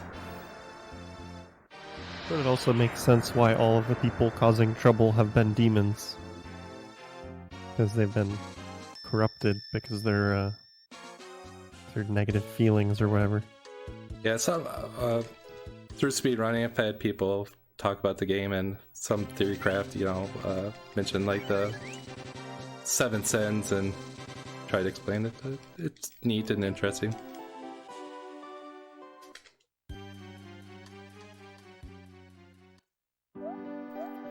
So we're asked to go talk to the assistant, and apparently we need a mushroom. There's 2 sides of the mountain you can end up on, the left or the right. If you end up on the right side, there's a mushroom that looks the same as the one that he's about to show us, but it doesn't work. There's only one mushroom, and that's the one on the left side of the mountain that looks like that. It's always in the same spot, but it's one of those things that's frustrating casually, like, what is it? And I swore it was this.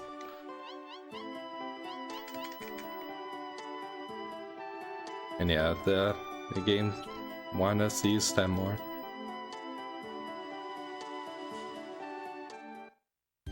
You think they wanted to use stun? There's, I'm not sure how you picked up on that.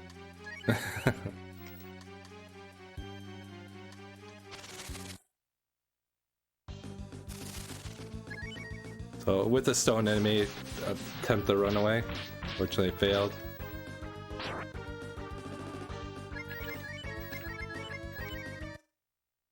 Again, stone enemy has agility of 1. We have a pretty good chance to run away. But with Breath Fire 2, it's not always a guarantee. So just the stone enemy always means that the overall agility is going to be very low? That's correct. Yep.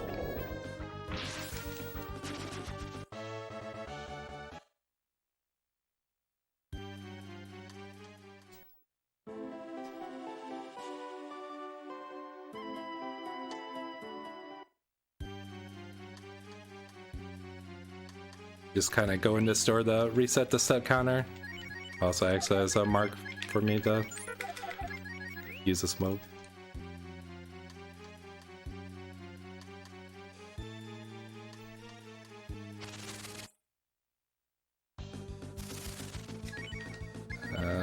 I've used so many fire rocks, I'll just melee this guy. Yeah, I guess the Japanese wording for the smoke is lurk, which is described as like a cheap brand of cigarettes that are so stinky that they even keeps the monsters away. Always found that as a funny tidbit. They're resetting the step counter again by just entering that door.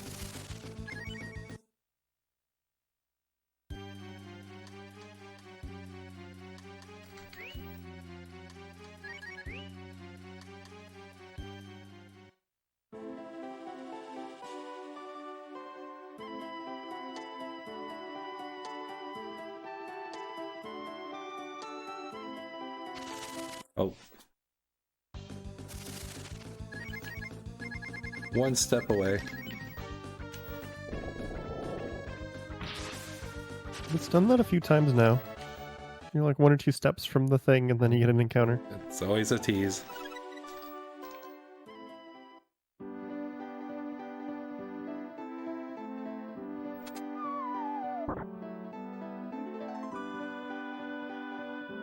The chest just falls from the sky. Did you really need that mushroom?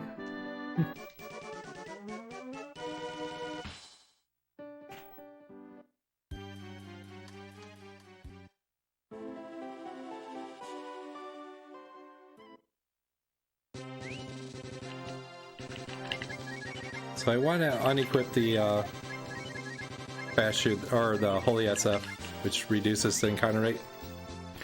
Coming up, we have a mandatory grinding area. We're forced to do 28 encounters. Oh. So yeah, we're gonna put keep Blue in the party and add Nina and Ran. That's our main party throughout the game. There's some areas where we don't get that much XP, so we haven't been fishing for necessarily these characters all the time. Like Nina was getting some XP there at High Fort. And that the glitched weapons just aren't as powerful anymore. Does that just mean that Kat's kind of done? Since that's kind of the main way she was useful to begin with. Yeah, that, and then just for various reasons, Nina and Ran are just going to be kind of more desired. Ran for his strength, and Nina for plot reasons. So yes, in order to fight obesity, we're gonna have to go inside the Queen. And we actually want encounters. So the reason I think the monster icon was put into our inventory was probably because of this area. There's 5 different sections, and the game doesn't tell you, and there's no map. But using the monster icon, if it's asleep, you know the monsters are cleared out of the room. I just have it memorized that there's 2 encounters in here, and some rooms might be tied together, like this room and the previous room. Between those 2 rooms, they might have 2 monsters that you have to defeat to clear out the area. So altogether, there's 14 areas I want to clean out. Which, by the way, if you've been enjoying the run, this is a good time to get a snack, because, like I said, there's 26 battles to go. We're going to see 2 different color rooms. Red rooms, it's easy to know how to quickly defeat the battle. If there's no purple slime, Sonic Boom with blue. If a purple slime like that, use flame. It's just one of those things that learning the speedrun, doing the speedrun, is knowing what will end the battle quickly.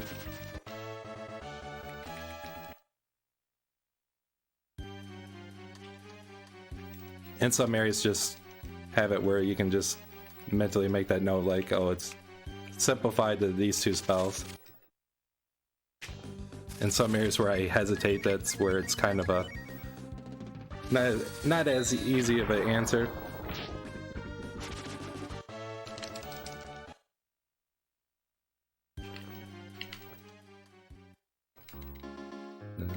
Yeah, progressively it shows her deflating.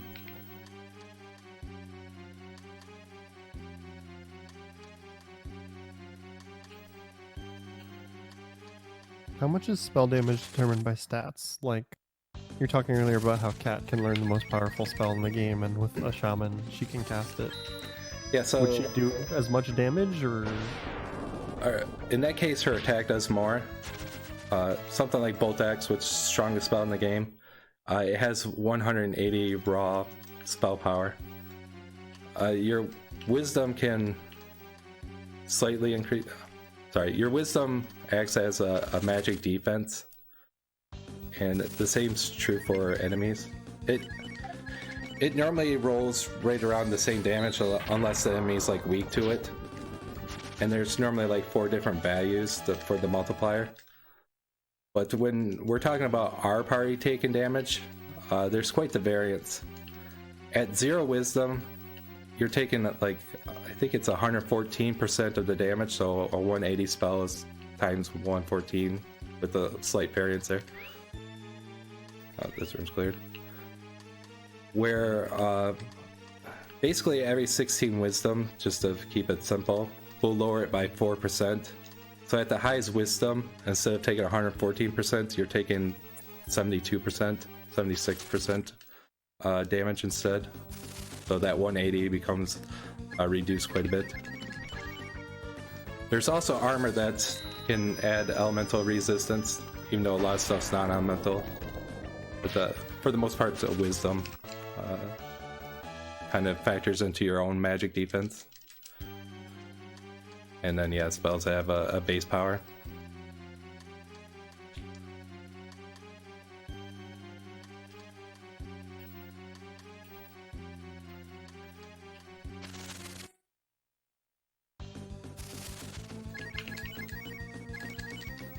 There's also a stat in the game called Magic I can't say it. Susceptibility. Sorry. Susceptibility? Thank you. Yes. And that factors into kind of their odds of reducing the damage, and it also adds to the chance to resist a spell like death. So these blue rooms, there's a chance for an enemy, a fatty. This stinker is a stat item, increases speed and use that to Nina. Fatties are worth a good amount of XP, actually a lot of XP. And if Ryu doesn't cast the max dragon, like again, if he's at like 28 out of 30 AP, instead of doing 512, he's going to do 400. And these fatties have just under 500 HP. They have a high chance to run away, and that's another thing. If you run away from a battle in here, it doesn't count. But if the enemy flee, it does count.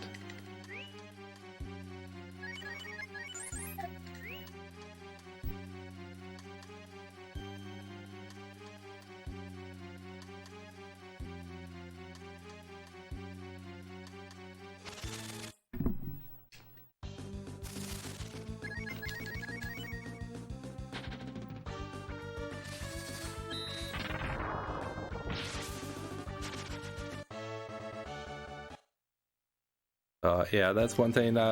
Like there, I topped off Ryu with his AP, but if he got a level up, I would have to use a fruit on him.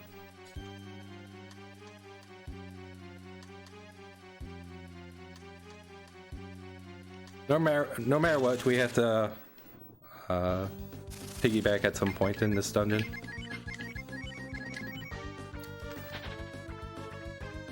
If I have one fatty, I'll cast a spell with blue, just in case the fatty runs away. That way I don't have to bother with Ryu with his AP from the dragon spell. And even though the fatty stayed, there's a good chance that the enemy could outspeed Ryu, and it just takes a while for them to do their spells.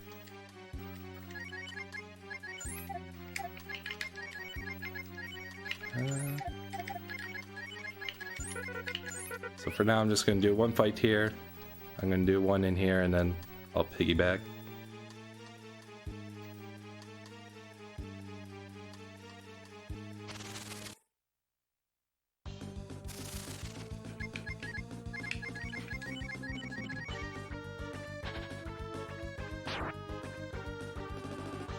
And the purple slimes can use fire breath, which hits everyone. Takes quite a bit of time. You can get up to 3 fatties in a fight. We do want a good amount of XP. For as much as I said that XP doesn't matter, the end game I will be talking about a few critical levels.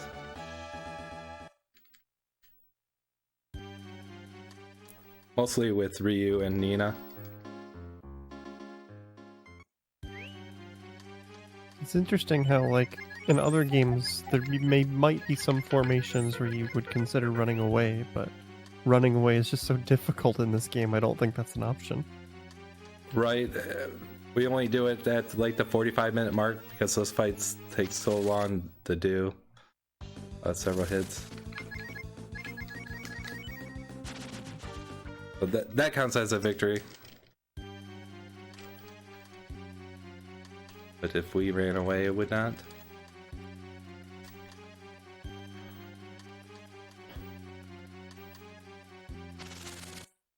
We always get to blue level 36 after here.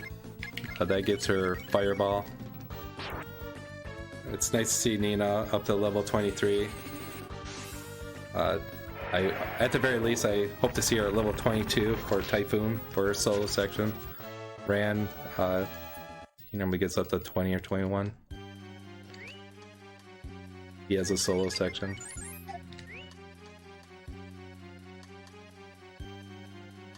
Yeah, I noticed that this is a section where we're getting a lot of XP, and you've got 2 characters you mentioned have solo sections in the party. Yep, so that's the main reason we bring them here. You did say that Nina's solo section adjusts to her level. Yeah, that was an interesting find. I started this game with the glitchless a route that Charles was working on at the same time, and we discovered that at that time I had a slightly different route that I was interested in, and I copied his method of trying to defeat the enemy, and it was like a fixed damage and it didn't kill. And that's when Charles found out that the HP actually scales on this particular enemy.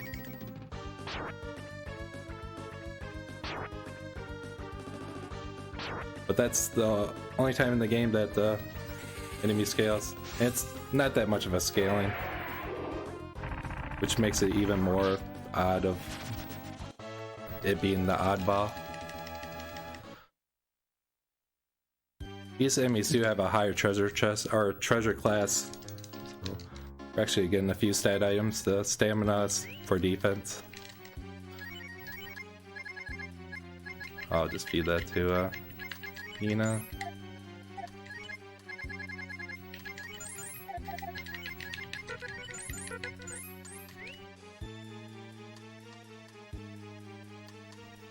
The big stat item that I will actually be cooking up later is the Dinker, which raises agility. I actually had one drop.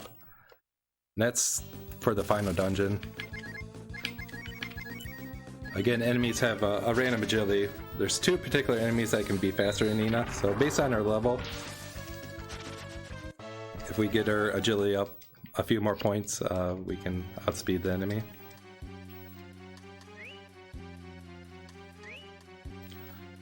I forgot where I was at. I'll elaborate on that more later on, but I just wanted to mention it while we were getting some stat items here. Yeah. As a reminder for people in chat who missed the start of this section, we're forced to kill, I think you said 28 fights here. That's correct.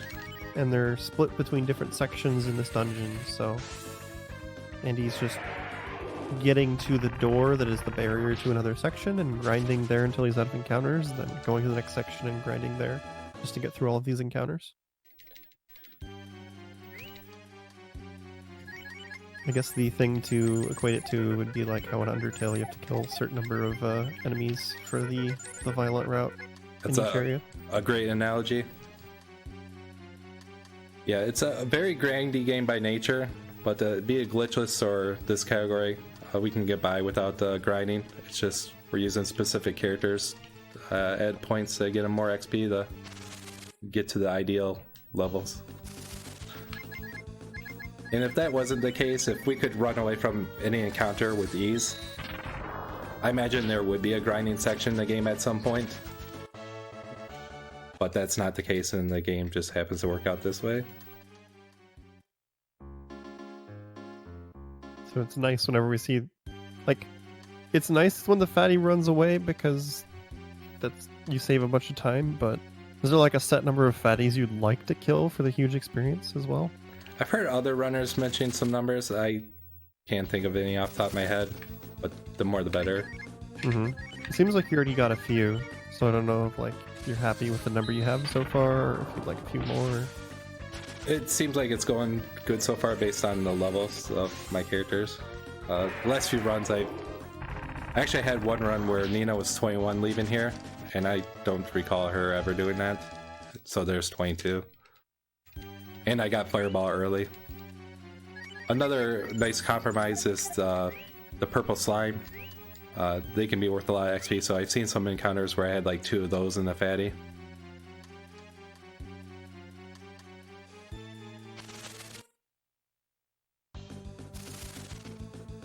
So yeah, here's 3 purple slimes. So 3 fatties is worth 18,000 XP. Again, that's divided by 4 out of party members. This would be worth a good amount. 8,600. I think a lot of the other encounters are around 3K.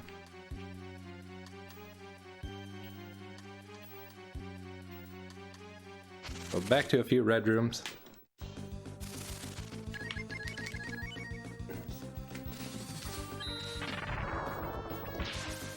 So with this, there's 2 more red rooms and 1 more blue, so 6 fights to go.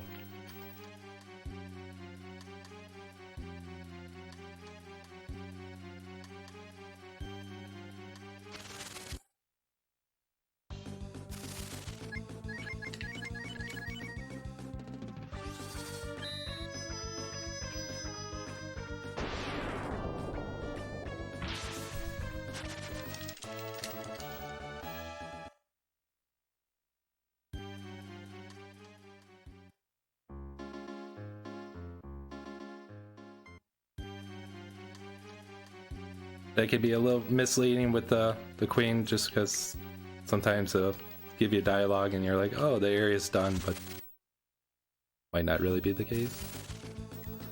That's where casually you just have to check your menu at the little monster, see if he's asleep.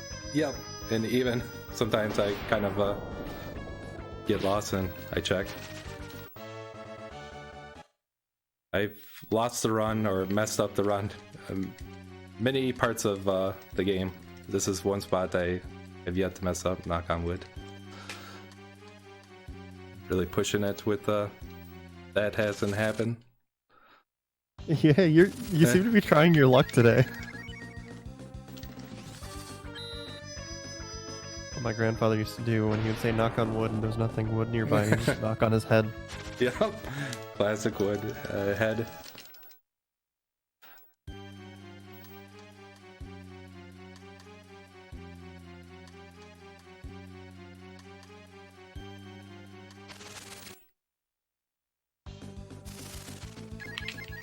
Nice. I know the last room's a blue room. We'll top Ryu off. So he can do a max dragon. Here's 23 for Nina. So yeah, good queen.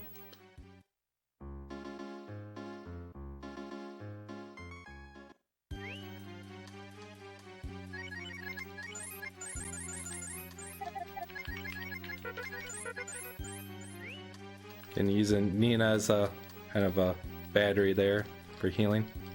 Rand also has some cure spells. It's funny how you have so many AP restoratives and it damages the character.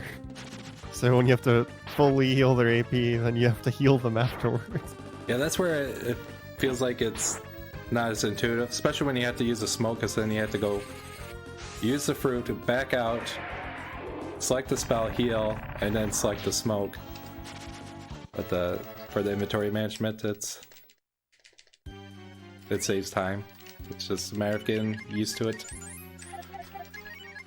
I didn't really have to heal, but that's right.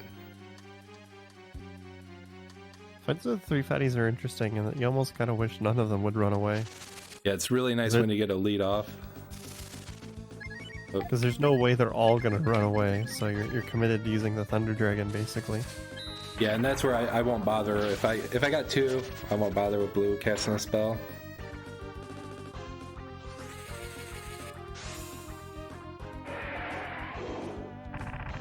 And that should be the last one.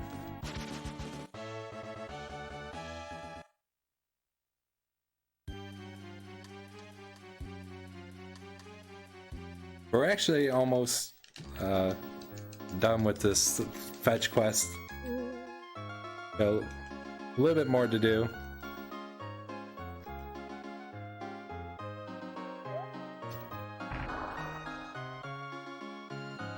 So yeah, apparently we did our job a little too well, and the queen lost too much weight and can't move. The old man gets to stay, and everyone's happy.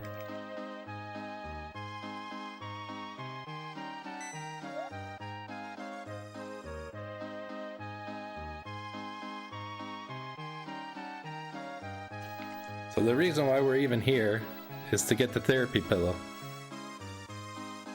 so we can restore the memory of the tree.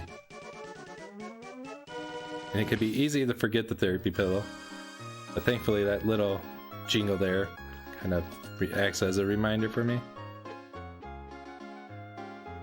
And this is goofy. I could have came this way earlier and the vault would have been locked, there's a treasure chest that's unopened earlier, but after you do this, she takes the treasure, and it's just odd.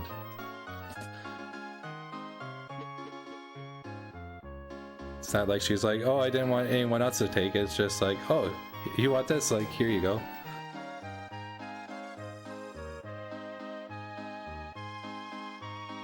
So for the next part, we need Spar in our party.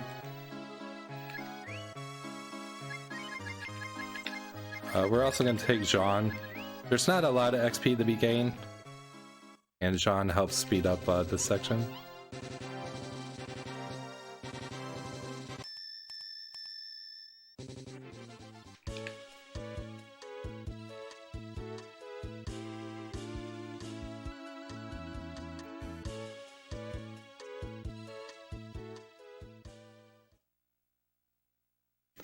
Gonna re-equip the Holy SF that reduces encounter rate.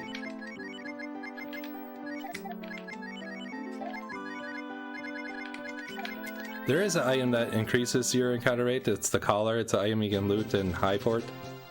Unfortunately, only Bo and Cat can wear it. Well, there's no purpose of grabbing it.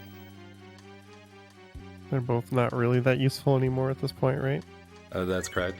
Casually, I like Bo a lot, but unfortunately, he just doesn't have a spot in the team. It seemed hard. Like, he was gone for 2 hours or so, and you get him back at level 6. You'd have to grind for a while to get him back up, wouldn't you? Yeah, it takes a bit of grinding. Bo's got some really good defense magic. I like his shot ability that can one-shot characters. So this area is unique. Yes, we're actually in the mind of the tree. Nothing should shock you. If we entered the first town, it would have been old men there. And as you kind of progress through this area, the old man, or he's at different ages. So grandpa, adult, and child. But once you talk to the kid, they mentioned that, like, oh, like, I think you need to go to the west. And it's odd because it makes you think that it's above the landscape, above the waterfall, but that's not the case. Oh my god. I just noticed Jean's defending animation. the taunt. What in the world was that?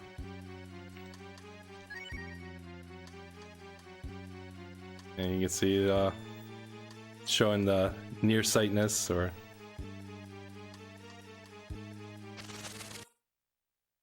Farsighted, I think. yeah, thank you. Annoying little gimmick.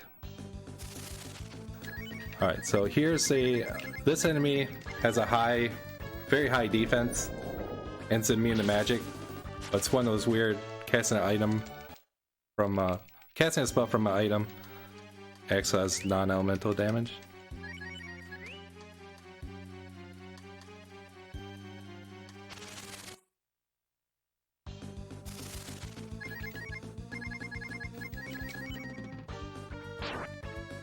The enemy's called Jackie, the green dudes. They would take like 1 damage from our weapons and have like 4 health.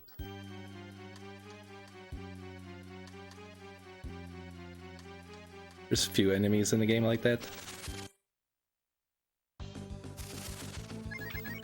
This is a time where I'm going to use Fire Rock because it's a guaranteed crit, even though blue has Fireball. Fireball needs a crit. A crit is considered a well-casted spell. It's a different way the game terms it. I'm just dying at Jean's defense animation. It's so good. Kind of expect him to just go to like neener neener boo boo.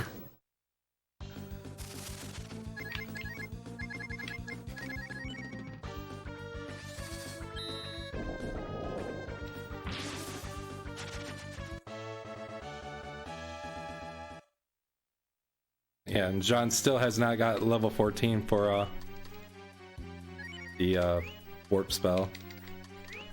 Just shows kind of how it's a bit annoying. You know this word. Yeah, he was like 10 when you put him back in the party here, I think. Sounds right.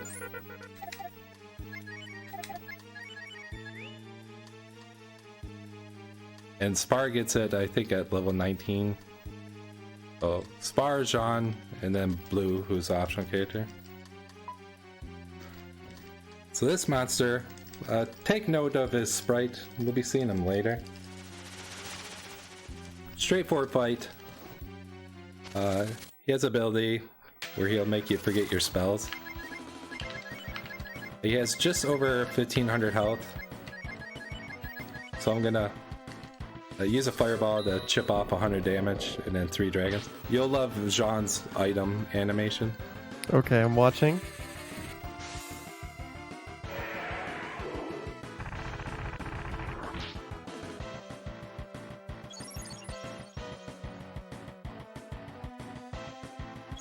Voila!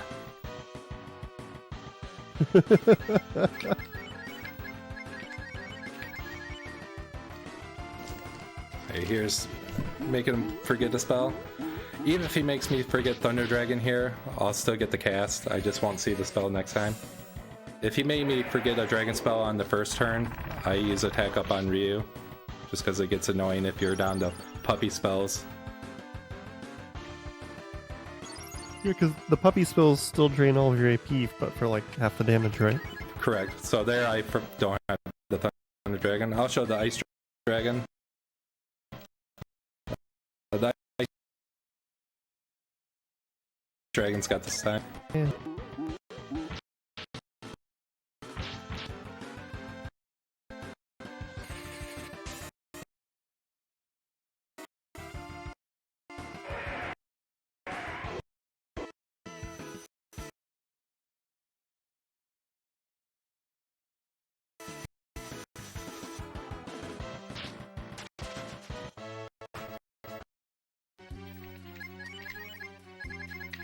Yep, stream's stuttering again. I'll try and refresh it again. 1 second.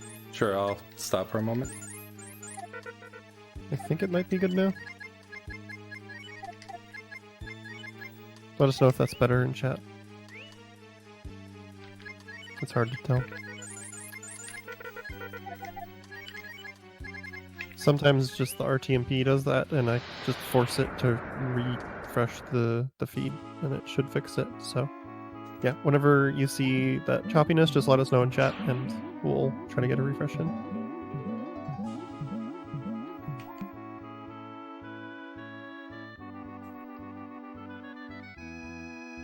Well, the exit for the tree is here, but I'm gonna take a moment to buy a few items.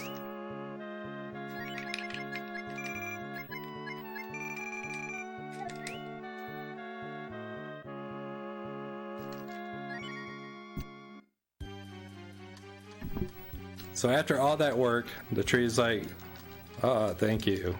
I got a story for you. But thanks, Pops, but oh, we're good.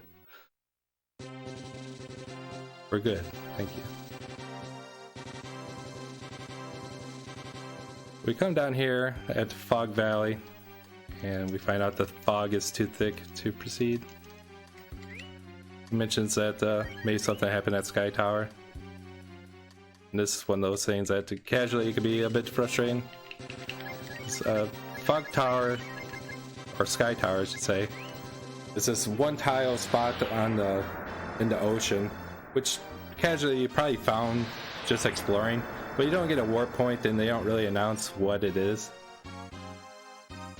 So it doesn't really come to mind when they mention Sky Tower.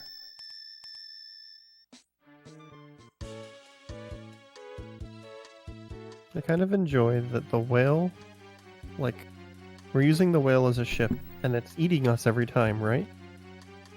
I never really thought about it too much, but yeah, I guess Grandpa was in his mouth.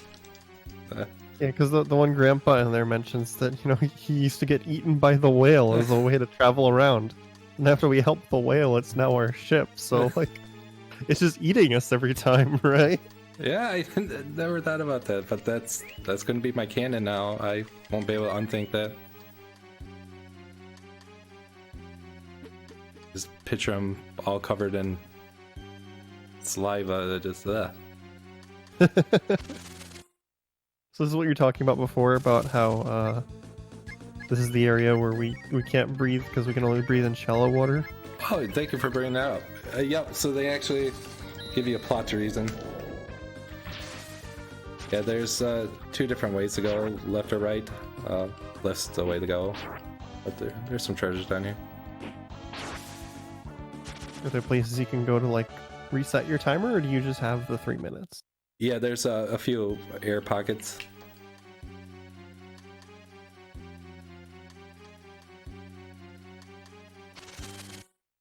The encounters in here, a bit annoying. Oh, nice Also, lead up. it's the classic RPG thing where you have a 3-minute timer, but it's counting very slowly, so it's a lot more than 3 minutes. Thankfully.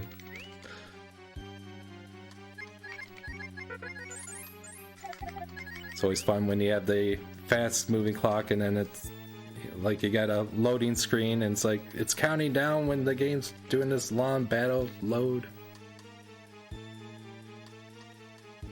Bit of a, wouldn't really say puzzle, but the water has kind of some physics here.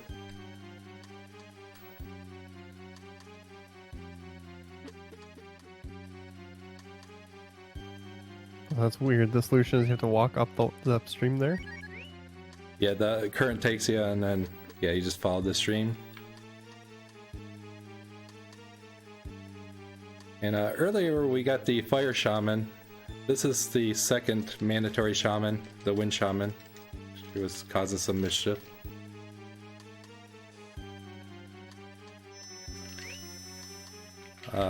So far we got the fire and wind shaman. The only other shaman you could have at this point is the water shaman, which is in Nymphu's tower. But we will not begin that one. With the wind shaman here, we have access to our first fusion transformation. So there's augments where you can do one character or one shaman or 2 shamans, and it'll give a stat boost to a character. And then you have new forms, and Sten can take a new form with the fire and the wind shaman, and it gives him his Dijin form. Is that how Nina gains the ability to just end encounters? Yep. By taking a new form? So later on, I'll go on my way to get the Holy Shaman, and the Wind and Holy gives her her angel form. Every character has a form except for Ryu and Blue. And some characters, Spar mainly, has multiple forms. And that's how Cat can get enough AP to be able to cast spells with her Devil Cat transformation.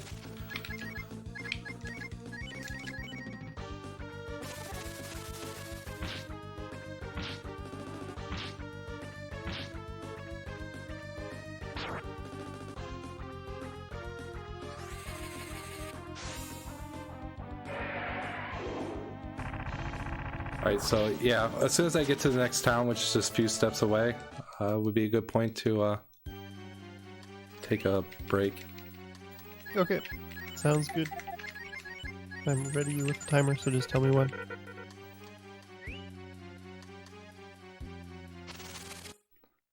And that's unlucky getting 3 encounters here. I was like the last couple steps again.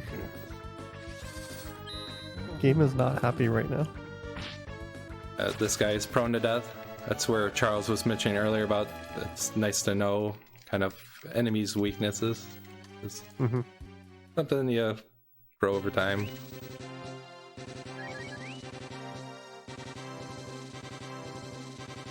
Yeah. Oh, jeez, oh, Pete. Another one right before the town. That's rare. That's where it's bad RNG. So yeah, we're at Farmtown now, and that kind of wraps up the fetch quest, and the plot's really going to pick up. Honestly, it's going to pick up from here. So I'm excited to see what's going to unfold. So Raccoon, go ahead and take it away. Yeah, so like we did earlier, we're going to take another quick break.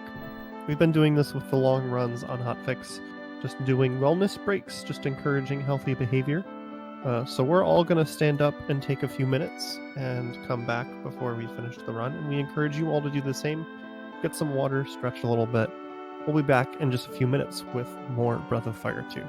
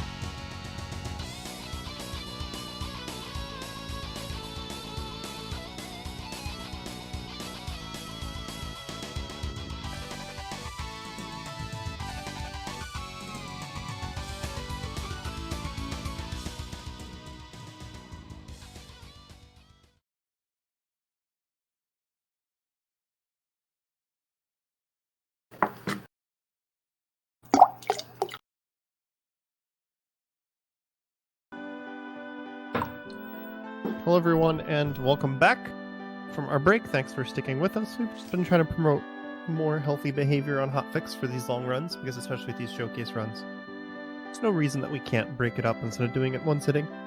So we are back, and hopefully we have a Charles now. We think some things have been resolved. Let's knock on wood. There we go. And we'll see how it goes. Are you ready to get started again? Yep. On your mark, All right. get to it. 3, 2, 1, go. All right. So, Farmtown is Brand's hometown. Sean, Brand.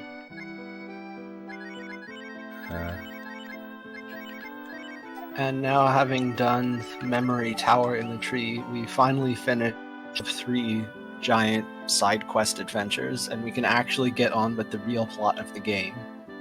At long last. Oh my goodness, really? No, it's very exciting. Somehow, part of me doesn't believe you, and that we're gonna get on with the real plot and then be sent on more side quests. Well, There are maybe. definitely there are side quests left to do, there are toilets still to jump down, but the plot will progress quicker than it has been. So yeah, Daisy just chased out some gentlemen. And Daisy's going to put us to work. If you watch the intro of the game kind of before you start the game, it kind of scrolls through the different characters and show what they're doing. Like you'll see Jean chasing around the witch Nymphu. Rand, he claims that he's tired of this boring town and seeks out just a different lifestyle. But Daisy, kind of in a motherly fashion, kind of mocks him, says like, you want to work, boy? Like, go do some real work, go plow the fields. So we're gonna do that. Farmville. Railkin, if you can change the game title to Farmville, that'd be good.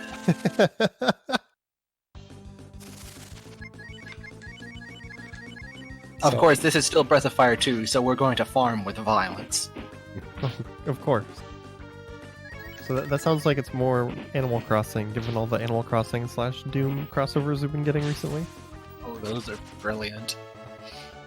That But yes, bush took a beating. Oh my goodness. Yeah, the stumps are even funnier. The stumps have over 1,000 HP, I think. How Yeah, did the- Rand do this before when he was like half the level? Very slowly. it's actually weird, even with a character with a low attack, they actually do a good amount to these. But yeah, it works out a little bit faster. Just sometimes I'll have blue attack one of the bushes. The bushes have 500 HP and the stumps have 1,000. And that rock, I use magic on it. It's got a high defense, and used to have a rumor that you can't use magic in this garden, otherwise you can't get the Earth Shaman. That was just a rumor. It has no effect on getting the Earth Shaman. Oh, the good old days of video game rumors. Yeah, where websites quite didn't have it right. Looking at you. You have to use strength to push the truck to find. To find Mew, yeah. That's the one I was thinking of. That's probably the most famous one. Yeah, here's where we're going to start using a nice combination of magic and physical. Changes up the game tech. As a speedrunner, I just find that as something that's nice, that you're not just spamming the same cheese move over and over again. It's nice having a change. Now, the real surprise is that the second of the 2 rocks in this backyard is, oops, accident boss fight. Well, Yeah, hey, this- it's those enemies we've been running away from. This enemy can actually rock you. For a reason, he can cast Fireball, and that's bad. Wait, you cast Fireball? Yeah. Yep. I thought you were just making a bad pun with this enemy can rock you. No. Imagine just actually living with this giant stone voodoo statue in your backyard that can cast Fireball and kill you with it. And of course, there we go. Hey! Nice.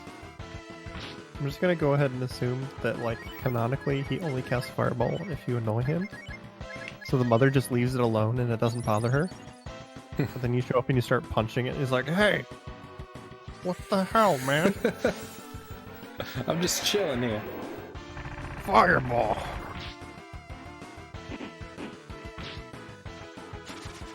So, yeah, even this category, again, pre-Moondrop, you didn't have a healing at this point, so 2 of those would equal bad time.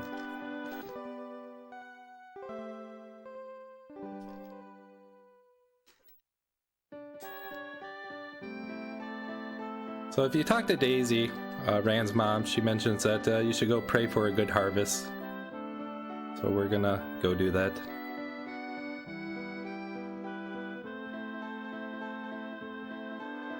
Pigs look like they're kissing.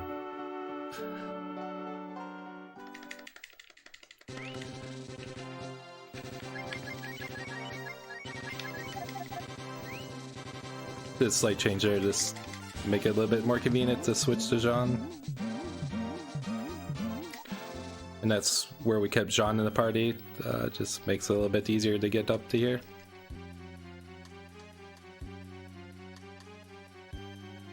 There's a mini game in here where you can get the spell, the Boombada spell. Something I've never been able to do. What kind of minigame is it? You have to match. I don't know. Can you explain it, Charles? It's a rhythm mini game. You have to tap buttons along to a beat. It is surprisingly tricky, but if you haven't practiced it, you won't get it. It rewards you actually with the powerful ability for, I think, 0 AP. It will halve the HP of all enemies, like, except for a boss. It's one of those things where if you're doing a casual playthrough and you just do it once, you're not going to win unless you, like, save and you're trying it again and again. Exactly. Yeah. It takes quite a bit of practice to actually figure out what the right. So if you wanted the Earth Shaman, you would have to donate 20 times there. Or at least 20 times. Alan Bakerthan put it a good way. Imagine playing DDR with a blindfold on. That's what it's like. Can I not imagine it and say that I did? Oh, needless to say, we don't bother with that. It's also not very useful because it doesn't work in... So... Yeah, thankfully it's not a make or break of the speedrun. Glitchless or any percent. What is it required in 100%? Oh yes, that is in my hundo category. Oh no. Also easily missed if you're not familiar, we went to Namanda and donated a bit of money to pray for a good harvest. You have to pray there 20 times, which means you have to donate 20 times. Again, no indication in game that this is how it works, and it's missable. So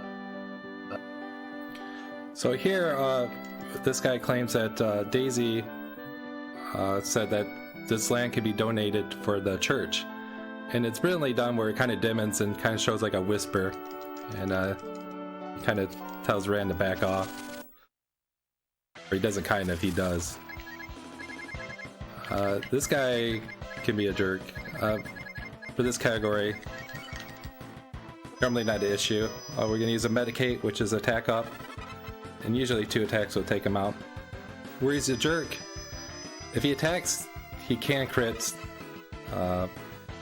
rare. But attacking once, he can do quite a bit of damage, as we just seen. And he's faster than us. So the possibility of killing Rand is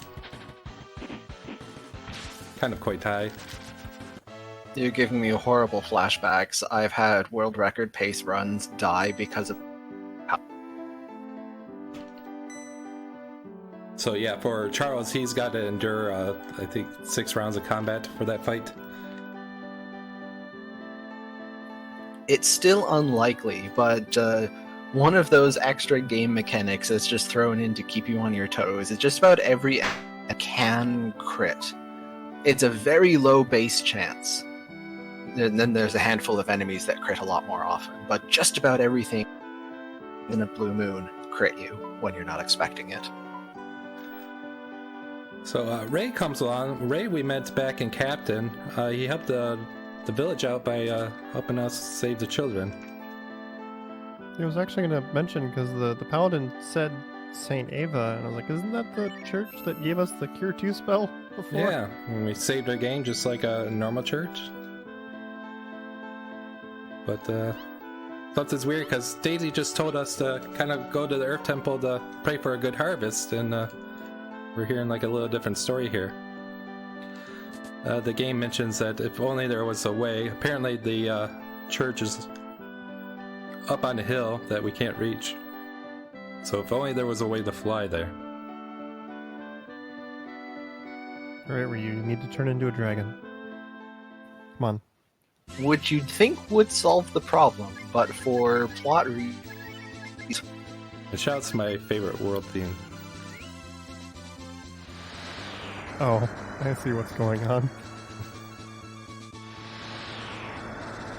Remember way back, like 3.5 hours ago, where there was some weird interaction and we took the princess Mina home, was talking to Nina like Nina was her sister, but the queen didn't recognize her? Yeah, all of that plot. It's come back! At long last. Gets her plot section. So we'll eventually need Cat for plot reasons. Well, kind of like when we took Jean for a bit. There's not a lot of XP that's going to be missed out on, so we'll just keep Cat along. But yeah, the guard's like, Nina who? Doesn't sound familiar. But the queen mentions to let us through.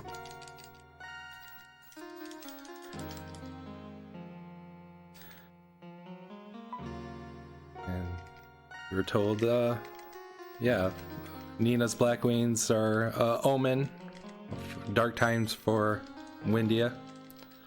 But we're gonna learn that her parents didn't have the heart to kill her. So instead they just sent her to hometown. And based on Nina's reaction when we first got here, where she just kind of went with the flow, and based on her dialogue here, you can see that she's okay. Like, she understands why her parents does it or did that. She has no resentment towards them. Mina, her little sister, doesn't know this. It turns out that the king is sick, and they're happy that Nina came. And we're shown another flashback. This one shows that it was advised to kill Nina, but they're like, oh, we can't, so they send her to hometown. And I like to always point out that this black and white cutscene has some nice orange candles.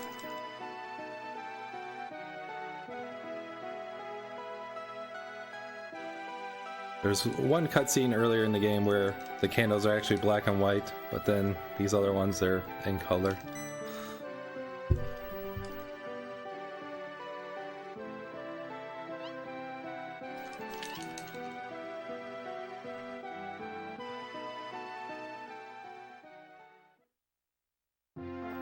And there's a messenger from Saint Eva here, trying to advise the king that he may get better if he spreads the teachings of Saint Eva.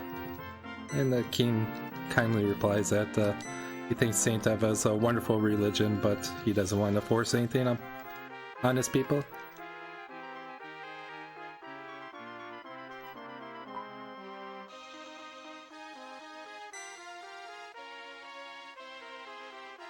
And the messenger kind of snarks at the king and kind of like, you'll regret this. The reason we're coming here, Nina's going to ask the elder if we can gain entry to the dungeon or the basement.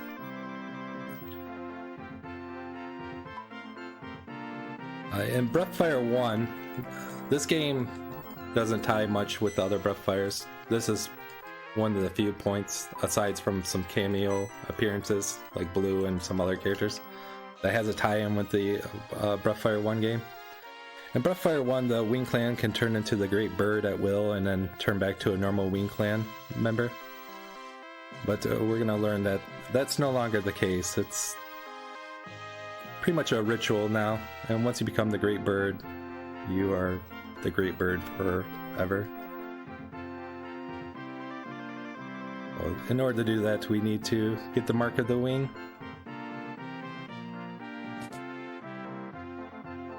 This is a part of the game that brings joy to many casual players because you have to do a small dungeon section with just Nina, the ever-frail black mage, who's not really well suited to one-on-one combat. No, she's not. Even for the speed run, she can die quite easily. And in a normal situation, her just normal attacks do almost nothing because you don't have the glitched weapon. That's correct. Yep.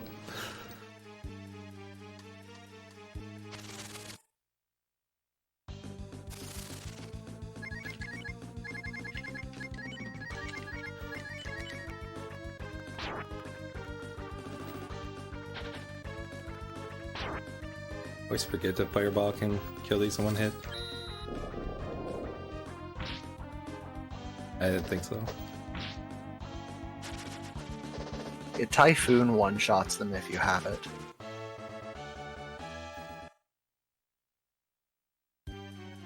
Yeah, of course things are weak to wind here, but it's kind of scary because Nina's a little doughy. Even though it's a 1 in 16 chance. Yeah, a little mini game here. There's a glitch in this room where if you start walking you can actually glitch through one of these boulders. In any percent, it doesn't actually help you because you need to come up here to get this treasure chest anyway, and first boulder you still have to wait for the second one to move. But if you go and look at the old tool-assisted speedrun that was recorded in, I think, 2011, they use it to save a little bit of time here. So here we get the wind robe. It's a powerful robe.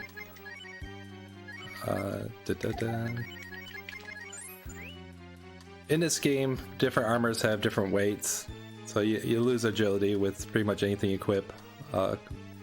There's very few armors that have 0 weight. Sten's quick clothes that I used earlier in the game are one example. This armor, it has a weight of 2, but it gets plus 10 agility. So we get plus 8 speed. It has a good amount of defense and also has thunder resist. It's mostly for the speed, but a few other benefits to it. Coming up, we'll have a section where there's a secret armor shop. It'll be the last time we buy armor. And we'll use the switch glitch to duplicate that armor, the wind robe to blue.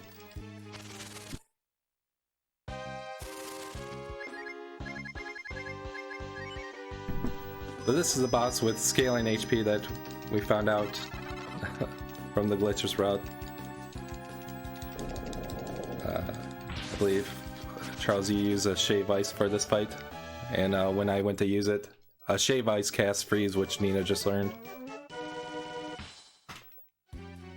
It didn't kill for me.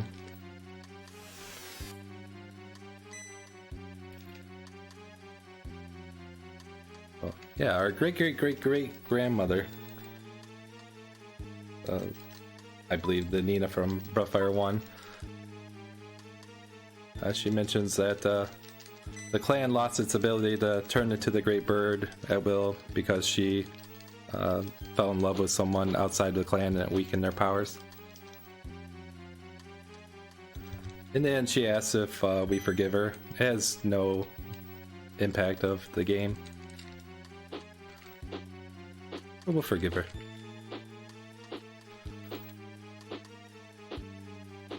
It's also the default option.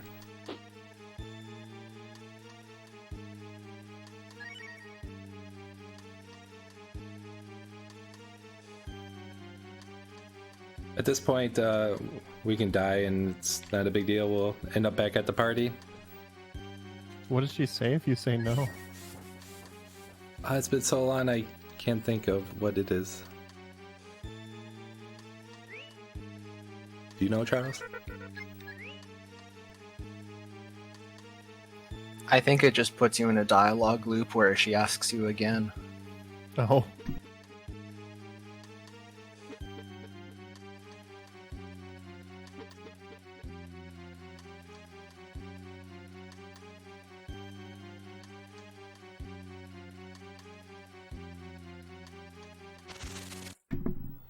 Is that what you were referring to? How it kind of points out the relationship between two characters in Breath of Fire 1? Yeah, there's a manga. I haven't read it, but it goes more into the love of the Nina and Ryu of that generation.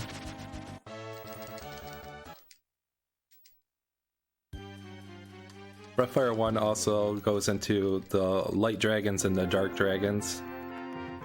Now, my headcanon that has a spot in this game, and I'll point that out when we get there.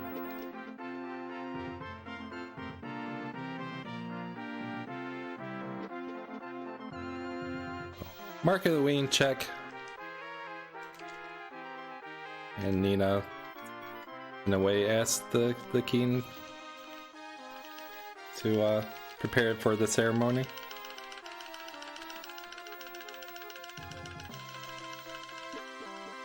He just asks if she's doing this for him, and she's like, no, I'm doing it for the world. And he's proud of her for that answer.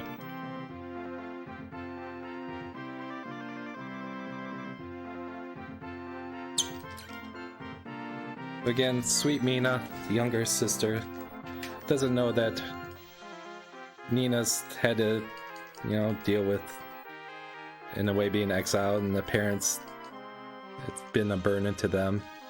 When we first got to Windia, she was all excited that her big sister was there, so she knows her sister exists. But here we see her giving a kiss to Nina and taking the mark of the Wii. Of course. That's what little siblings are for in JRPGs, is messing up your plans. Would have gotten away with it. So, worst guard ever here. One job.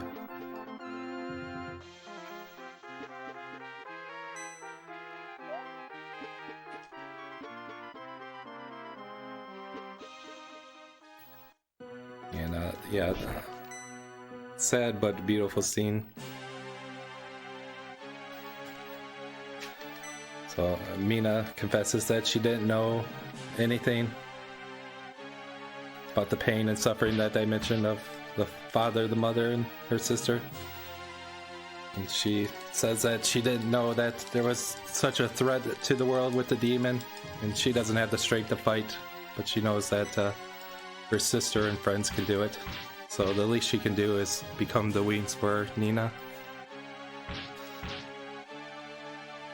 And says, promise me you still call me Mina even when I'm a bird.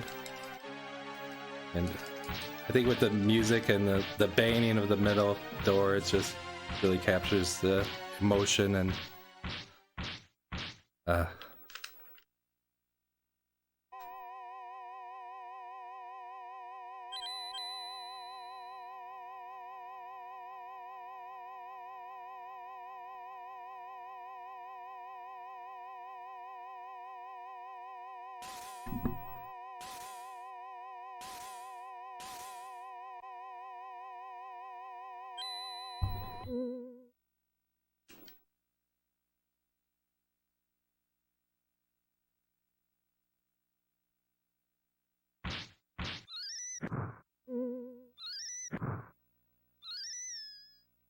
in addition to Nina's solo section, you need Nina to summon the Great Bird, and we'll be using that quite a bit. On top of needing levels for Nina to survive the final dungeon with her angel form. That's where her role in the party comes in, primarily for those. And Nina gives a little speech that she doesn't really have time to be sad. She can't let Mina's sacrifice be in vain.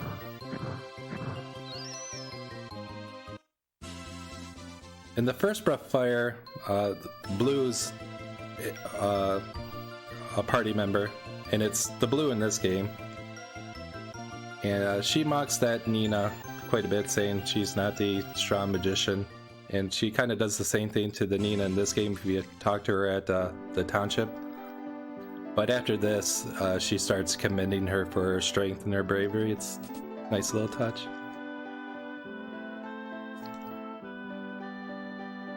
So we're at the Grand Church of St. Eva, and we're going to pick up our third and last Wise Ball. Again, that's a restorative item that cures 100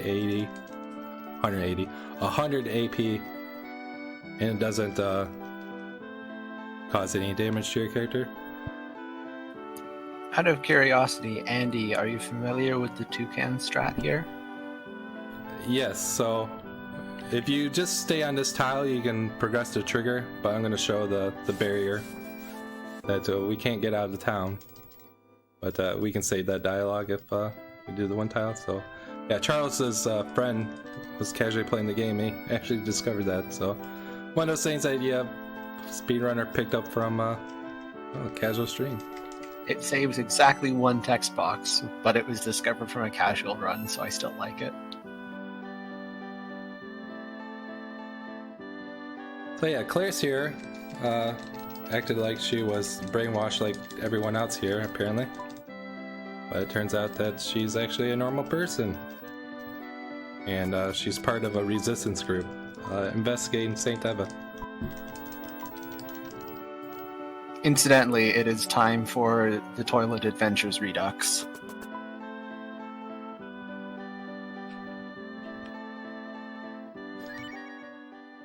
Yes, for the second time, we enter. The third elevator. So this dungeon can actually like loop forever. It's pretty much like a square, and then like the upper path takes you out of here. And the enemies are quite nasty down here.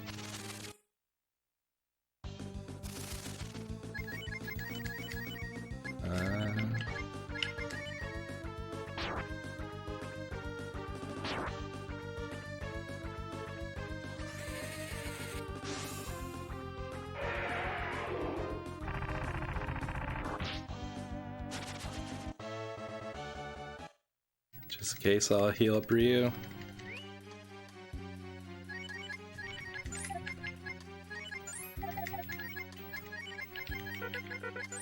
The fire rocks we got earlier, they're running out and they're not quite effective for clearing out a lot of the enemies now.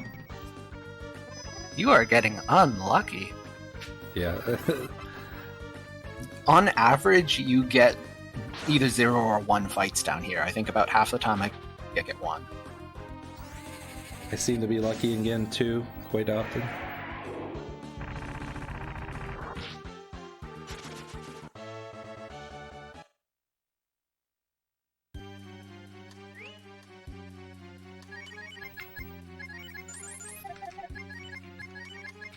I guess I could have revived the kitty.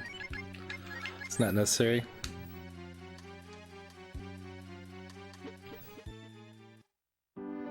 Alright, we made it out. So, with the Great Bird, the rest of the world's kind of opened up. There's an ultimate armor and ultimate weapon for Ryu. We're gonna get the ultimate weapon. It's better to get, for routing, it just works out better getting it a little bit later. But right there, getting the Charm Rod, it's the strongest fishing pole in the game, and it's needed to fish up the Empire Sword. But before that, we're gonna go meet the Resistance group.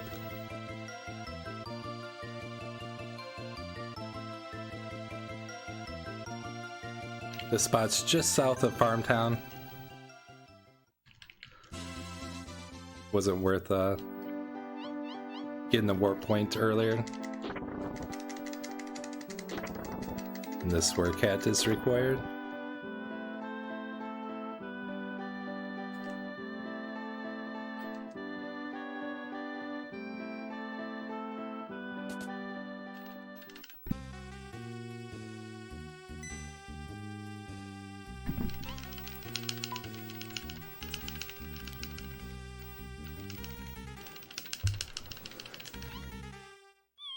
So, yeah, Taiga, the leader here, gets a little crush.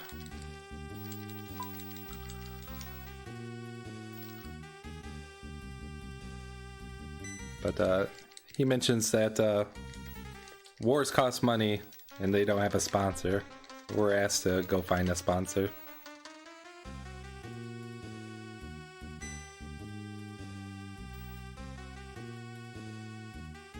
They went to Thieves' Tomb.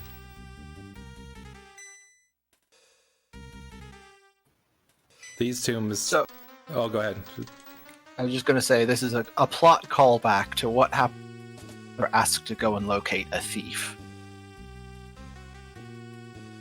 Yeah, if only we knew a thief. Might get a weird glitch here. The sprites flicker a different color there. We know more than one thief, technically. That's true. It's probably safe to say that Bo is not funding any revolutions. So, yeah, now I'll get the Empire Sword. The urchin that we got so long ago, the fishing bait, can actually be used to fish up this item. Which I always thought you needed to use a piece of gold, but that's not the case.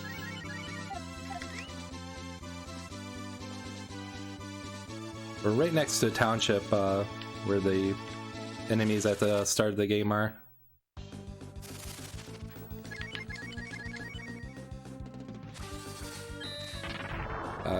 There's a limited window to when you can do this.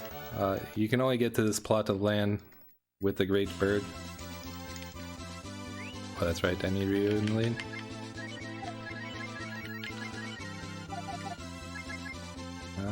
Quit. That's right.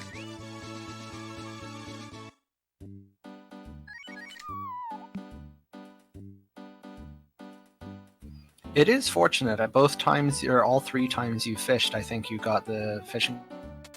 That's not guaranteed.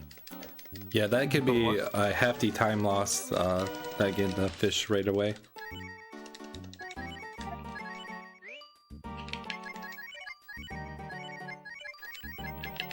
Is there a chance that like one of the fish will bite your lure there and just ruin everything?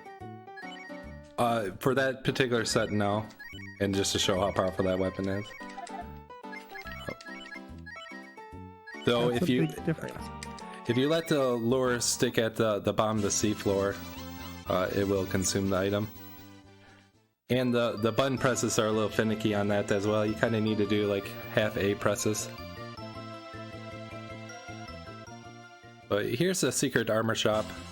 We're gonna duplicate the wind robe to a blue.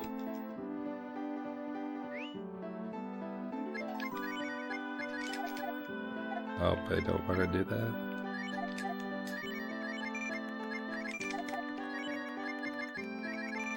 And then get some other armor for our characters. I'm not gonna bother with the cat.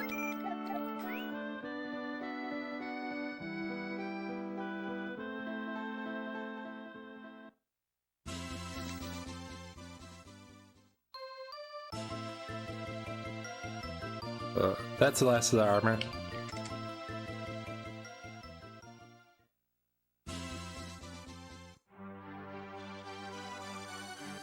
Here we're actually going to keep the encounter rate high. This dungeon is actually not that long, but you have a chance on these orange tiles to find the secret shortcut. Oh, you're doing... Yeah, this was something that I found when I first started the game, and I did a small sample size, and I would get it within like 1 to 3 battles. And the first run I did, it took like 9 attempts, or 9 or 10, and someone's like, "What are you doing?" I'm like, "It works, like it's supposed to be quick." So around, I don't know, up to 3 to 5, it's like a time gain, but anymore it's a time loss. And the world record holder like eventually found this and started doing it. And it's a great feeling getting it, especially within one. But you get those runs where it takes forever. You just question everything. That was 3 so far, right? Most I have seen is 23. 23. What? Yeah, that was a good time. Was that one of your runs? Fortunately, that was only during practice. Okay. But yeah, no, if that happened during a real run, I would have tilted off the face of the planet. It's convenient that pretty much any fight can be ended in one turn with a fireball. This is like one of the last areas where it's like a convenient area where you can just mentally know, hey, casting the spell will end the battle. Yeah, fortunately, I think every enemy here is weak to fire. Yeah, there's Yeah. one encounter where you need to use thunder. It definitely looks like it based on the damage that's going out. It's a lot of damage. So casually, if you're going through the dungeon, it's a little maze. It's nothing really. But there's tiles that will do something bad to you, and one of them is a trapdoor that will take you back to the entrance. If you have Nina in the lead, trapdoors she just flies out of. So that's where it's not really a big deal to walk through this dungeon. I'd rather keep it the old way, but here we are. I lost count. I think we're at 8. It's not too bad. It's a time loss and there's no recovering, but a little trade-off of some XP for Nina and Ryu.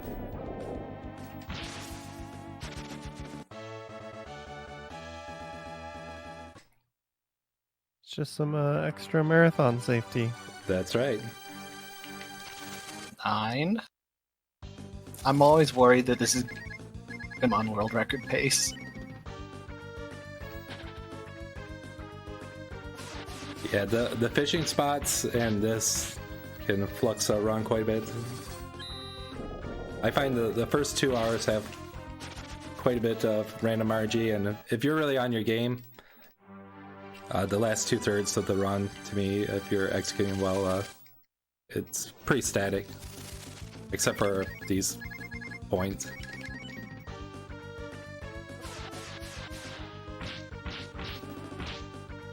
And ironically, I think it was the second battle, we got a moon drop, but we got bug moon drops that are infinite. Yeah, I saw that. There we go. Poop. 11th try is the charm.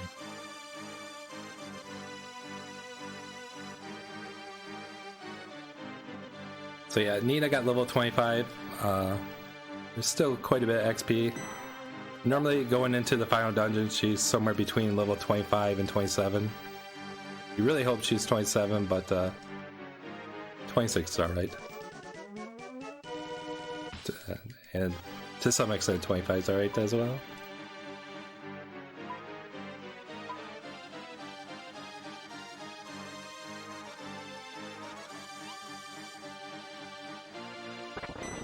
Aha!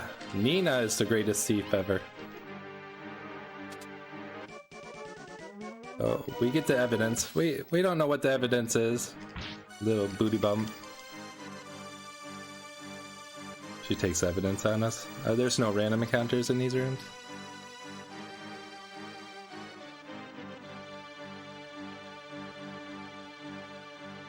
And then from here we're able to cast exit.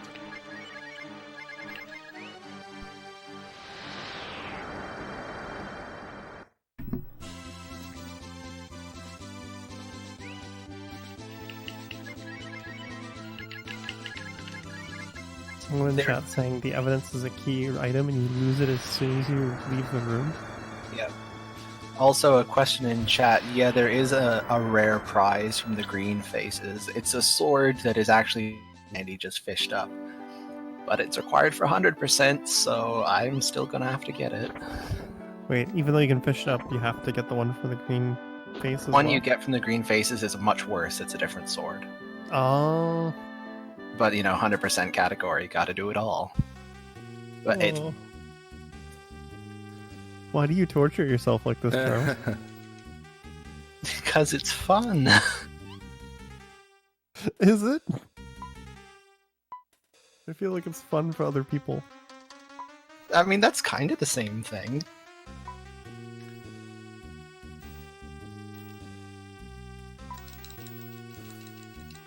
So yeah, Tiga wants Cat to marry him. He's like, well, we're the same tribe, it makes sense to me. Stop being a big flirt.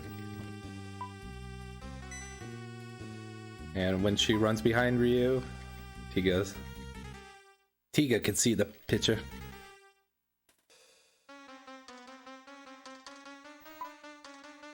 But he challenges us to a fight.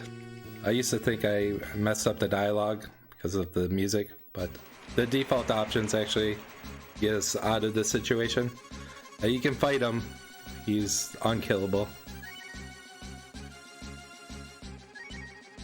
But we just say that you can have her.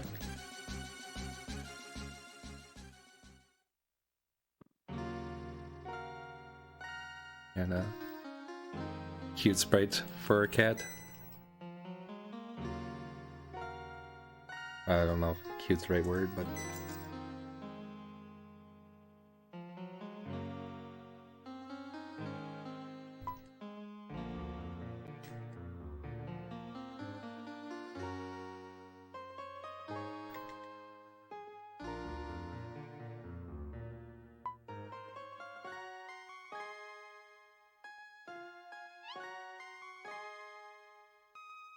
Tika don't understand.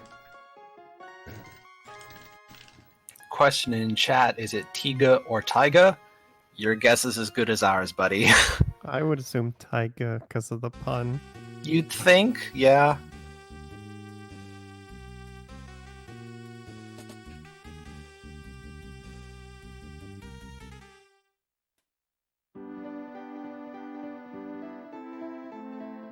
So the game doesn't give us the luxury of just putting in a fourth character. We could do the next dungeon with 3, but we got the mighty Ran.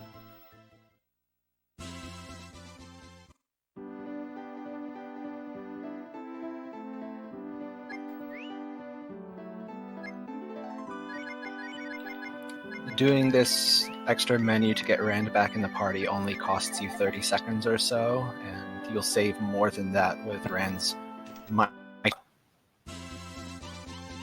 Yeah, because the next dungeon has quite a few spirit enemies. So pre-Moondrop wasn't as worth it. But definitely worth it now. Excuse me. Yeah, otherwise you're stuck using dragons, and after you use a dragon you gotta use fruit to heal back up, and I might still end up doing a bunch of dragons. We have the chance to cut those down quite a bit.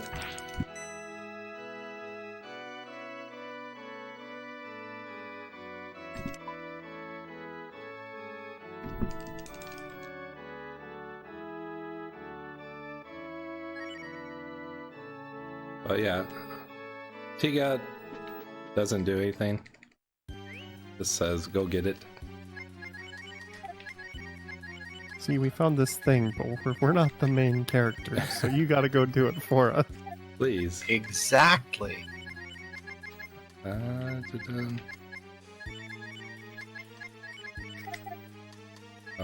order. This next dungeon from a video game lore standpoint, because there's a secret in here that was discovered about 20 years after the release of the game. What? Oh, it's unfortunate.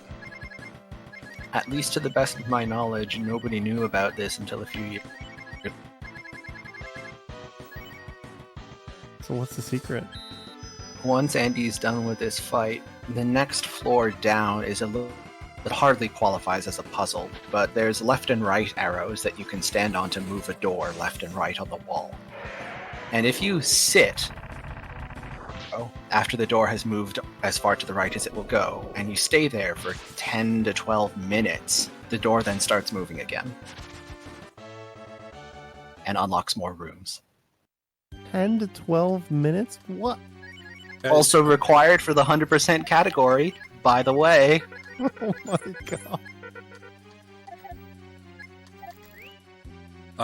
It takes 3 minutes to move it over. Is it only 3? Yep. Okay, I'm mistaken. I guess it feels like 10 to 12 if you're doing it while It routing. certainly does. It's one of those things where you wonder if like somebody was just on the arrow and then somebody calls them away like, hey, I need your help, and they walk over and then like the doors move and like, what? That's gotta be it, right? Because how else would you think of that? So yeah, there's the diminishing returns of damage. It's able to do it. Yeah, later on we'll have to get the Holy Shaman from here. And right now, if we do the method that Charles just described, you can get the Holy Shaman, but it's not worth the time invested to do that. So There's also a treasure chest that's only accessible that way, and there's a mini boss that doesn't occur anywhere else. So yeah, It's so weird. yeah, the Holy Shaman's tucked over in one of those hidden rooms, and then later on, after a certain plot, she ends up in the first room. No, you can attack. You attack. Didn't mean to attack with Nina.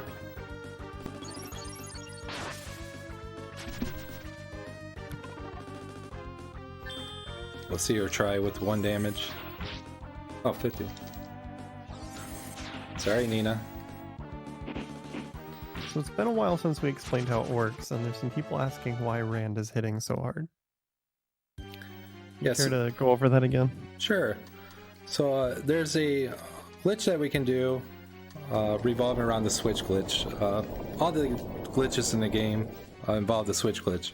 So when you're at a shop, you have the option to switch in, turn in an item. So if you have a sword and you want to upgrade, you can turn it in, and you pay the difference in the price.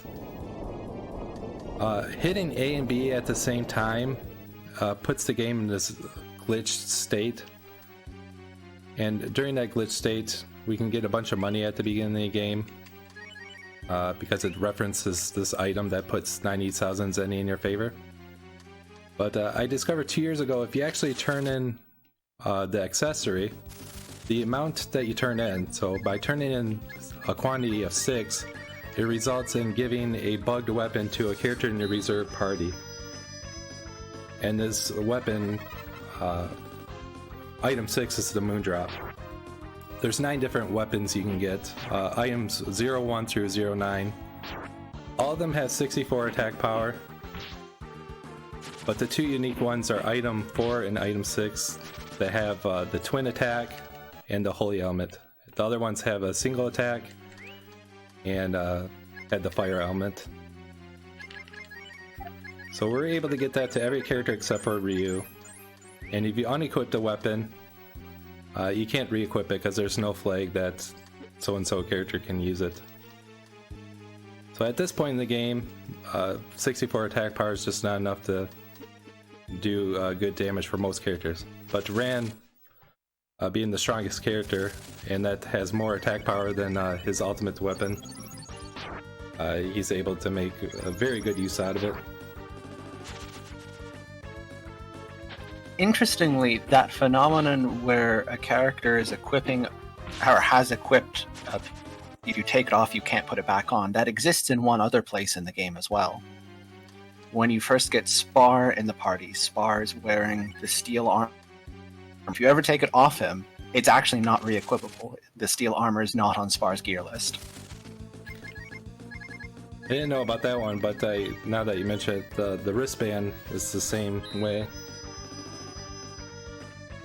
So yeah, it flags the item as a weapon. The game uses item ID 01 for an item and a weapon ID 11 for a weapon. So when used in battle, it doesn't consume the item. and we're able to use it as an infinite heal. So a lot of my characters have a moon drop, and then I have one vanilla extract in my inventory, so that I can use it as a heal.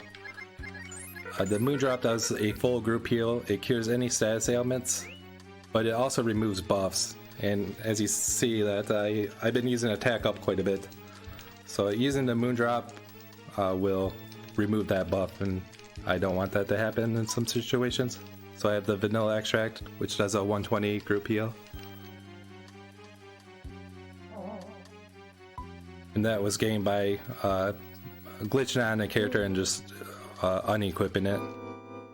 And it's in my inventory, and anyone can use it as item. Can't equip it, but can use it. Charles, you want to explain this first fight and the second fight here? The first fight is just a bunch of zombies that he throws at you. They're weak to fire, so this will not take very long. Fight. The actual boss himself is probably my favorite sprite plus boss name combination of any in the game. It's just a... You'll get there in a moment. So yeah, these guys just have over 660 health. Just opt to use the dragon, because they can sap the AP from Ryu. The next guy's got 2500 health, and Nina's at 26, that's great. Both the zombies and the boss here are undead type enemies, which means they take double damage from holy and double damage from fire. The strongest things available, so they go down quick. So has this guy been saying he's been killing all the followers that come here because it sends their souls to St. Ava? Yes, he I did. think driving insane first and then killing, I believe. Yeah, it's not very nice.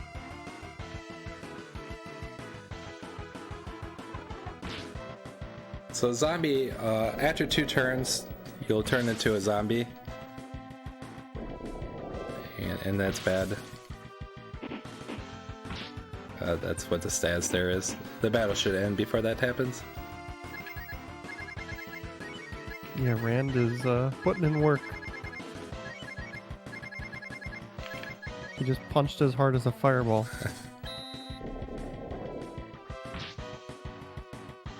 So that fireball didn't crit, did 226, where the fire rocks, the guarantee crit, were doing like 370. Or 330, not bad.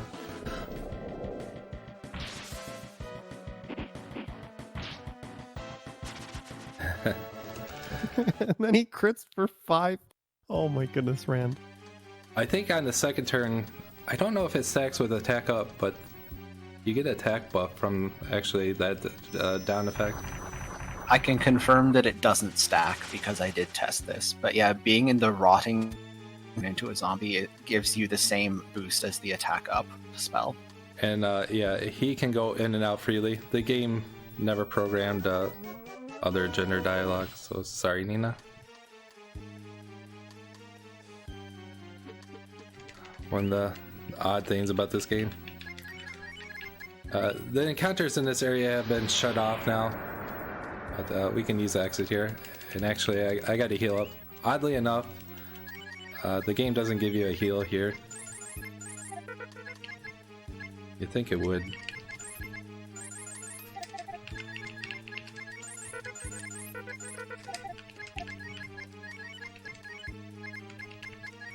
Just clearing out a few more things.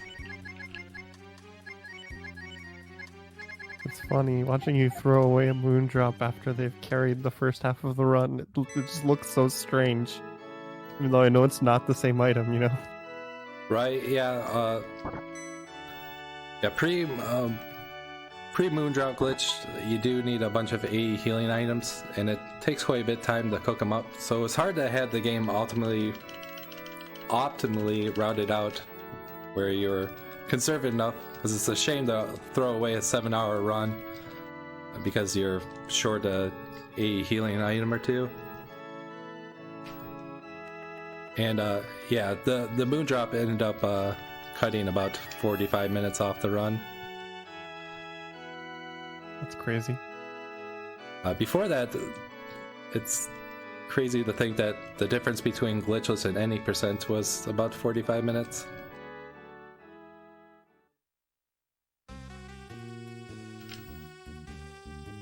Andy and I have been running Breath of Fire 2 for about 3 years now, I think.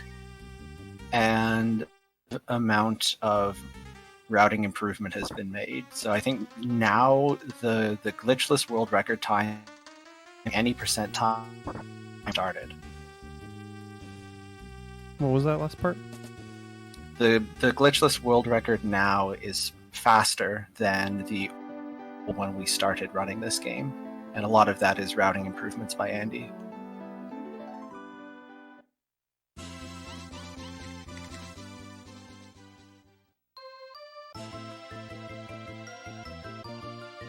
So, oh, go ahead. I was gonna say, do you have a moment for me to cut in? I'll just make one comment here. So we're ready for the grand assault of the church, and yeah, I'm gonna do a little bit of shopping, so go for it. All right. So it's just been a bit since we've done the announcements again. So just want to cut in and remind everybody this is the Community Spotlight. It's a show every Monday where we show off different games and game communities. Sometimes we'll show off multiple runs, but today we just got one long run of Breath of Fire 2. If you think you know a game that would be good to show off on the Spotlight, you can type !Spotlight in chat. There's a Google form there you can fill out to suggest a game. But besides that, just want to thank everybody who's tuned in and remind you that Hotfix is funded in part thanks to your subscriptions and bits. We would appreciate it if you would consider subscribing to support future broadcasts.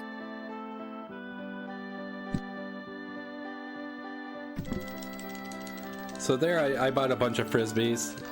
When used in battle, it casts the sonic boom spell. But for cooking, I'm going to make 2 different items in a little bit. One's a biscuit. It's a group heal with defense up. And then another is a stat item that increases speed for a character permanently.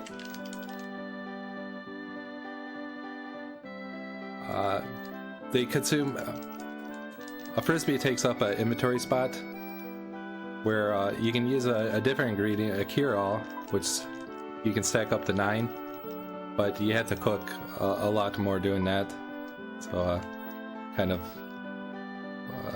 condensing the inventory and having frisbees saves a good amount of time.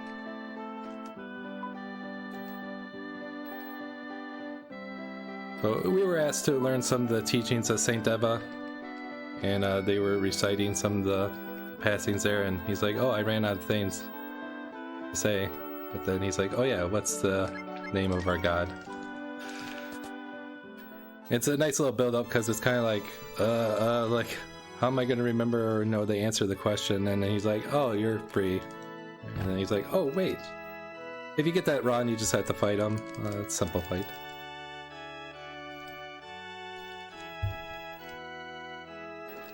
So here's the grand moment.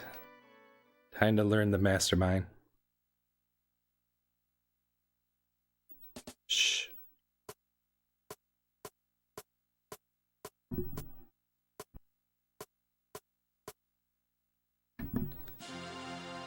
Oh good, happy music. There's a message.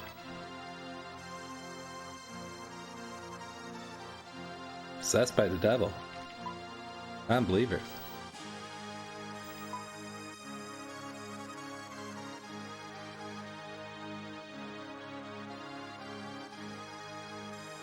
Oh good, he found it.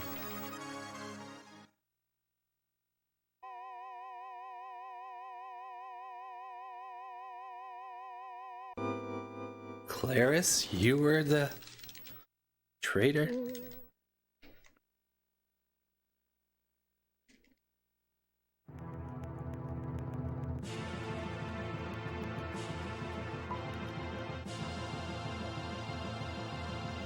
And yeah, it gets dark quickly.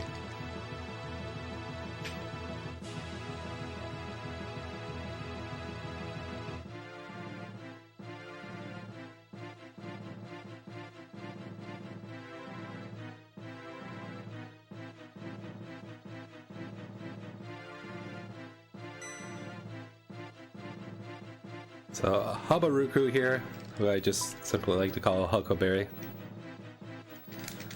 does a little mind reading on our Claris and finds out about the resistance group.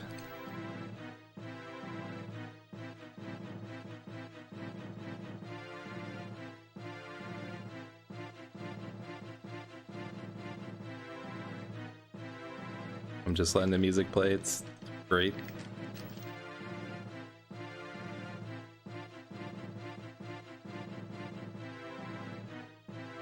I like how even while pacing around, his arms are perfectly to his sides.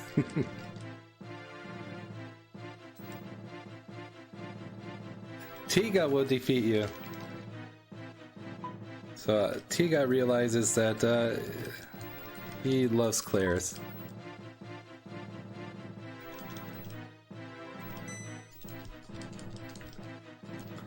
Even though he knows it's a trap, he's actually going to do something for once. He keeps saying he's this great leader. You haven't seen him do anything. So, about time.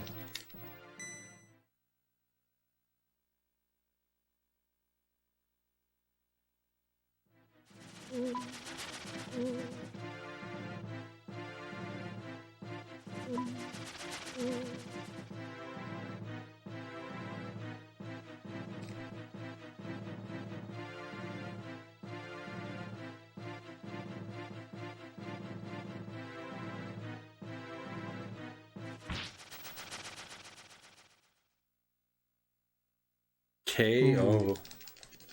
The black and white. Yeah, this scene's just...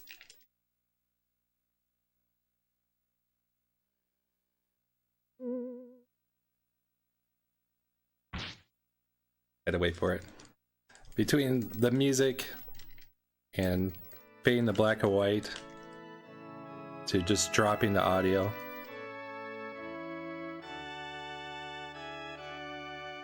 Scene's done well.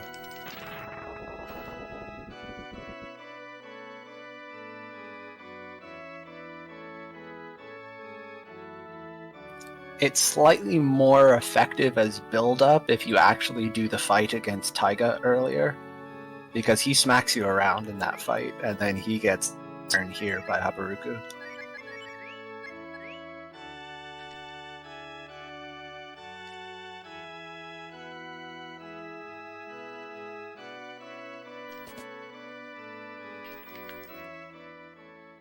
The tragedies are not going to end there.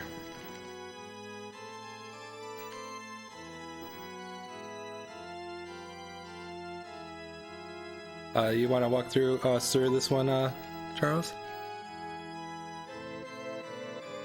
So the big reveal is that it turns out Rei is Habaruku's adopted son, not to put it.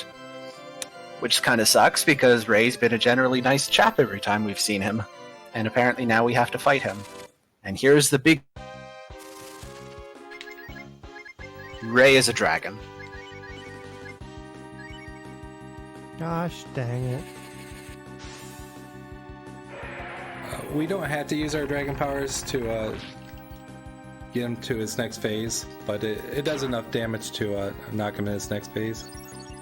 And our combination of gear on Ryu makes him faster than Rei. Once he does his breath attack, we're going to see that it awakens a new power within Ryu. And for this one time, to end the battle, you have to use the Kaiser Dragon. It says G Dragon, but in the other Breathfire games, it's Kaiser Dragon, which is the King Dragon.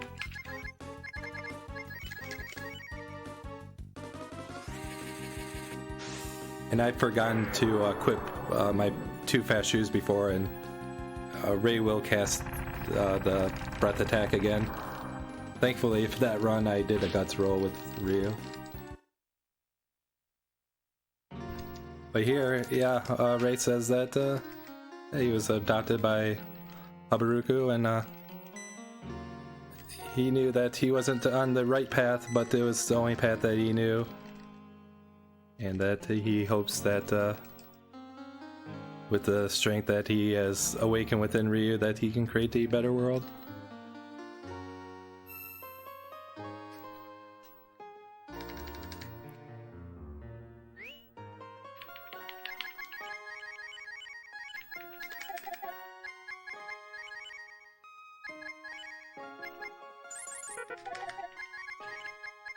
Still waiting to hear your theory on the light and dark dragons.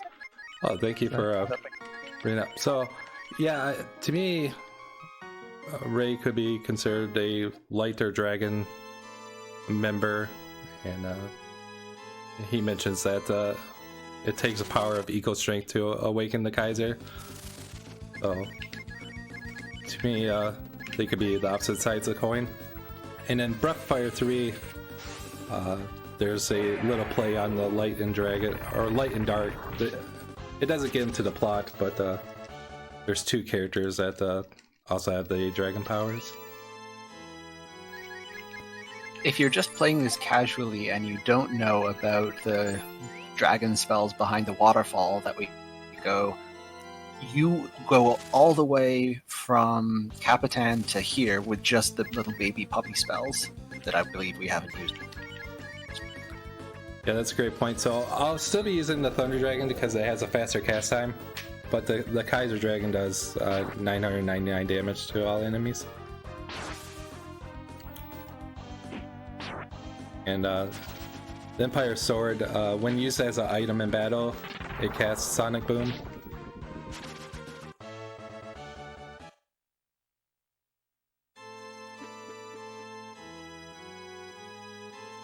Ram Mom.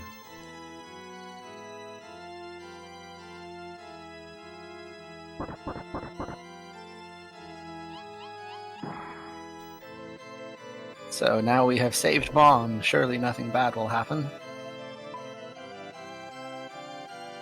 Mom, I'm trying to save you.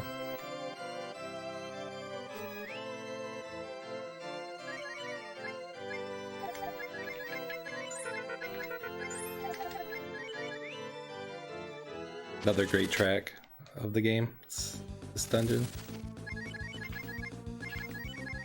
That paladin looking mob, it has a really high defense even for Ran. I'm just opting to use the dragon. Even with the attack up, he can't one-shot him unless he gets a crit. I'm not sure if you've noticed, but in Nina's spell menu, Cure 2 are right beside each other. So every time Andy goes into Nina's spell menu to use Cure 2 to heal up, he has to be really careful that he doesn't actually select exit and fuck all the way back from the start of the dungeon. Yeah, I did that at the end of the final dungeon in a run. That sounds like something that anyone who's run this game enough has done at least once. It's the kind of thing that you do then you never ever do it again.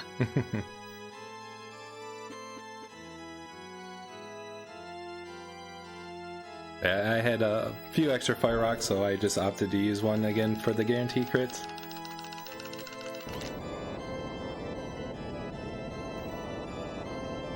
I better hurry by standing here. Oh no. Ruh-roh, Raggy.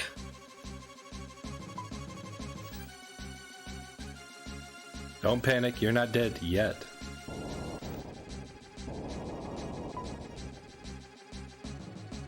Nina, do something.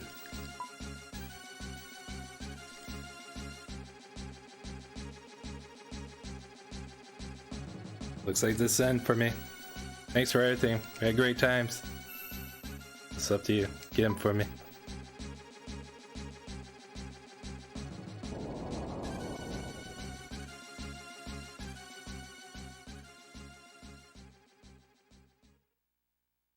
Dane.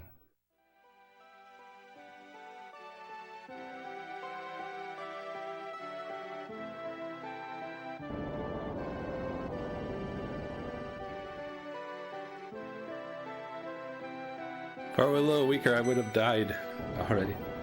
And Ram Mom pops out of nowhere. What are you doing in a place like this? It's not time for games, you dumb kid.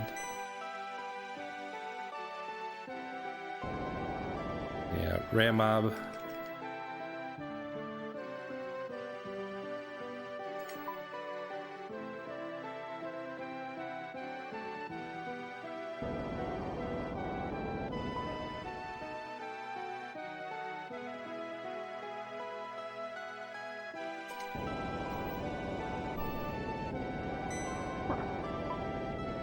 Mom! What are you doing, you dumb son? Go quickly. You should always listen to your mother. You still have things to do, don't you?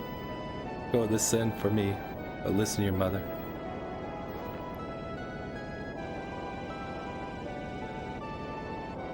That's right, you're a good boy.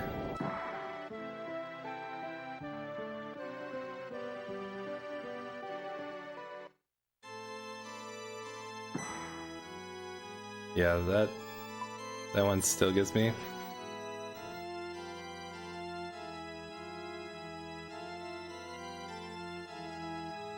Yep, I have nothing about that scene. That was just tragedy from start to finish. And that chest is actually a weapon for Ran. But his Moondrop is just better. But the Moondrop's better. It does have an item. It is an item that you can cast a spell, the bomb spell. But again, it's not worth it.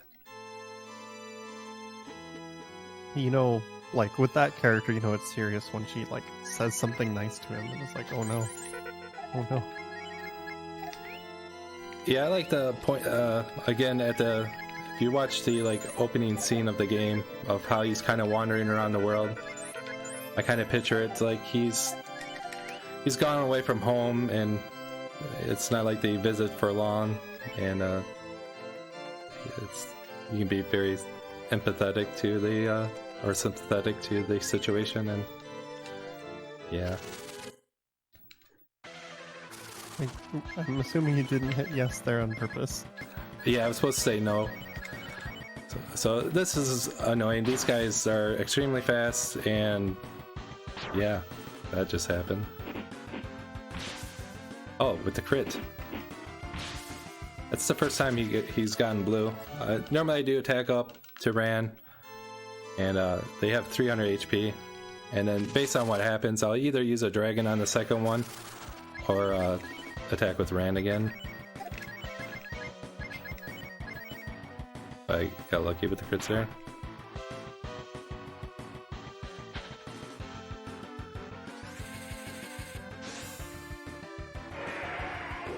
It's rare to see blue down.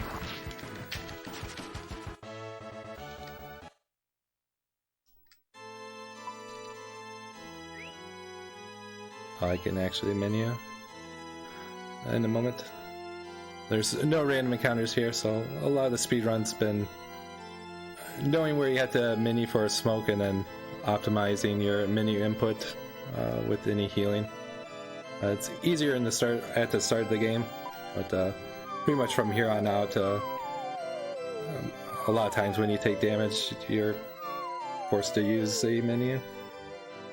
We should jump off the cliff after Yes. him. Excuse me? Like, go get him. Gravity is really just a suggestion.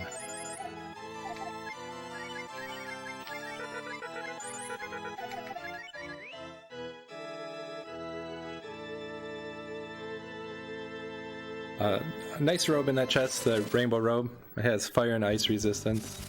But, we're good with our wind robe.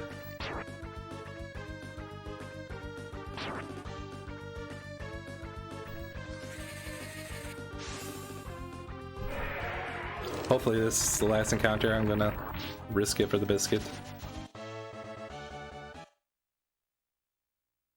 What flavor? Barbecue. A little puzzle here.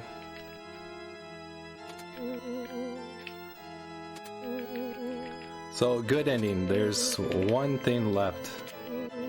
And Charles, I'll let you take the reins on this one. Well, strictly speaking, there's 2 games left, and I make this distinction because I have once forgotten to do one of them on an otherwise world record run later, but that was embarrassing. The important thing is we are going to meet somebody we recognize.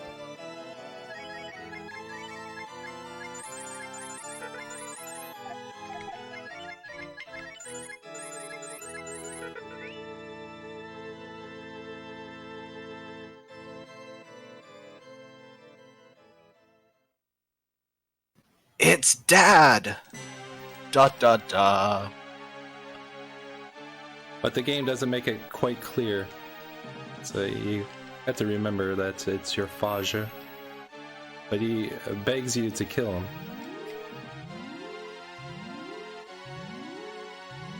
Spoilers. Don't kill him. That's how you get. That's how you get what? The bad ending? Strictly speaking, it's the neutral ending. There is a worse ending, but you don't get the good ending if you kill Dad here. So we're going to use 2 ice chunks. We're actually going to see a puppy spell. And Nina's going to defend. So the one eye casts Cure 3, which that's what the vanilla extract does, a 120 group heal. Another eye casts Flame, and the third eye casts Freeze. In this battle, your father doesn't have much HP, so if you just come in here and Kaiser, which is probably what most people are thinking, you're going to kill your father. And that's a nasty trio of spells that they're using. The bottom eye is weak to ice, so the combination of using 2 ice chunks is going to kill it. The left eye is weak to fire. It takes a little bit of chip damage from the hails. And then the fire puppy actually does elemental damage, so instead of 256 it did 512 there. And this is going to kill the bottom eye. Ooh, adorable ice wolf puppies. Yeah, when you crit tail, it gives you puppies. Another problematic part of this fight is once you kill an enemy, it defaults to your father. So if you have like everyone attacking one eye, you're like, oh, I'm playing it safe. Well, once you kill it, it'll default to him.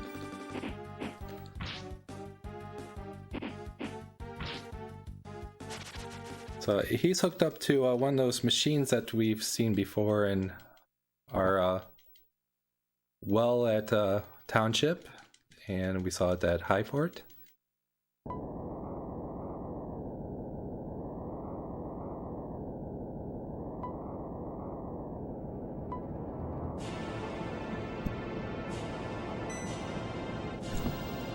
So if you end up killing him off, you just cast exit and you end up outside of this church. But saving them, we get the little Easter egg.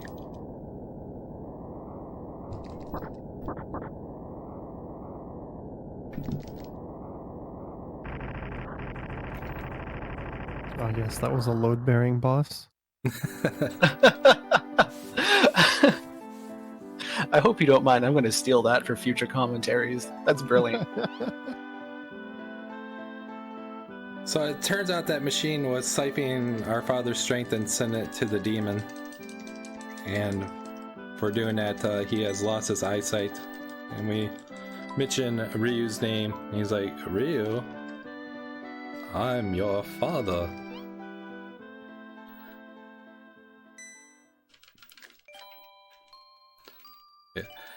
Yeah, at the beginning of the game, met our father and sister. But when we came out of the woods, they were gone and everyone's memory was wiped out in Gate. No one knew who we were. And this is a subtle detail. This is something I just picked up from multiple runs. When we start off the game, it's black and white and it fades to color when you come into the scene. But here it does the opposite. It starts in color but then goes to black and white. It's a nice little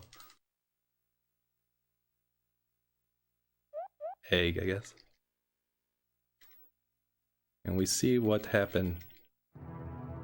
The demon that was attacking the memory of the wise tree wiped out everyone's memory and made that one old man spin.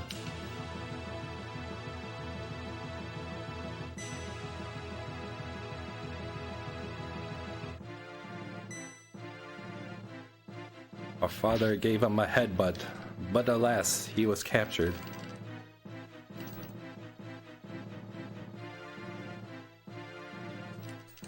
So the believers Saint Eva, they've been sending energy to the demon, and then there's a siphoning of energy going on with the father. He mentions that we got to stop this. And it gives a hint about trees and other living things, which ties back to Gate and the mission we were given a while ago.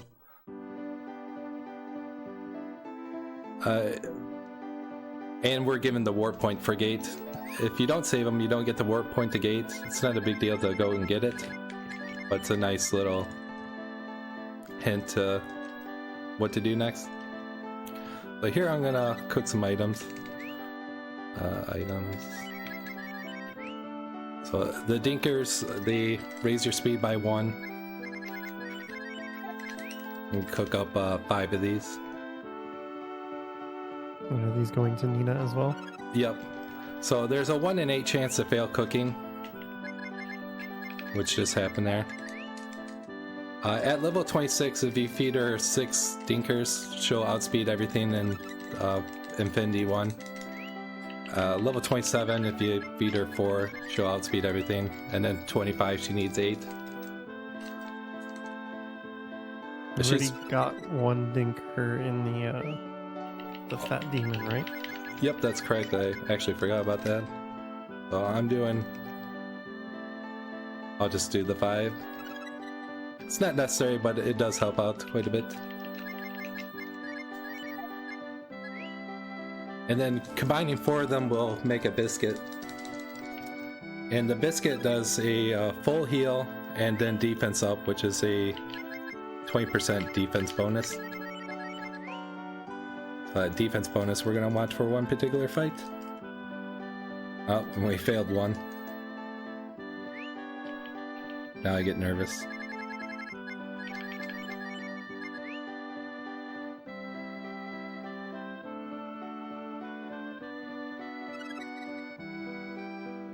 I think I only got 2 more. Yeah. I'll make another one because it's a event. I could get away with the 1. So, yeah, our father said, never hook me up to one of those machines. But, this is the last part of getting the good ending. At some point, you have to inspect a well, talk to this gal, and save your father. And then once all those are met, you can come in here. I once forgot to do this on a world record run.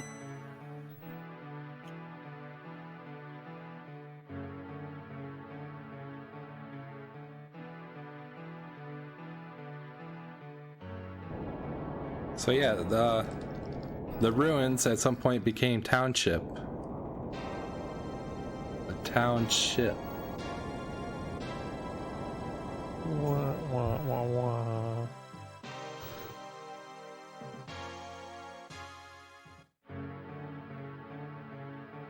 You can't land us where the Empire Sword was. There's not a big enough spot.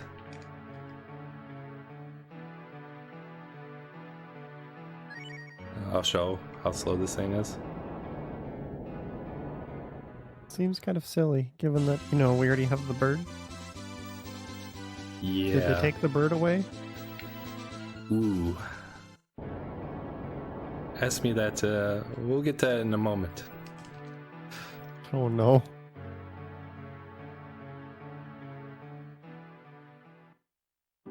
So, actually, your question's fitting. If I progress the game any farther, we're gonna lose that ability. But before then, we want to get the Holy Shaman, and actually, I'm gonna make a detour to get down to get a few more frisbees to make another biscuit to just be on the safe side.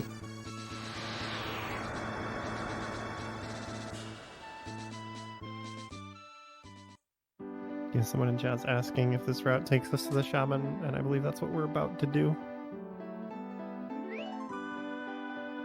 Yeah, we only need to collect 1 more shaman because we want Nina's transformation, which uses wind and holy. We already got the wind from the Sky Tower a long time ago. We just need to get the holy shaman. Yeah, it's the only fusion we use in the run. The Water Shaman, even if we could have the Water Shaman and the Earth Shaman, there wouldn't be use for him. it's finally at this point in the game that you can get the soon we can get the devil shaman. The devil, holy, and the earth are kind of like the gatekeepers for the majority of the cool transformations.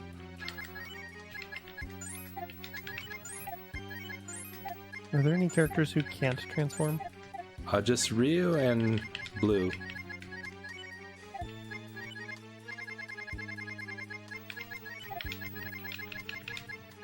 Go back to here. Actually, I should heal up because again, I didn't get a free heal.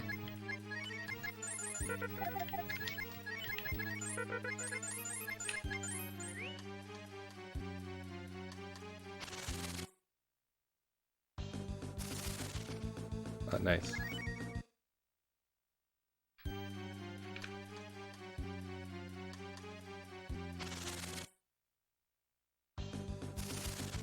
Oh, this is odd fight, but nice. So again, we could have got the Holy Shaman earlier. Wasn't worth it. She was tucked away in a room a ways off. But now, once we go downstairs, she'll be in the first room. And we It would also have required standing on the arrow for 3 minutes, right? none of that's needed now for whatever reason. I don't know if if it's one of those things where the game programmed her spot to be off to the side and it was just the way they did it. We need a boundary break video. I wonder if maybe like those rooms on the side were just like programmed off the map, like if they were Like placeholders. yeah, placeholder stuff, and maybe like that mini boss was cut content. The shaman's just chilling there until later, and it's not supposed to be accessible, but for whatever reason the door just keeps moving. And if you sit there long enough, it accesses those rooms. Where it was a developer thing. Yeah, there's a good chance that that's the case. We talked a bit about the sequence breaks earlier and some of the weird flags and how the game doesn't update when you think that it would. And one thing I found with doing the out of bounds glitch is that if you go to Bondo, Cat eventually knocks that hole in the wall. But by the time we get there, if you went there early, it's a solid wall and you can't go through there. But with the out of bounds glitch, even though you're not in out of bounds mode, the game has it as a solid wall, but it's not programmed to block you, and you can actually walk through it and get the Holy Shaman right around the time where we did the whale. Unfortunately, it's not worth it. Jean, just using the Holy Shaman, can transform into his fusion character. And he's got a cool ability. Chop, he can store energy for one turn, and then his second turn he'll do 999 damage to all enemies, except for our boss. But it just doesn't have a place in the run. So here, the father here said that the trees must be dying because of this dragon. So they set a bomb off. And it unleashes these demons.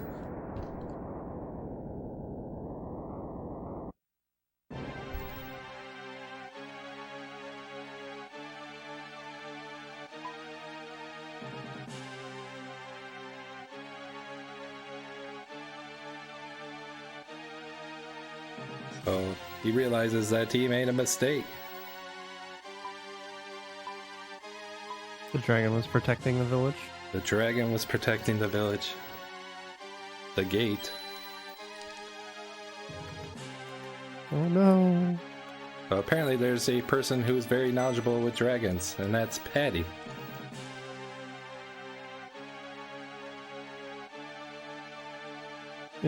If he knew that there was somebody who knew a lot about this dragon, why didn't we go talk to her before we set bombs to try and kill the dragon? That's a great question I never thought of. I love it.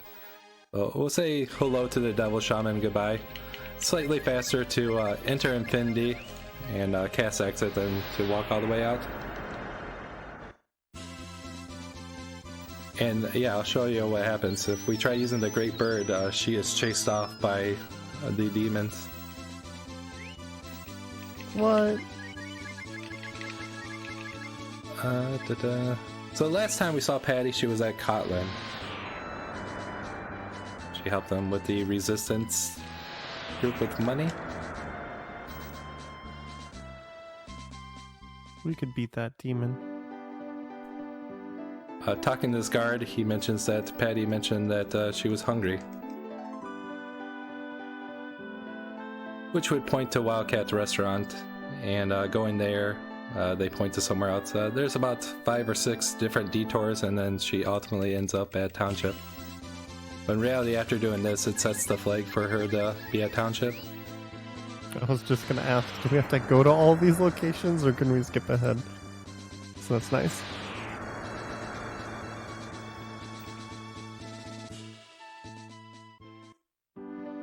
I'm gonna cook that last biscuit up.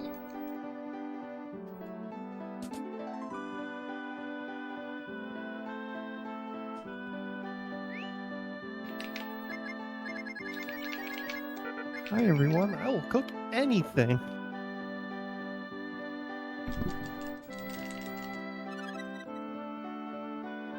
Yeah, this is definitely the best carpenter to get. For my glitchless route, which proved to be slower, I cooked a bunch of gold bars and there's other stat items.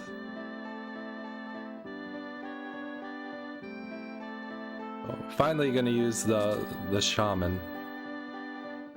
And that chest is an item that will cancel any shaman form. One more dinker there. Nina got level 27, so she'll be faster. Do you need explanation? Yes. Alright, let's join.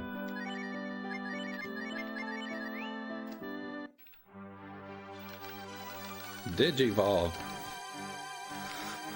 Is it a digital Digivolution or a regular one? DNA Digivolve. To Angel Nina. Oh, her stats are increased. She gained, I think, additional AP.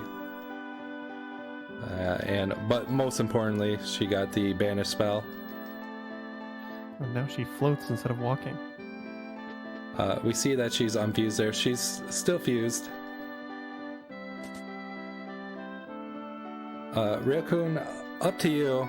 I got slightly under an hour left. We can do a break. Yeah, we can do another break.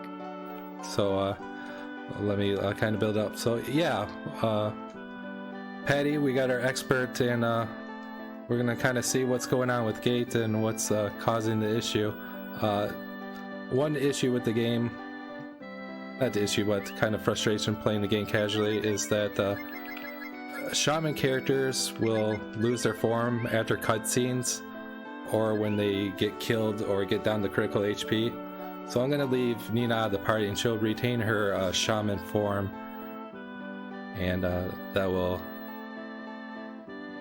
it's a little bit quicker doing that. So I'm going to leave it on the world map here. Just under an hour roughly of gameplay left, so I'll take it over. Ryokun, please. Okay. Just as a reminder for people who are tuning in, but after we did the last couple of breaks, this is a thing we've been doing on Hotfix for long runs. Just encouraging healthy behavior because of these showcase runs. It's often not, a world record attempt. So we're going to take a break, get up, we're all going to stretch, get some water, just take care of ourselves a little bit, and we encourage you to do the same. It's not healthy to sit in your chair for too long. So we'll be back in just a few minutes after this wellness break, and we will finish out the run. So we'll see you in a few minutes.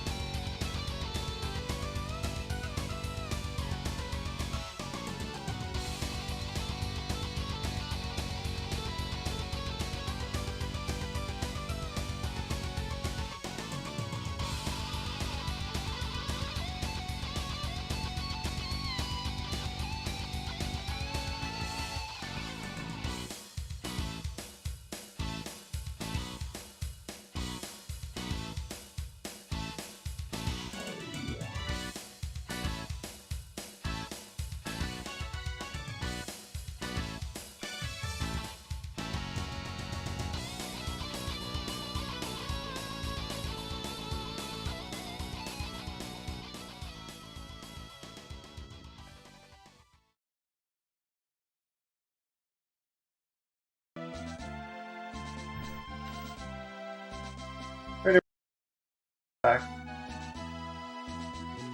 We are back from our last wellness break of the run.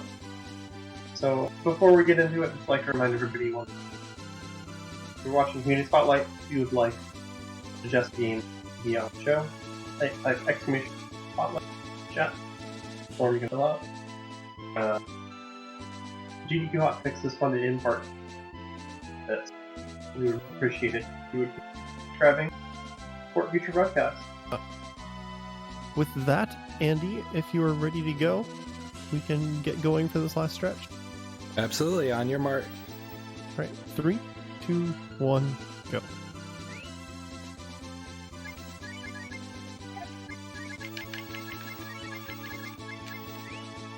Alright, gate time.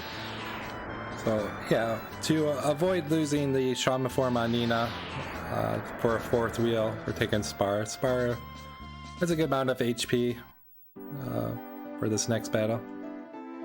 I'm going to save the game as a safety precaution, as it is possible to end the run by selecting the wrong option and getting the bad ending here.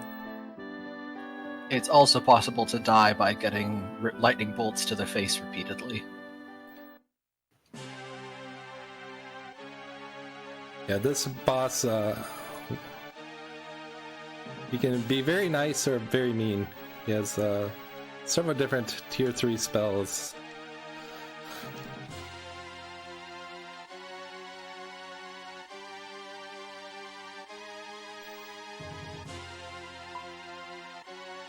The dragon's still with us.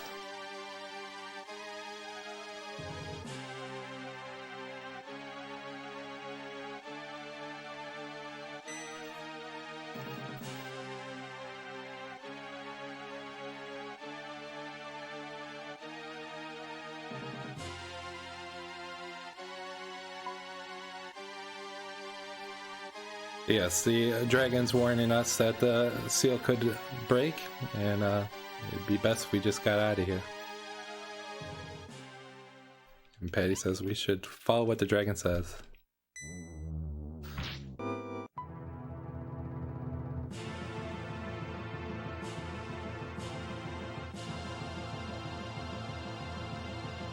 But the village priest was actually Habaruku all along.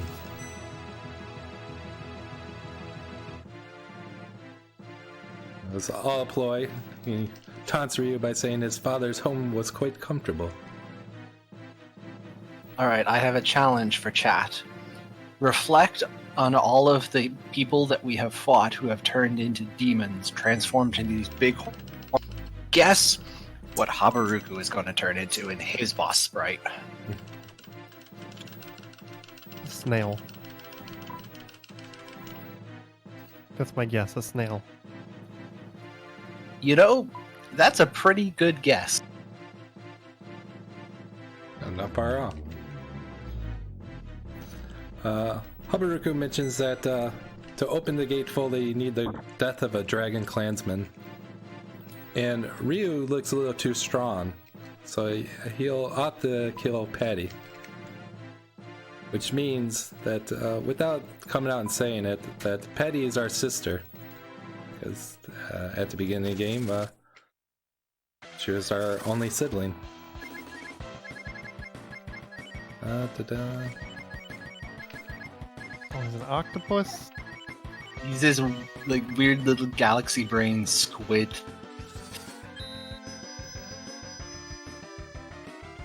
Habaruku, which is oddly called Babaruku, is going to be a jerk. This first time in a long time that it's actually used a tier 3 spell. He's got all the big spells: missile, hail, fireball, thunderbolt. A lot of times he'll just use drain AP on blue. I guess it's still a cephalopod, huh?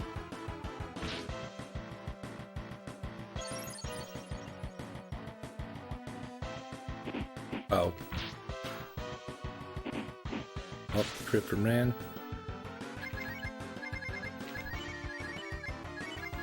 Oh, no. Oh, the second turn, going to follow up with the semi Kaiser. This is not going to do the max damage, but it'll do a good amount to Babaruku.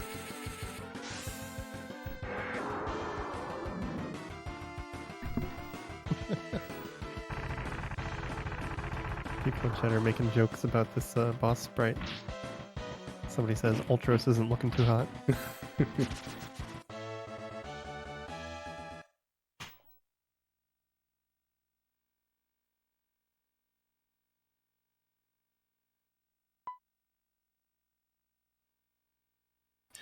I always found it weird that, considering how many deaths he's responsible for and how much you're supposed to hate him, he has such a threatening boss sprite. It's true.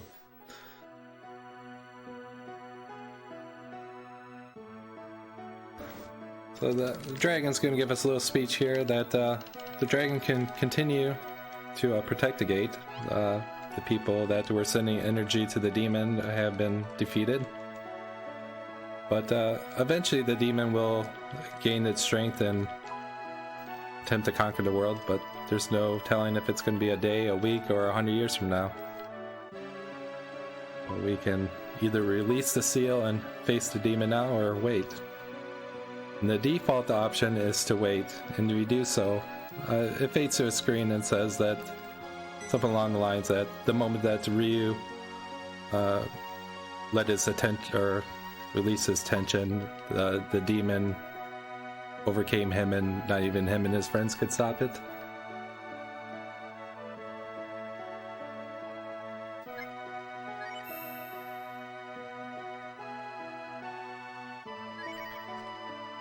And I mentioned this a long time ago, but yeah, the text in this game scrolls very slowly, but holding B, it speeds it up. If you're not careful, and this is something that's learned the hard way, tapping B will also change your answer. So you kind of get in a habit where if you let go of a B for a moment and you're not thinking about it, and you go to, if you accidentally tap the button, you can default to a different option. I screwed up many dialogue boxes like that, and many runners have fallen to that.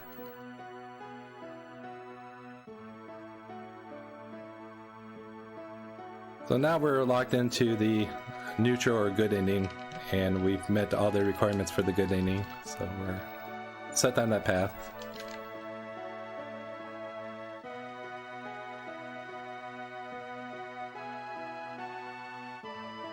And it turns out that the dragon was actually Ryu's mother.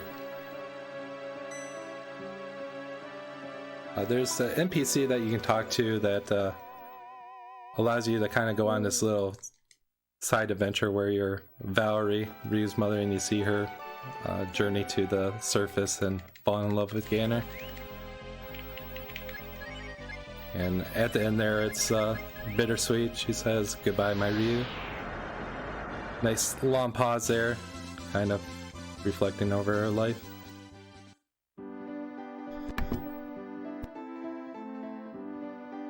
So the door had to open through the death of the dragon's clansman, so it was your mom that dies. You got it.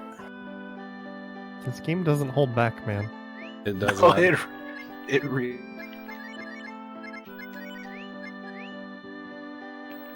So, yeah, after the during the prologue, you're teased with this long dungeon, this large immersed dungeon, and it's called Infinity, and you're about to see why. Casually, I would say it kind of stinks because finally you got shamans, and it's so long, and you're very likely to lose your shaman forms. But for the speedrunning, it's quite fitting, and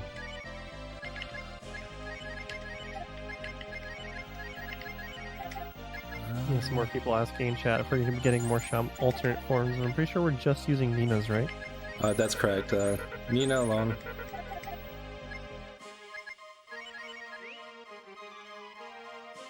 For Rand's transformation, you would need the Earth Shaman. Okay, donating to the box 20 times. That's correct, yep. Yeah, he turns into a armadillo creature. All the shamans are really cool. Oops. These enemies are very prone to death, so I'll use death on one of them just as a little safety measure. Banish has a chance to fail.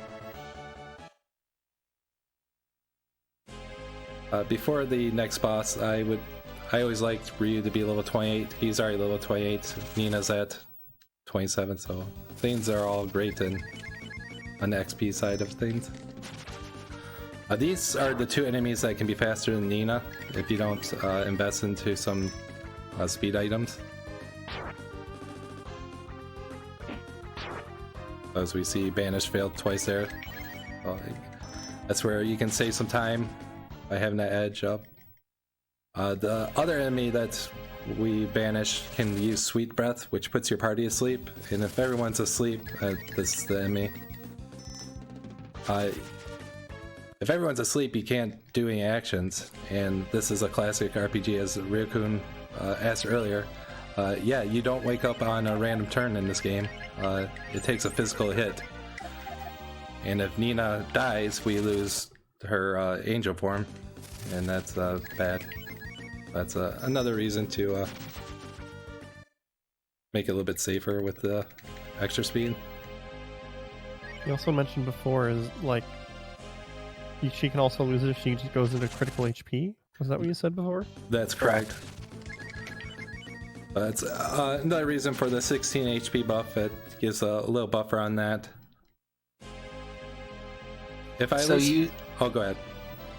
Using Nina for badly consistent.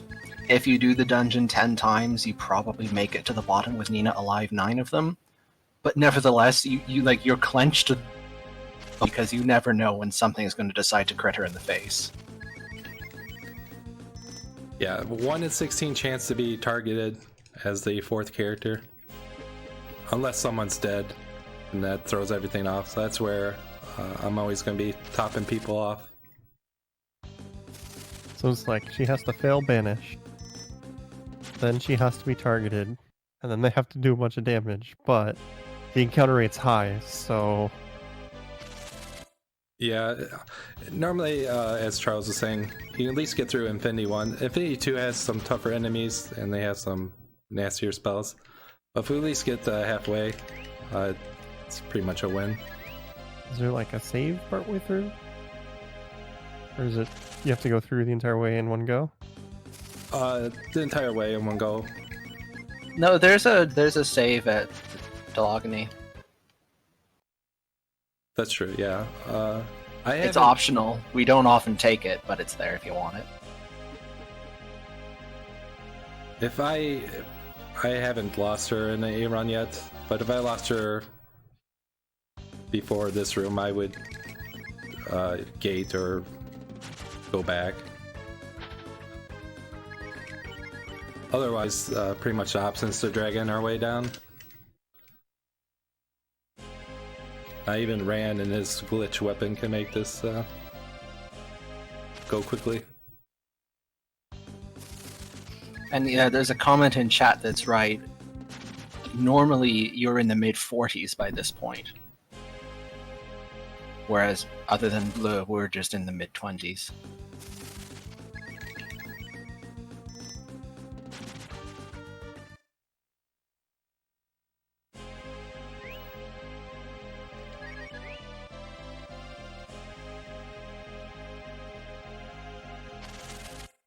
Yeah, and it just seems like the encounter rate in here is just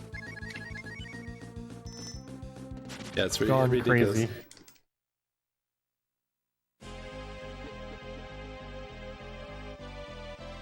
Of course, it's quite the maze and tempted with all kinds of goodies.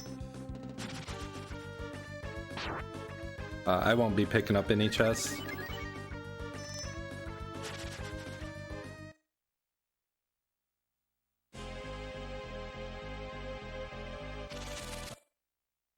It's being really mean. These guys will often use a double attack, and they hit very hard. So it's nice to get the one out of the way for her with that.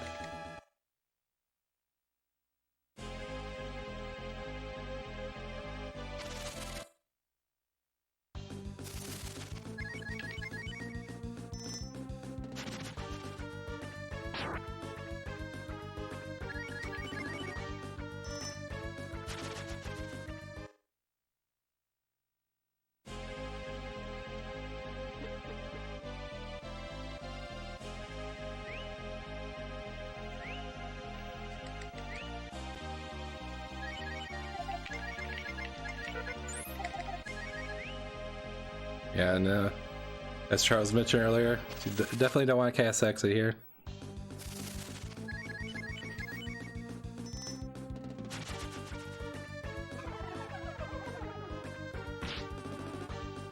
It is nice that the Banish is just an ability she gains, so that you don't have the long spellcast animation, you're not using AP, etc.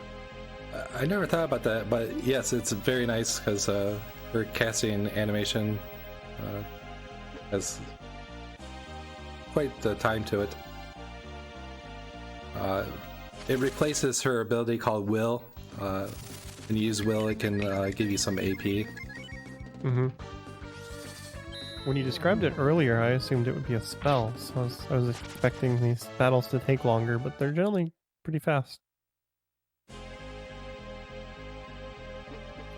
If you want something fun to consider, once upon a time, the any percent route for this game, rather than unite Nina, got the party as fast as possible and tried to naturally run from these fights. Oh no.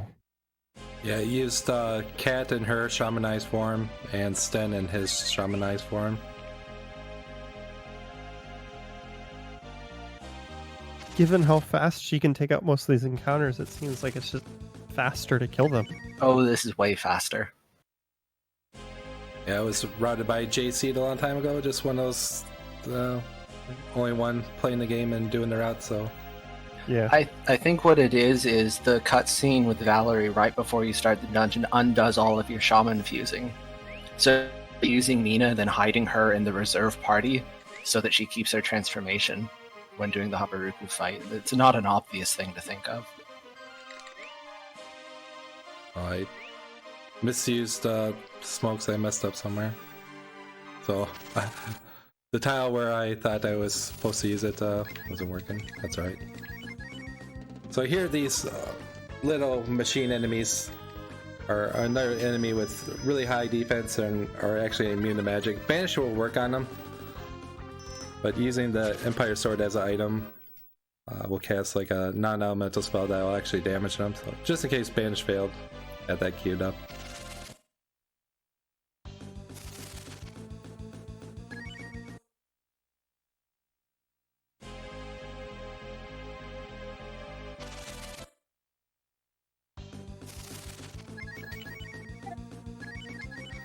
This is an enemy that can be quite mean to Nina. This is the last big room before reaching Dogny. That's kind of like the halfway points, a little bit more than that.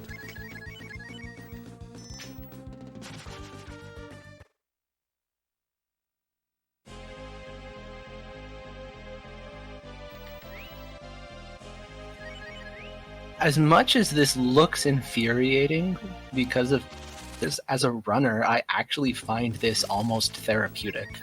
Because you just get to banish everything. Get out of my way. I'm trying to go fast here. I can see that, after struggling with random encounters and them being a pain behind for hours at a time, you just now have Nina to tell them all to go away. It feels so good. And it doesn't even defeat them. They literally run from her. This guy can cast Fireball and Fire Breath. She fails Banish twice and he decides to do 2 casts can be bad. The chest that's literally a tile away has a weapon for Ran that we pick up in Glitchless. But again, doesn't have twin attack and slightly less attack power than the Moondrop.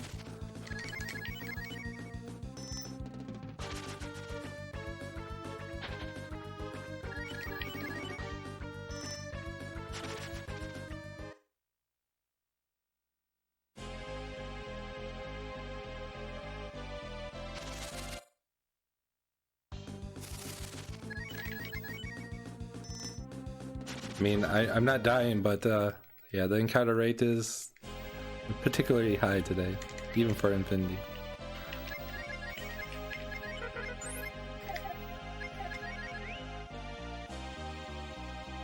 I just have this people in chat are like having fun inserting things that Nina would be saying, and in my head it's "Away with thee." Be gone, you foul demon. Well, I guess she wouldn't say it in a voice like that.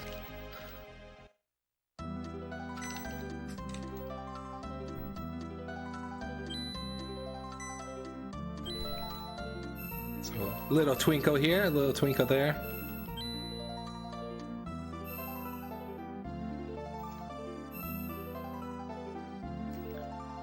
But we're gonna learn In the about it. Oh, go ahead. In the upcoming misclick will cost you 15 minutes. 15 minute. What? Or rather, sorry, no, I missaid that. The old guy in here, if you accidentally talk to him, it costs you 15 minutes. It's a 15-minute text box. Ooh. Yeah, that goes through the cutscene that I was describing earlier, that you take control of Valerie. You have to talk to everyone here, and you find out that she's going to the surface to find out what's going on. And you see that she falls in love with Ganner. Which is actually a fantastic addition to the story. It gives essentially the backdragonist, or his backstory. But fortunately, it's optional, so we can skip it. But we learn of it, the final boss of the game. It's it. You know, it never occurred to me, but should I make the Valerie story mandatory? For 100%? Yeah. I mean, Whoever floats your boat.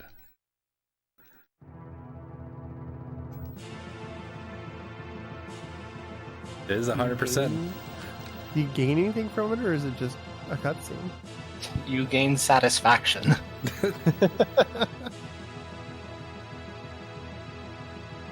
So yeah, this is what you see in the prologue. It teases Infinity.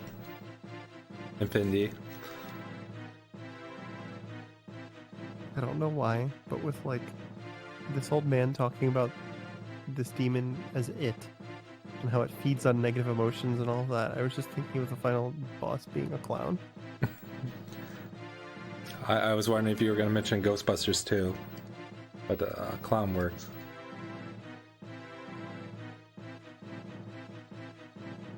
Yeah, they mentioned that it's the offspring of the goddess Miria. So in Breathfire 1, you fight Miria, which is... It was dubbed here in the original. A little connection to Breathfire 1. Again, there's not a lot. Breathfire 1 and 3 are kind of married more than any of the Breathfire games.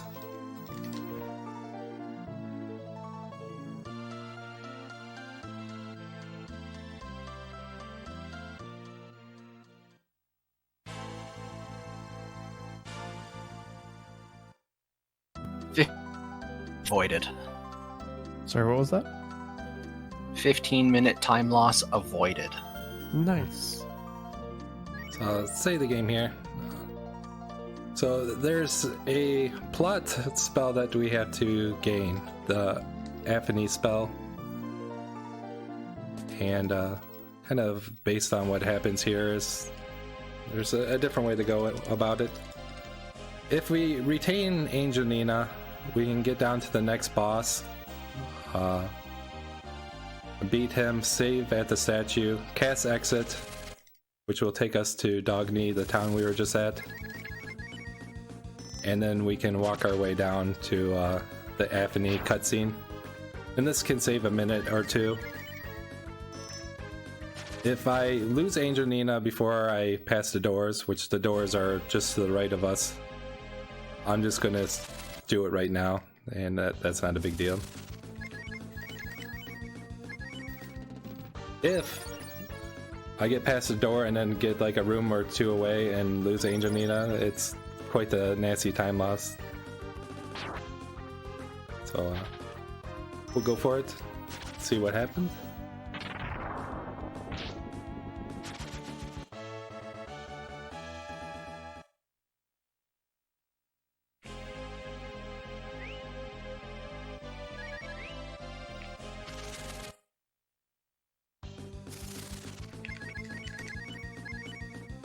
Really, everything's... I don't need more levels. But I could just defend with Nina. Take that XP.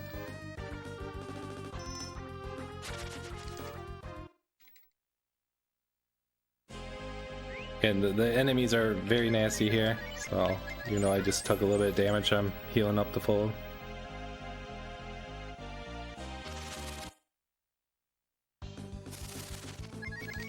And here's an encounter we don't want to see. If I get double hail, it's good chance goodbye, Nina.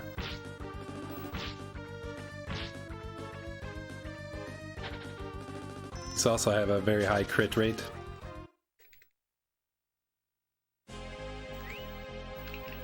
That enemy can drop Cat's ultimate weapon, the Meow Staff. That's a 1 in 128 drop. There's a lot of enemies with ridiculous drops like that. That encounter is quite nasty too. Those guys can do Fire Breath, which does 50 damage to everyone, and have a high attack. This guy's quite vulnerable to death.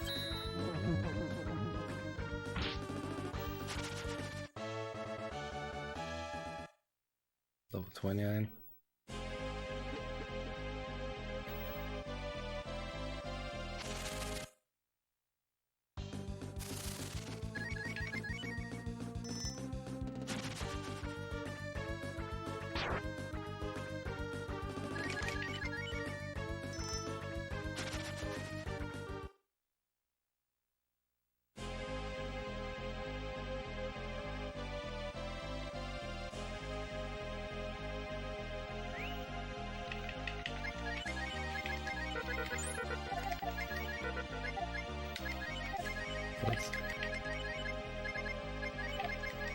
Yeah, a few different ways to get to the next boss.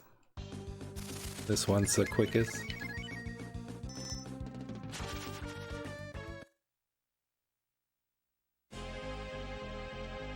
Two more bosses left. The next one is the true final boss.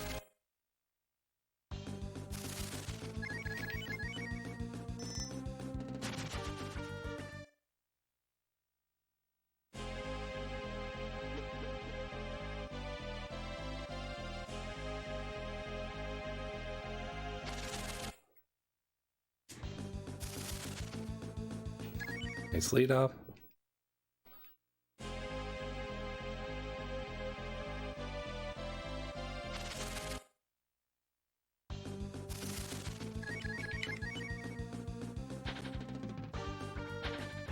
The 1 in 16. Oh, nice dodge.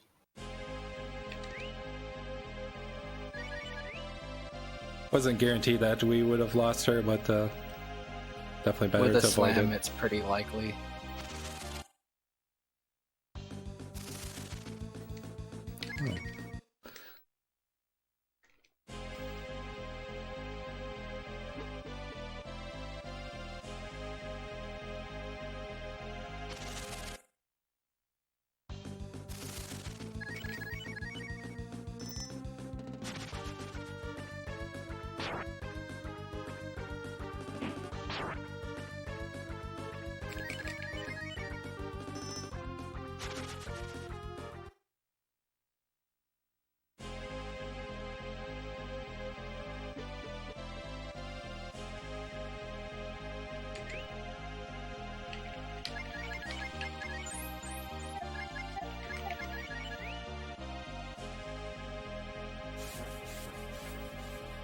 The moment has arrived. I will give this to Charles. I actually need serious time because I really don't want to mess this up.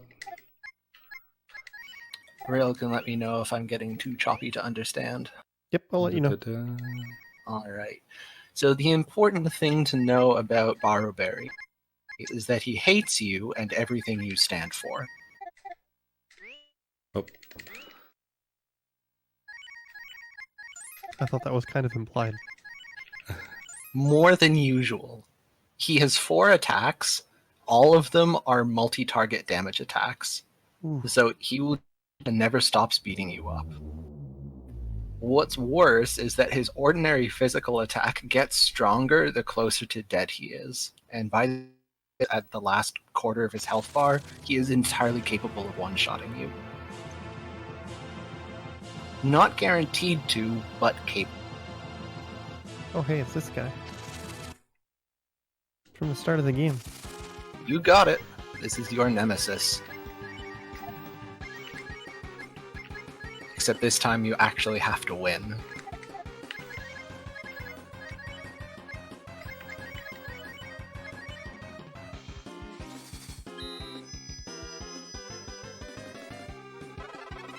So yeah, 2 phases here. The phase 1, we got to do 1251 damage. And then we're given a decision to fight him solo or as a group. Is there any benefit to fighting him solo? For the speedrun, no. But he does give you... he does start with less health, but he does not ease up. As a point of interest, strategy actually does accept the solo fight.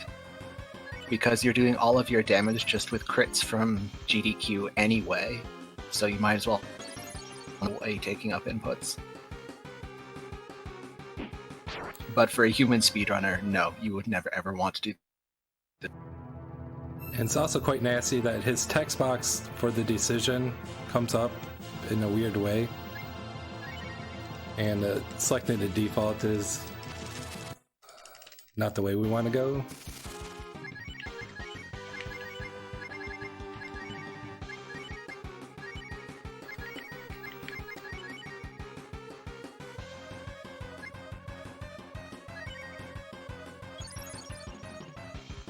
So 5,000 HP.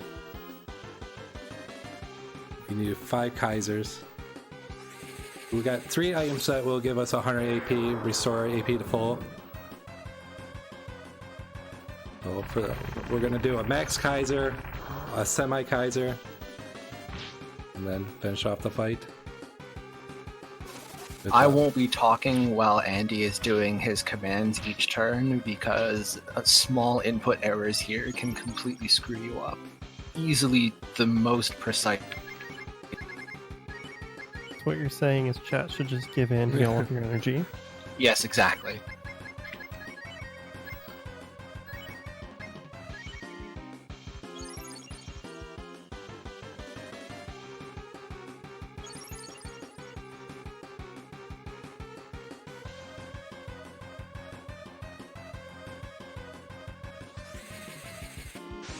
Normally Ryu's level 28 and this Kaiser does 749 damage, but I'm 1 level higher.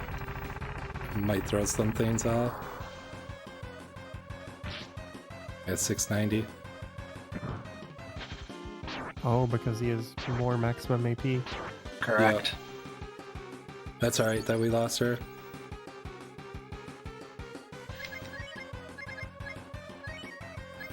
I think we're past the point where Banish is being used. Out.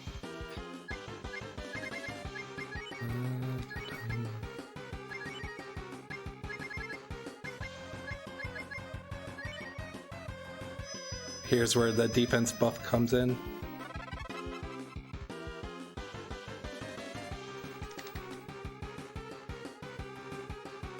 He does breath attacks, they're fixed damage, they do about 100 damage.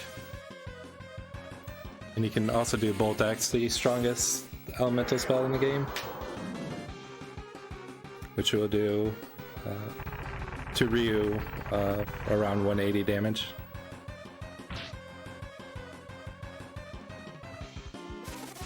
Full breath, that's what we want to see.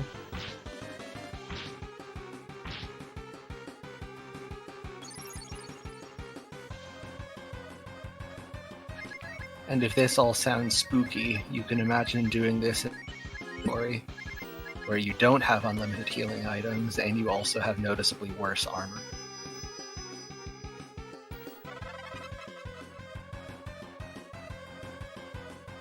I do have a setup where I can get the extract, which does a single target full heal to Ryu, and at level 29 I can install Barbarian and solo him.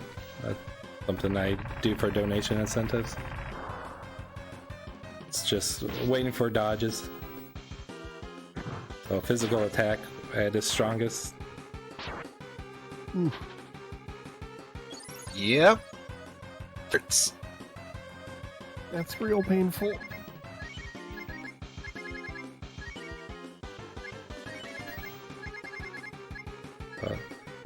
Two Fire Rocks and Kaiser will finish this off.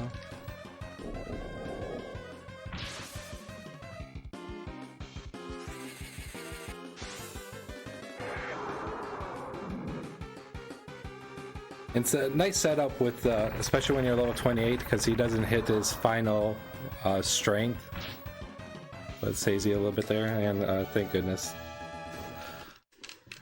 Normally we don't get blue level 38 anymore. It used to be something we sought out. At level 38 she's faster than Death Evan with 2 fast shoes in the wind room. Are you kidding me? Oh no! Oh, Andy, I'm Did it? Soft lock. I've never soft seen that lock. happen. What?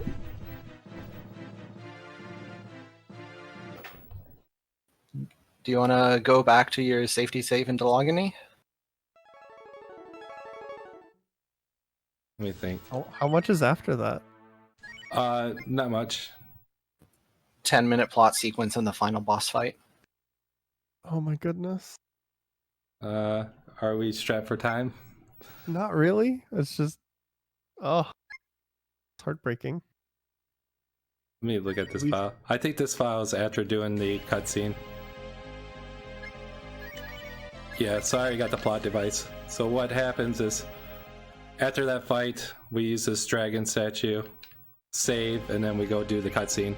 If I didn't have the cutscene spell, we could just use this file, but It's your call, Andy. You're the runner. I don't mind. Of course. Oh my goodness. Is there anything that causes that, or just a random chance? The only thing I can think of is I hit B, and maybe as again, holding B makes the text scroll faster. Maybe doing that on the same frame of the flash sequence. Maybe it caused the soft log. Are you playing or emulator? This is on console. I could do the cutscene and then switch to the other file if we're strapped for time. If not, I'll just do it all. So we have the second part. Is this Infinity 1 or Infinity 2? I don't remember. if you This say. is part 2. Part 2. And of course I lose Angelina. Why would things go nicely? What? Oh no! This is why I can't have nice marathon runs.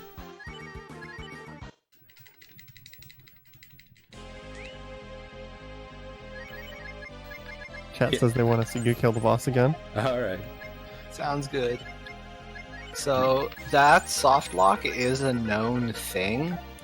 I most put it on specific emulators. I didn't actually know that it happened on console as well. So I learned something new today.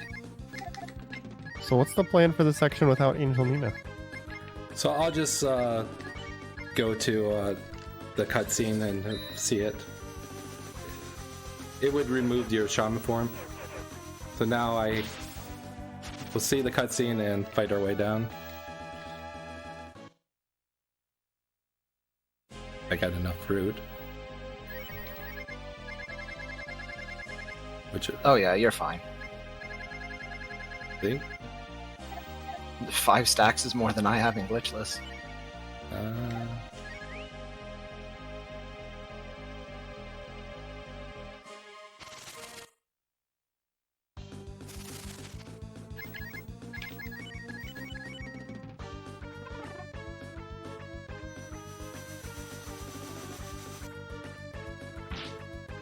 So yeah, this is part of the reason that the game kind of needs a little buffer time in case something happens in Infinity.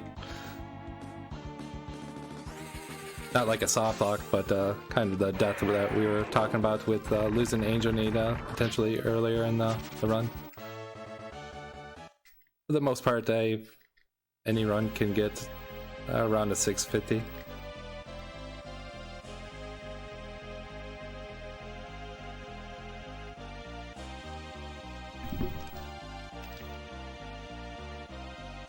Do you have any more questions? Yes. All right, so let's go get you that power. So yeah, my pro tip to people that enjoy the game and don't want to go through Infinity, if you save at a dragon statue, and when you're Infinity 1, you can cast Exit to reach the surface. If you refuse a character and get their shaman form, if you put them in the reserve party and then do a death warp, you can end up in Dogony or to the bottom of Infinity, and then just put the character back in your party, and they'll still have their shaman form. So, trick to save you some grief.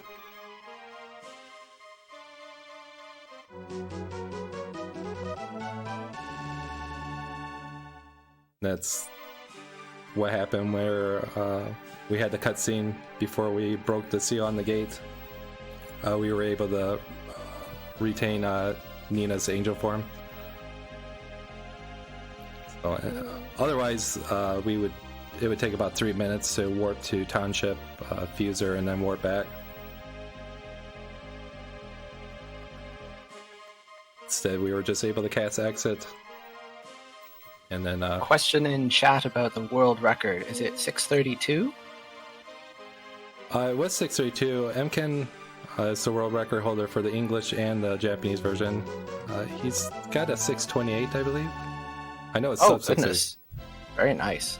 And then his Japanese world record is a 605, right around there. And then I've seen some people asking about the Switch version. The glitches do work in the Switch version. If you have Nintendo Online, you can get it on the Switch. I think it also was on the Wii U.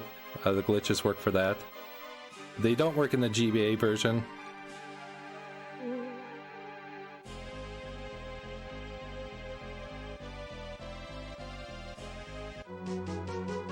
And then I see, did he change his strategy? I did, only because I lost Angel Nina. So instead of using Banish to go down to Barrowberry, we're just doing this cutscene now. We have to do it at some point. You can just be a little bit faster to banish our way, cast Exit, and then come here and then do a death warp to the dragon statue after Barrowberry.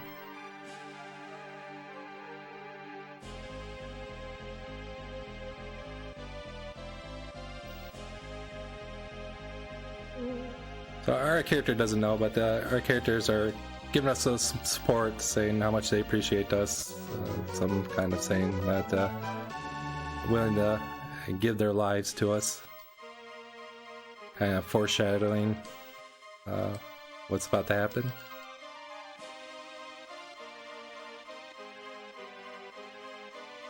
Ultimately, we're going to be told that to obtain this great power, we have to give up one of our friends, sacrifice one of them for the cause.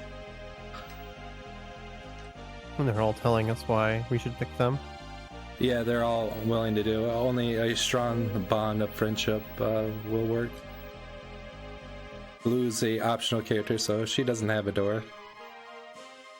I guess that's the door the old man is standing in front of. That might be someone we're very close to.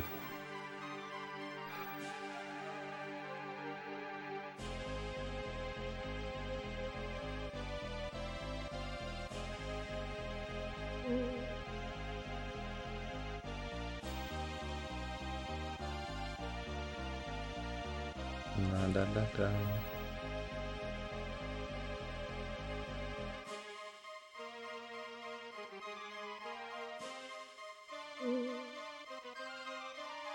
Yeah, I've seen that soft lock. I mentioned it earlier in the run that when you go enter the beaches or leave the beaches with the whale, it's possible to soft lock. I think it's just something with the animation, and I haven't had it happen, but I've heard that you can also soft lock when landing on some specific tiles with the great bird around like towns.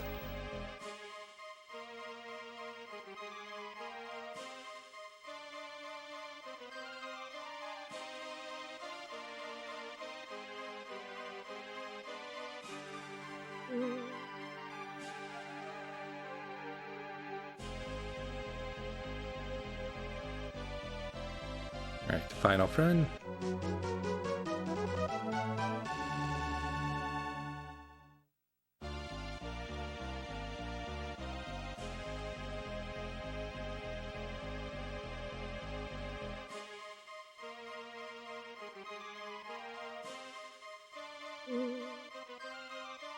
So who do we choose?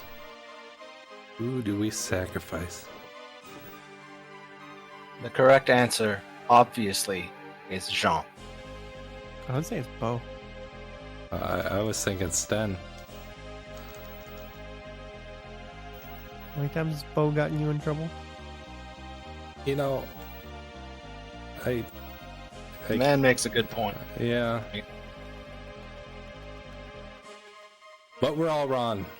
Of course, the answer is friendship.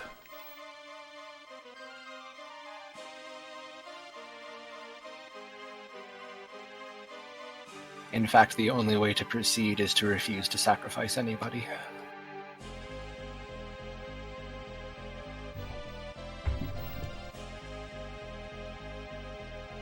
We already sacrificed this nice run. It is amazes me that now for 2 big events I've soft locked.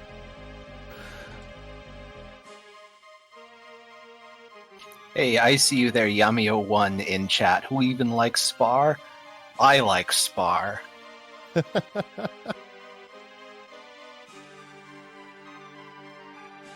we're supposed to pick a friend and walk back in, so you walk back in without picking anyone?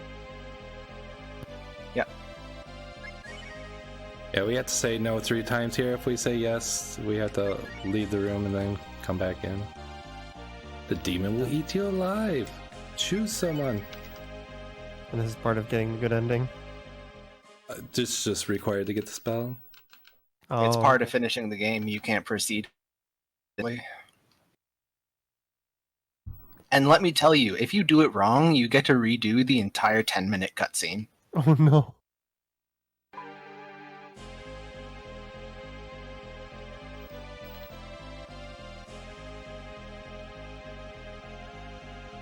The game makes you think you soft lock there.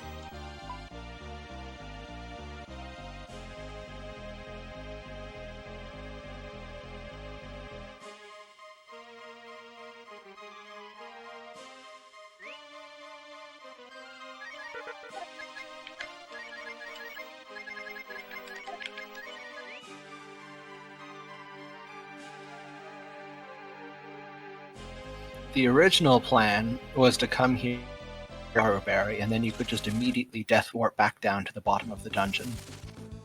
However, thanks to the soft lock, we're going to have to redo then the walk up to it. If hail crits will kill these guys in 1 hit, let's hope for puppies. Puppies! Yay, puppies! Puppies are a success. And this isn't the full walk, right? You're like partway through the dungeon at this point? Correct. Yep. Yeah, there's only, I think, 4 or 5 rooms.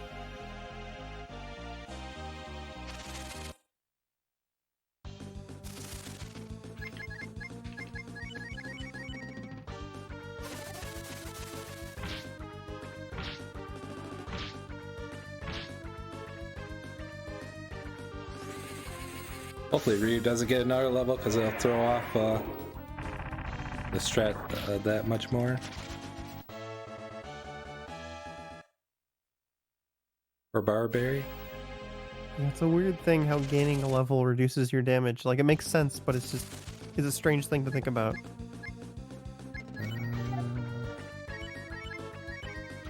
It's awkward.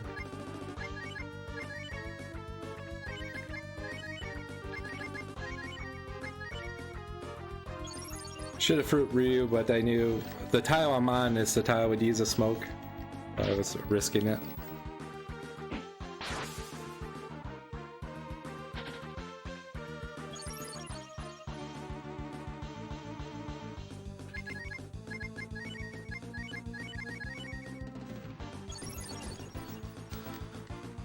And sorry, I didn't catch that at the last comment to Raccoon. What was odd? I don't remember. No, not a problem. So yeah. Oh, right. It's strange that gaining a level at this point reduces your damage because it increases your maximum AP. Like, it makes sense when you stop and you think about it, but it's like counterintuitive. Yeah, it's do the square root function. Like if I was at like right now I'm at 48 AP. If I only gained a level and I gained 1 AP, it wouldn't happen. But 2 AP, it would happen. Was it his AP max AP would go below 95%?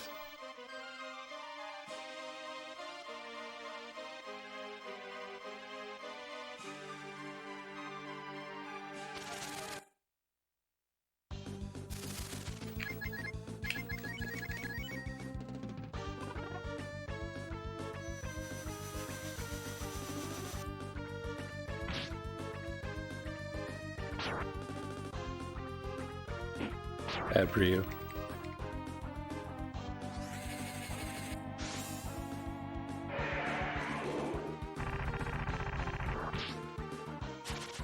Yeah, you can start to see the advantage of using Banish.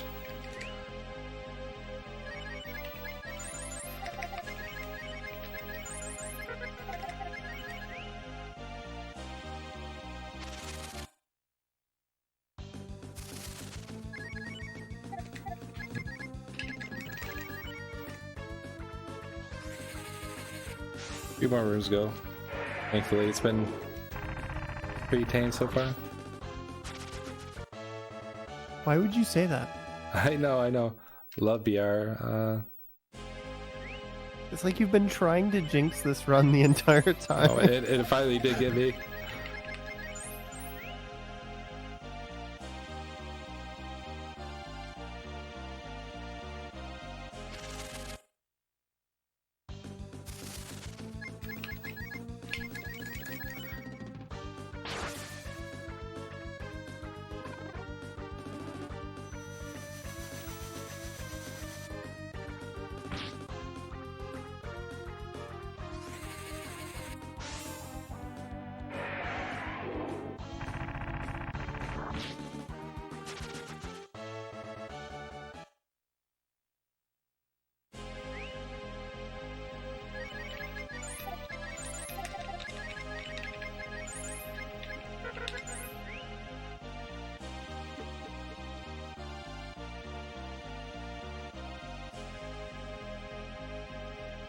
Nice.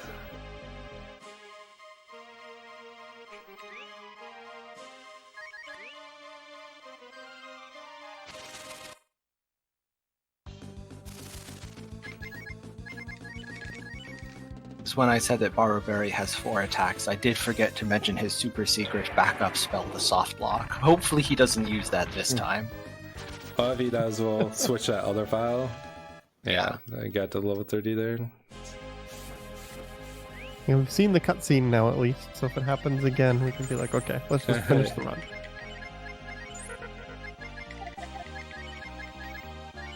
Fruits. That there.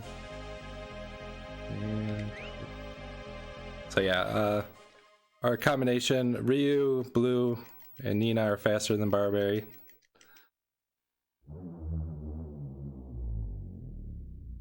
And you intentionally want at least one character that's slower than him, that's slower than Ryu, right? Yep, so that's another benefit of Rand.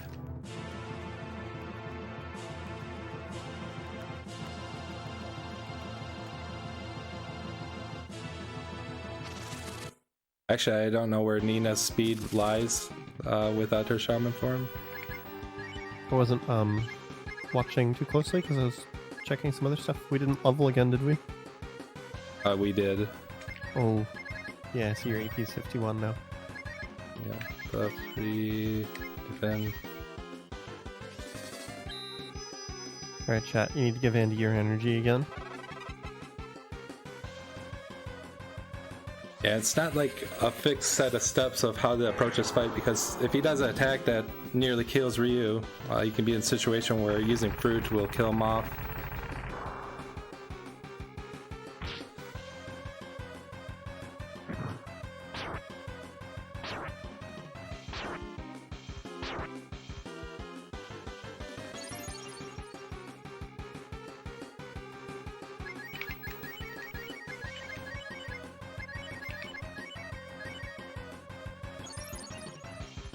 Hopefully Nina's faster than him still.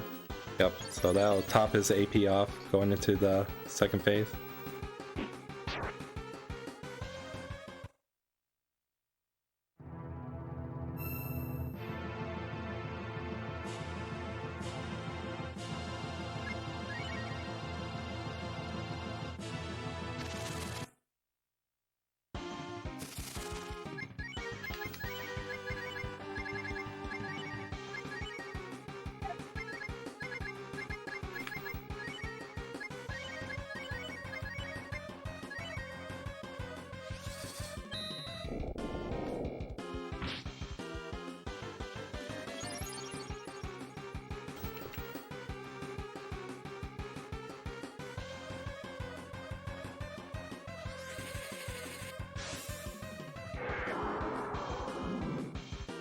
So this is just one of those fights where it's never quite the same every time and you gotta be adjusting as you go. Exactly. So if like he did, say, Bolt X here and I end up with a little bit lower health, might do a slightly different turn order. I might have blue throw out heal before the fruit. I have written notes for any the glitchless route to this game, and I tried to flowchart what could happen in this fight, and an indecipherable mess. Like those intentionally comical flowcharts for like playing a DPS in an MMO. Exactly. Yeah, I've tried the same thing and resulted in the same thing. Here's the semi-Kaiser. Again, normally it does 749, but being 2 levels higher, it's not going to do that much. So I did the fireball to kind of offset that a bit. So actually doing 110 set us up nicely. Yeah, that's almost perfect to 749.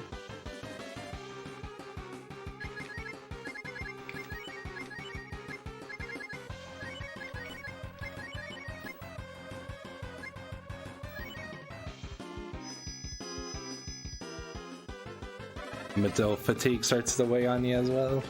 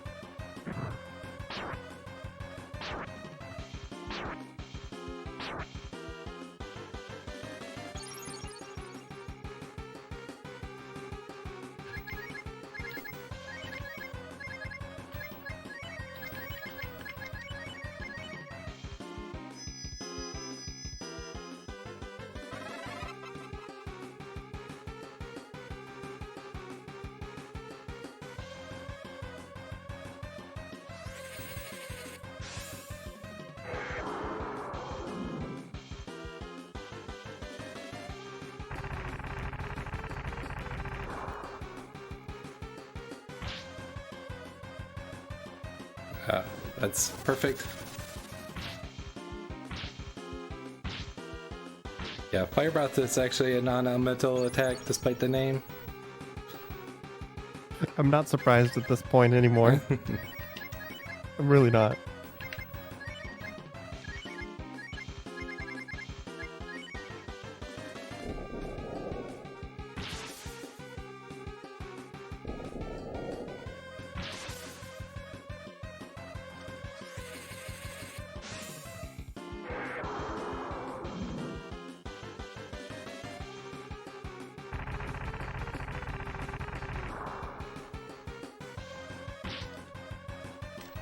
There we go, second time. Get hacked, Baruberry. Yeah, at this point of Rand's levels, he starts to gain a lot of strength at level 25, at 26. It's like 5, 6, 7, 8. Where throughout most of the game, a lot of our stat ups have been 2 or 3.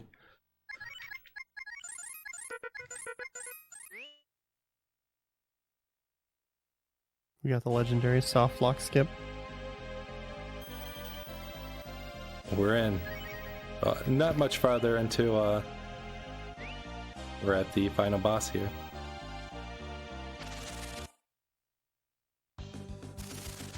Somebody's asking in chat, the G Dragon is the Kaiser Dragon. It's unlocked through story things. It's just translated to G Dragon for some reason. Yeah, it's G Dragon. I don't know if it stands for a Grand Dragon or what, but in the other Breathfire games, it's always referred to the Kaiser Dragon, which Kaiser stands for King, I believe. This game has a very weird translation. There is a translation patch that's pretty neat, but growing up with this version, kind of adore it for what it is. Somebody mentioned it earlier in the run, but there's a pretty popular book that goes through like localizations. I think it's called Legends of Localizations, and there's quite a big section dedicated to this game because there's some gems of localization in this game. If not Gems is a word for it. If I'm not mistaken, I think that was done by Tomato Clyde, who was someone who dubbed for Funimation for a time. Heavily did the Mother 3 translation patch, and it's done some other works, a lot of works. Earthbound's one of his great loves, and he did a book for that as well.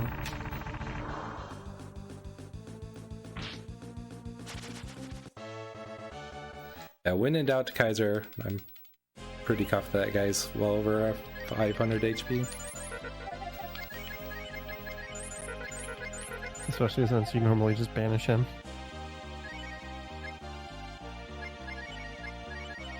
At this point, after that boss, your likelihood of Nina still having her shaman form is almost 0, right? Yeah, especially with the Infinity cutscene, it cancels all shaman forms. Oh, okay, right. Forgot about that part. The blue Gorgo there has 520 health, just shy of the Thunder Dragon killing him. So just get a single attack off and then Thunder Dragon? Yep, it's still a little bit faster than the Kaiser, so almost one step away from the final boss door here. Again. The game keeps doing that to you. Just won't stop. So, Someone in chat says that Kaiser means emperor. oh, thank you. Let me double check, triple check. So, vanilla extract just for quick menuing, the first item. Typically, blue's not faster than Death Heaven here, but we'll be able to react it based on what he does. So he's gonna bless the world with desperation.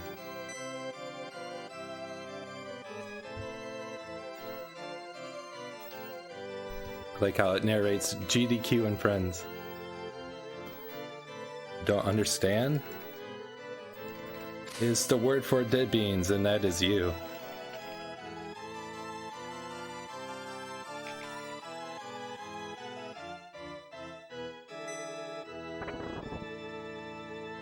Oh, you say this is the strength of the Destined Child?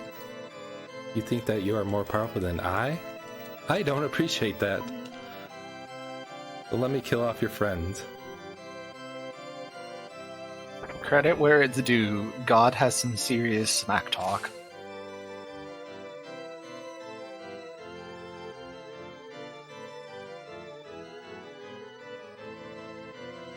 But yeah, he has unique lines for each character.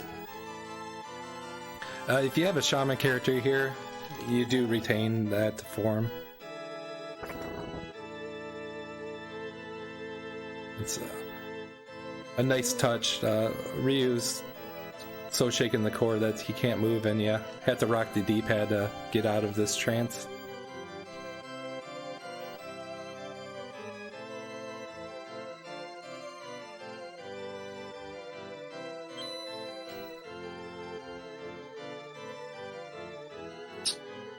Our friends are dead, and everything is terrible.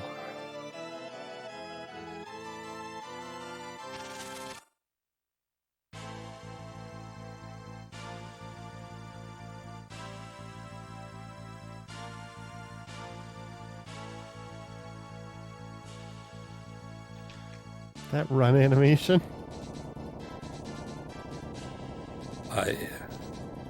His words before the final battle are quite great. I won't read them out loud, but let everyone be able to kind of quick read them. It's got a little poem.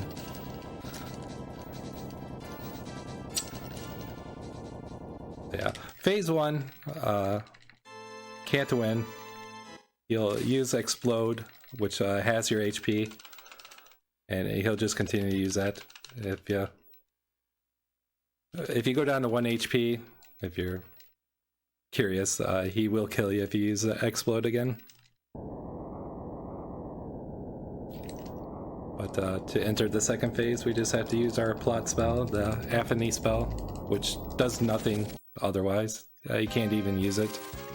It's the only time that it's not grayed out.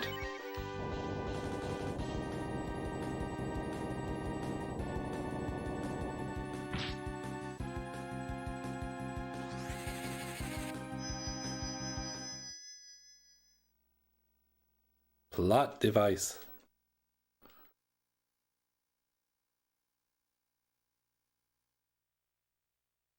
Do you run during that time? There's no inputs during that little cutscene.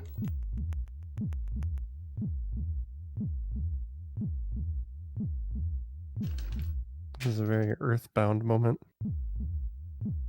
You know, that never occurred to me, but now totally right.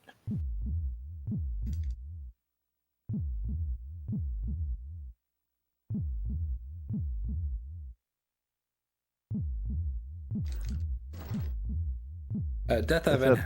Oh, I was just gonna say, yes, several different AE attacks, but not as hard as Barberry. He just has double the HP at 10k. Go ahead, Ryukun. I was just gonna say, I said that before they started doing the visual flashbacks to his friends, and then it's like, oh wow, it really is. So is this fight less dangerous than Barberry? Yes. It's dangerous.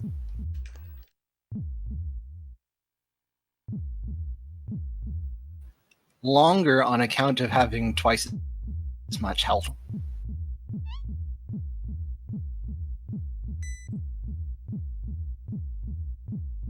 So once we start the battle, it's between 5 and 8 minutes. And times on the final hit when you see him flash. But actually, pretty close to that.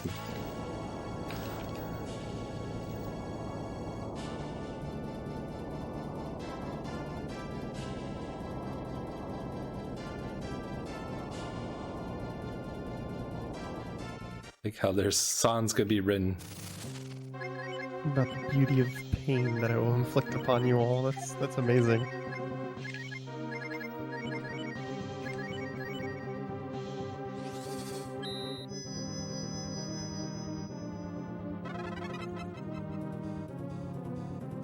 Ryu has about 80 more attack power than Rand. 80 to 100. I don't know with the few level ups. And again, going back to that magic number of power being between 64 and 98 and over 99, you'll see that their damage is going to be quite similar. Kind of showcase to the diminishing returns.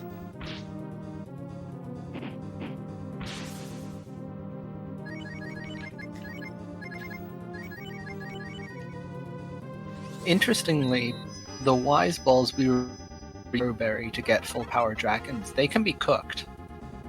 And originally the strategy for this fight was just to come here having cooked up 10 wise balls dragon over and over. But it was eventually discovered that the time it takes to cook those items is significantly more than the time the dragons for the fight, and it's almost as quick to just punch him to death.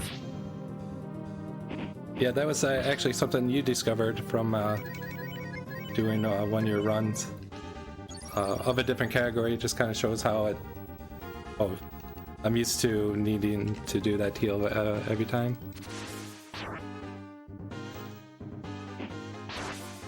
The main thing that makes this fight much nicer than Barberry is that Death Evan does then just smacking you around. So he'll take some turns to dispel your debuffs, do a single target attack, etc. Barberry's spell list is shorter, but they all hurt.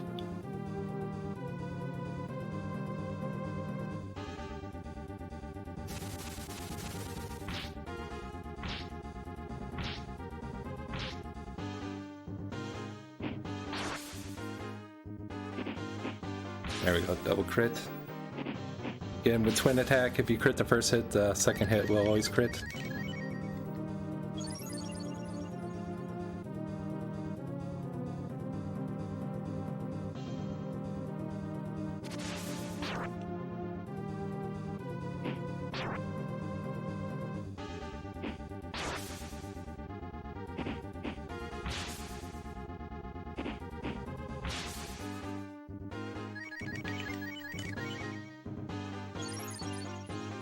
I end up still have to use the vanilla extract because I don't have any other method to heal with blue.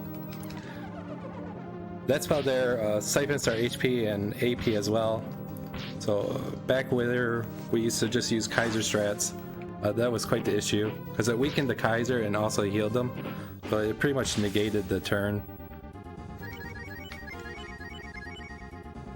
So the Kaiser would do about 550 damage. And he would heal for 250.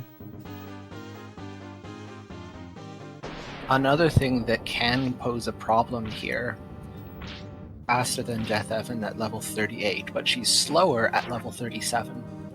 And if you get a really good run with lots of successful enemy encounters, it is possible to only be 37 on blue when you get here.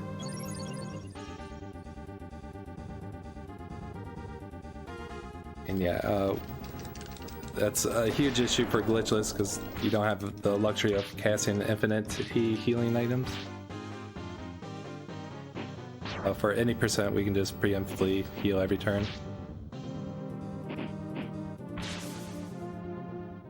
And that's time. Hey, great run, Andy. Thank you. And you're in underestimate despite the soft lock. That's amazing.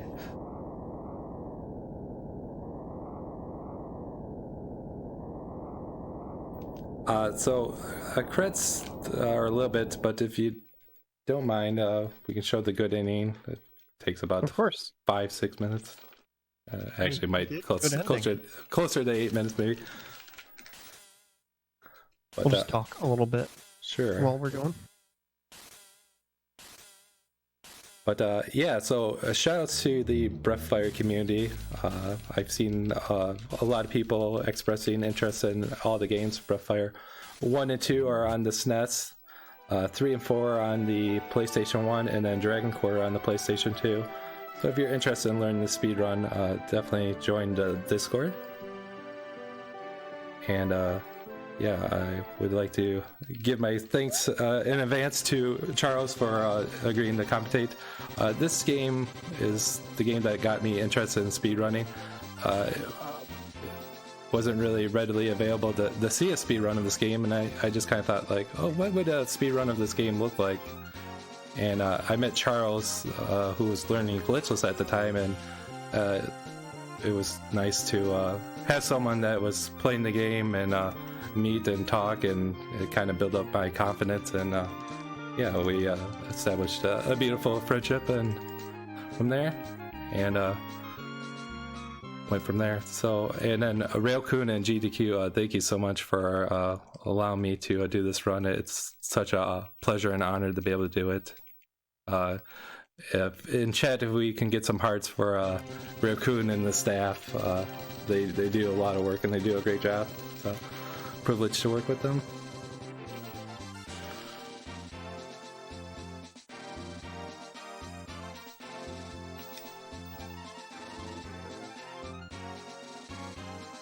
So one thing I wanted to ask here at the end of the run is if people were interested in getting into Breath of Fire speedruns, whether this one or another one, where would they go to find resources, learn the runs, etc.? Definitely the Breath of Fire speedrunning Discord. That's can they the find one-stop shop. If you don't mind, I can post a link in the chat. Put it in Discord because the bot will purge you for Sure. links. I can post it for you.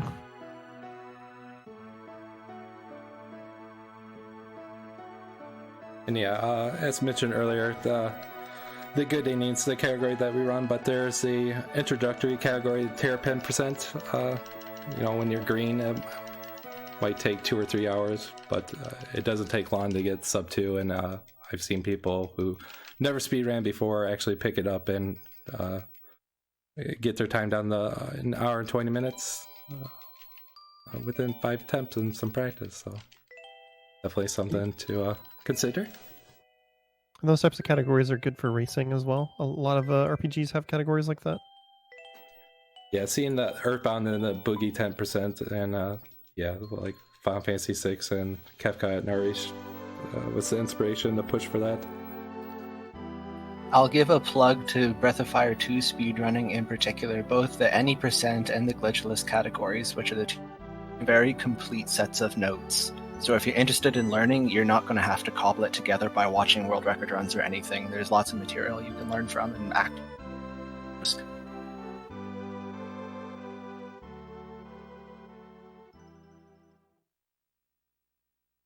So the big difference between endings is, I guess I'll get to in a moment, kind of how this gate is sealed up. We're given a hint here that the evil's been defeated, but kind of ominous. Is it for good? Will you fulfill your destiny?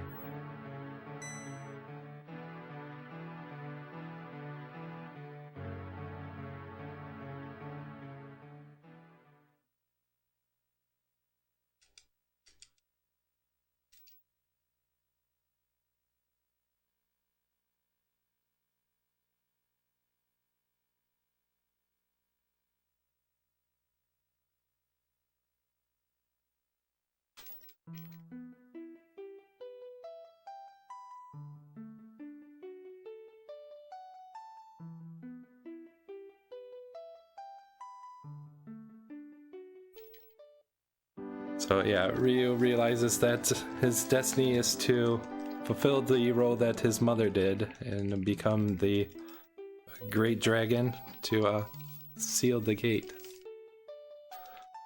But this is the good ending, so our friends stop him.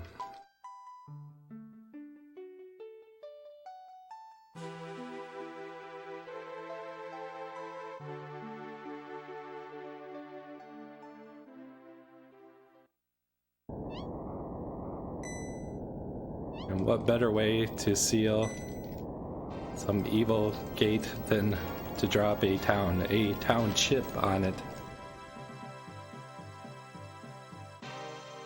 That pun. So is turning into the dragon the neutral ending there? It is. I would say that would be more of the canon ending. A little ridiculous, dropping this township on it. But yeah, he becomes the Kaiser Dragon and has a unique sprite. It's actually neat if you think about it, how the two arms span across the mountain, and he does the same thing. So it kind of shows that, in battle, like, that sprite's much bigger. Like, it is the Emperor Dragon, the King Dragon.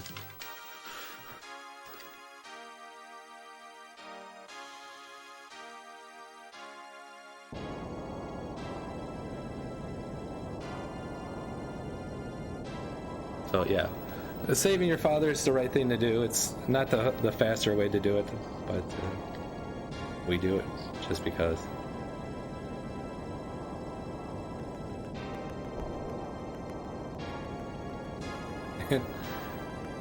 Love the sprites in here, especially Cat there. If Nina's in there, she's just flying in place. Like, this doesn't bother me.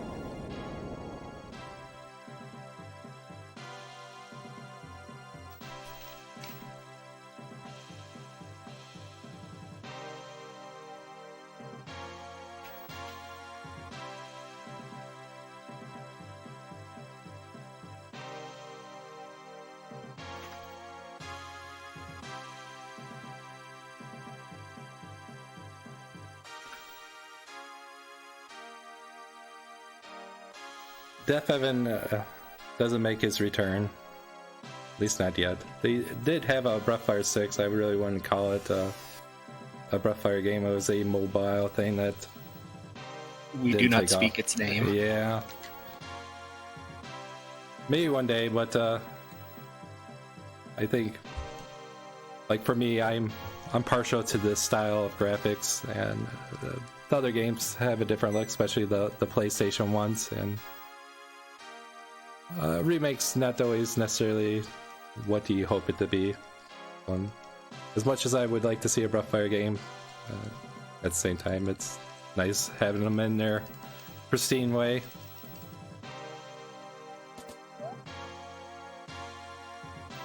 But yeah, that's pretty much up to the good ending. The rolling credits are really nice, but I know it's late for us all, so Yeah, probably not going to watch the credits. So But, just want to thank... Oh, sorry, go ahead. I was just gonna say once again, thank you very much, and yeah.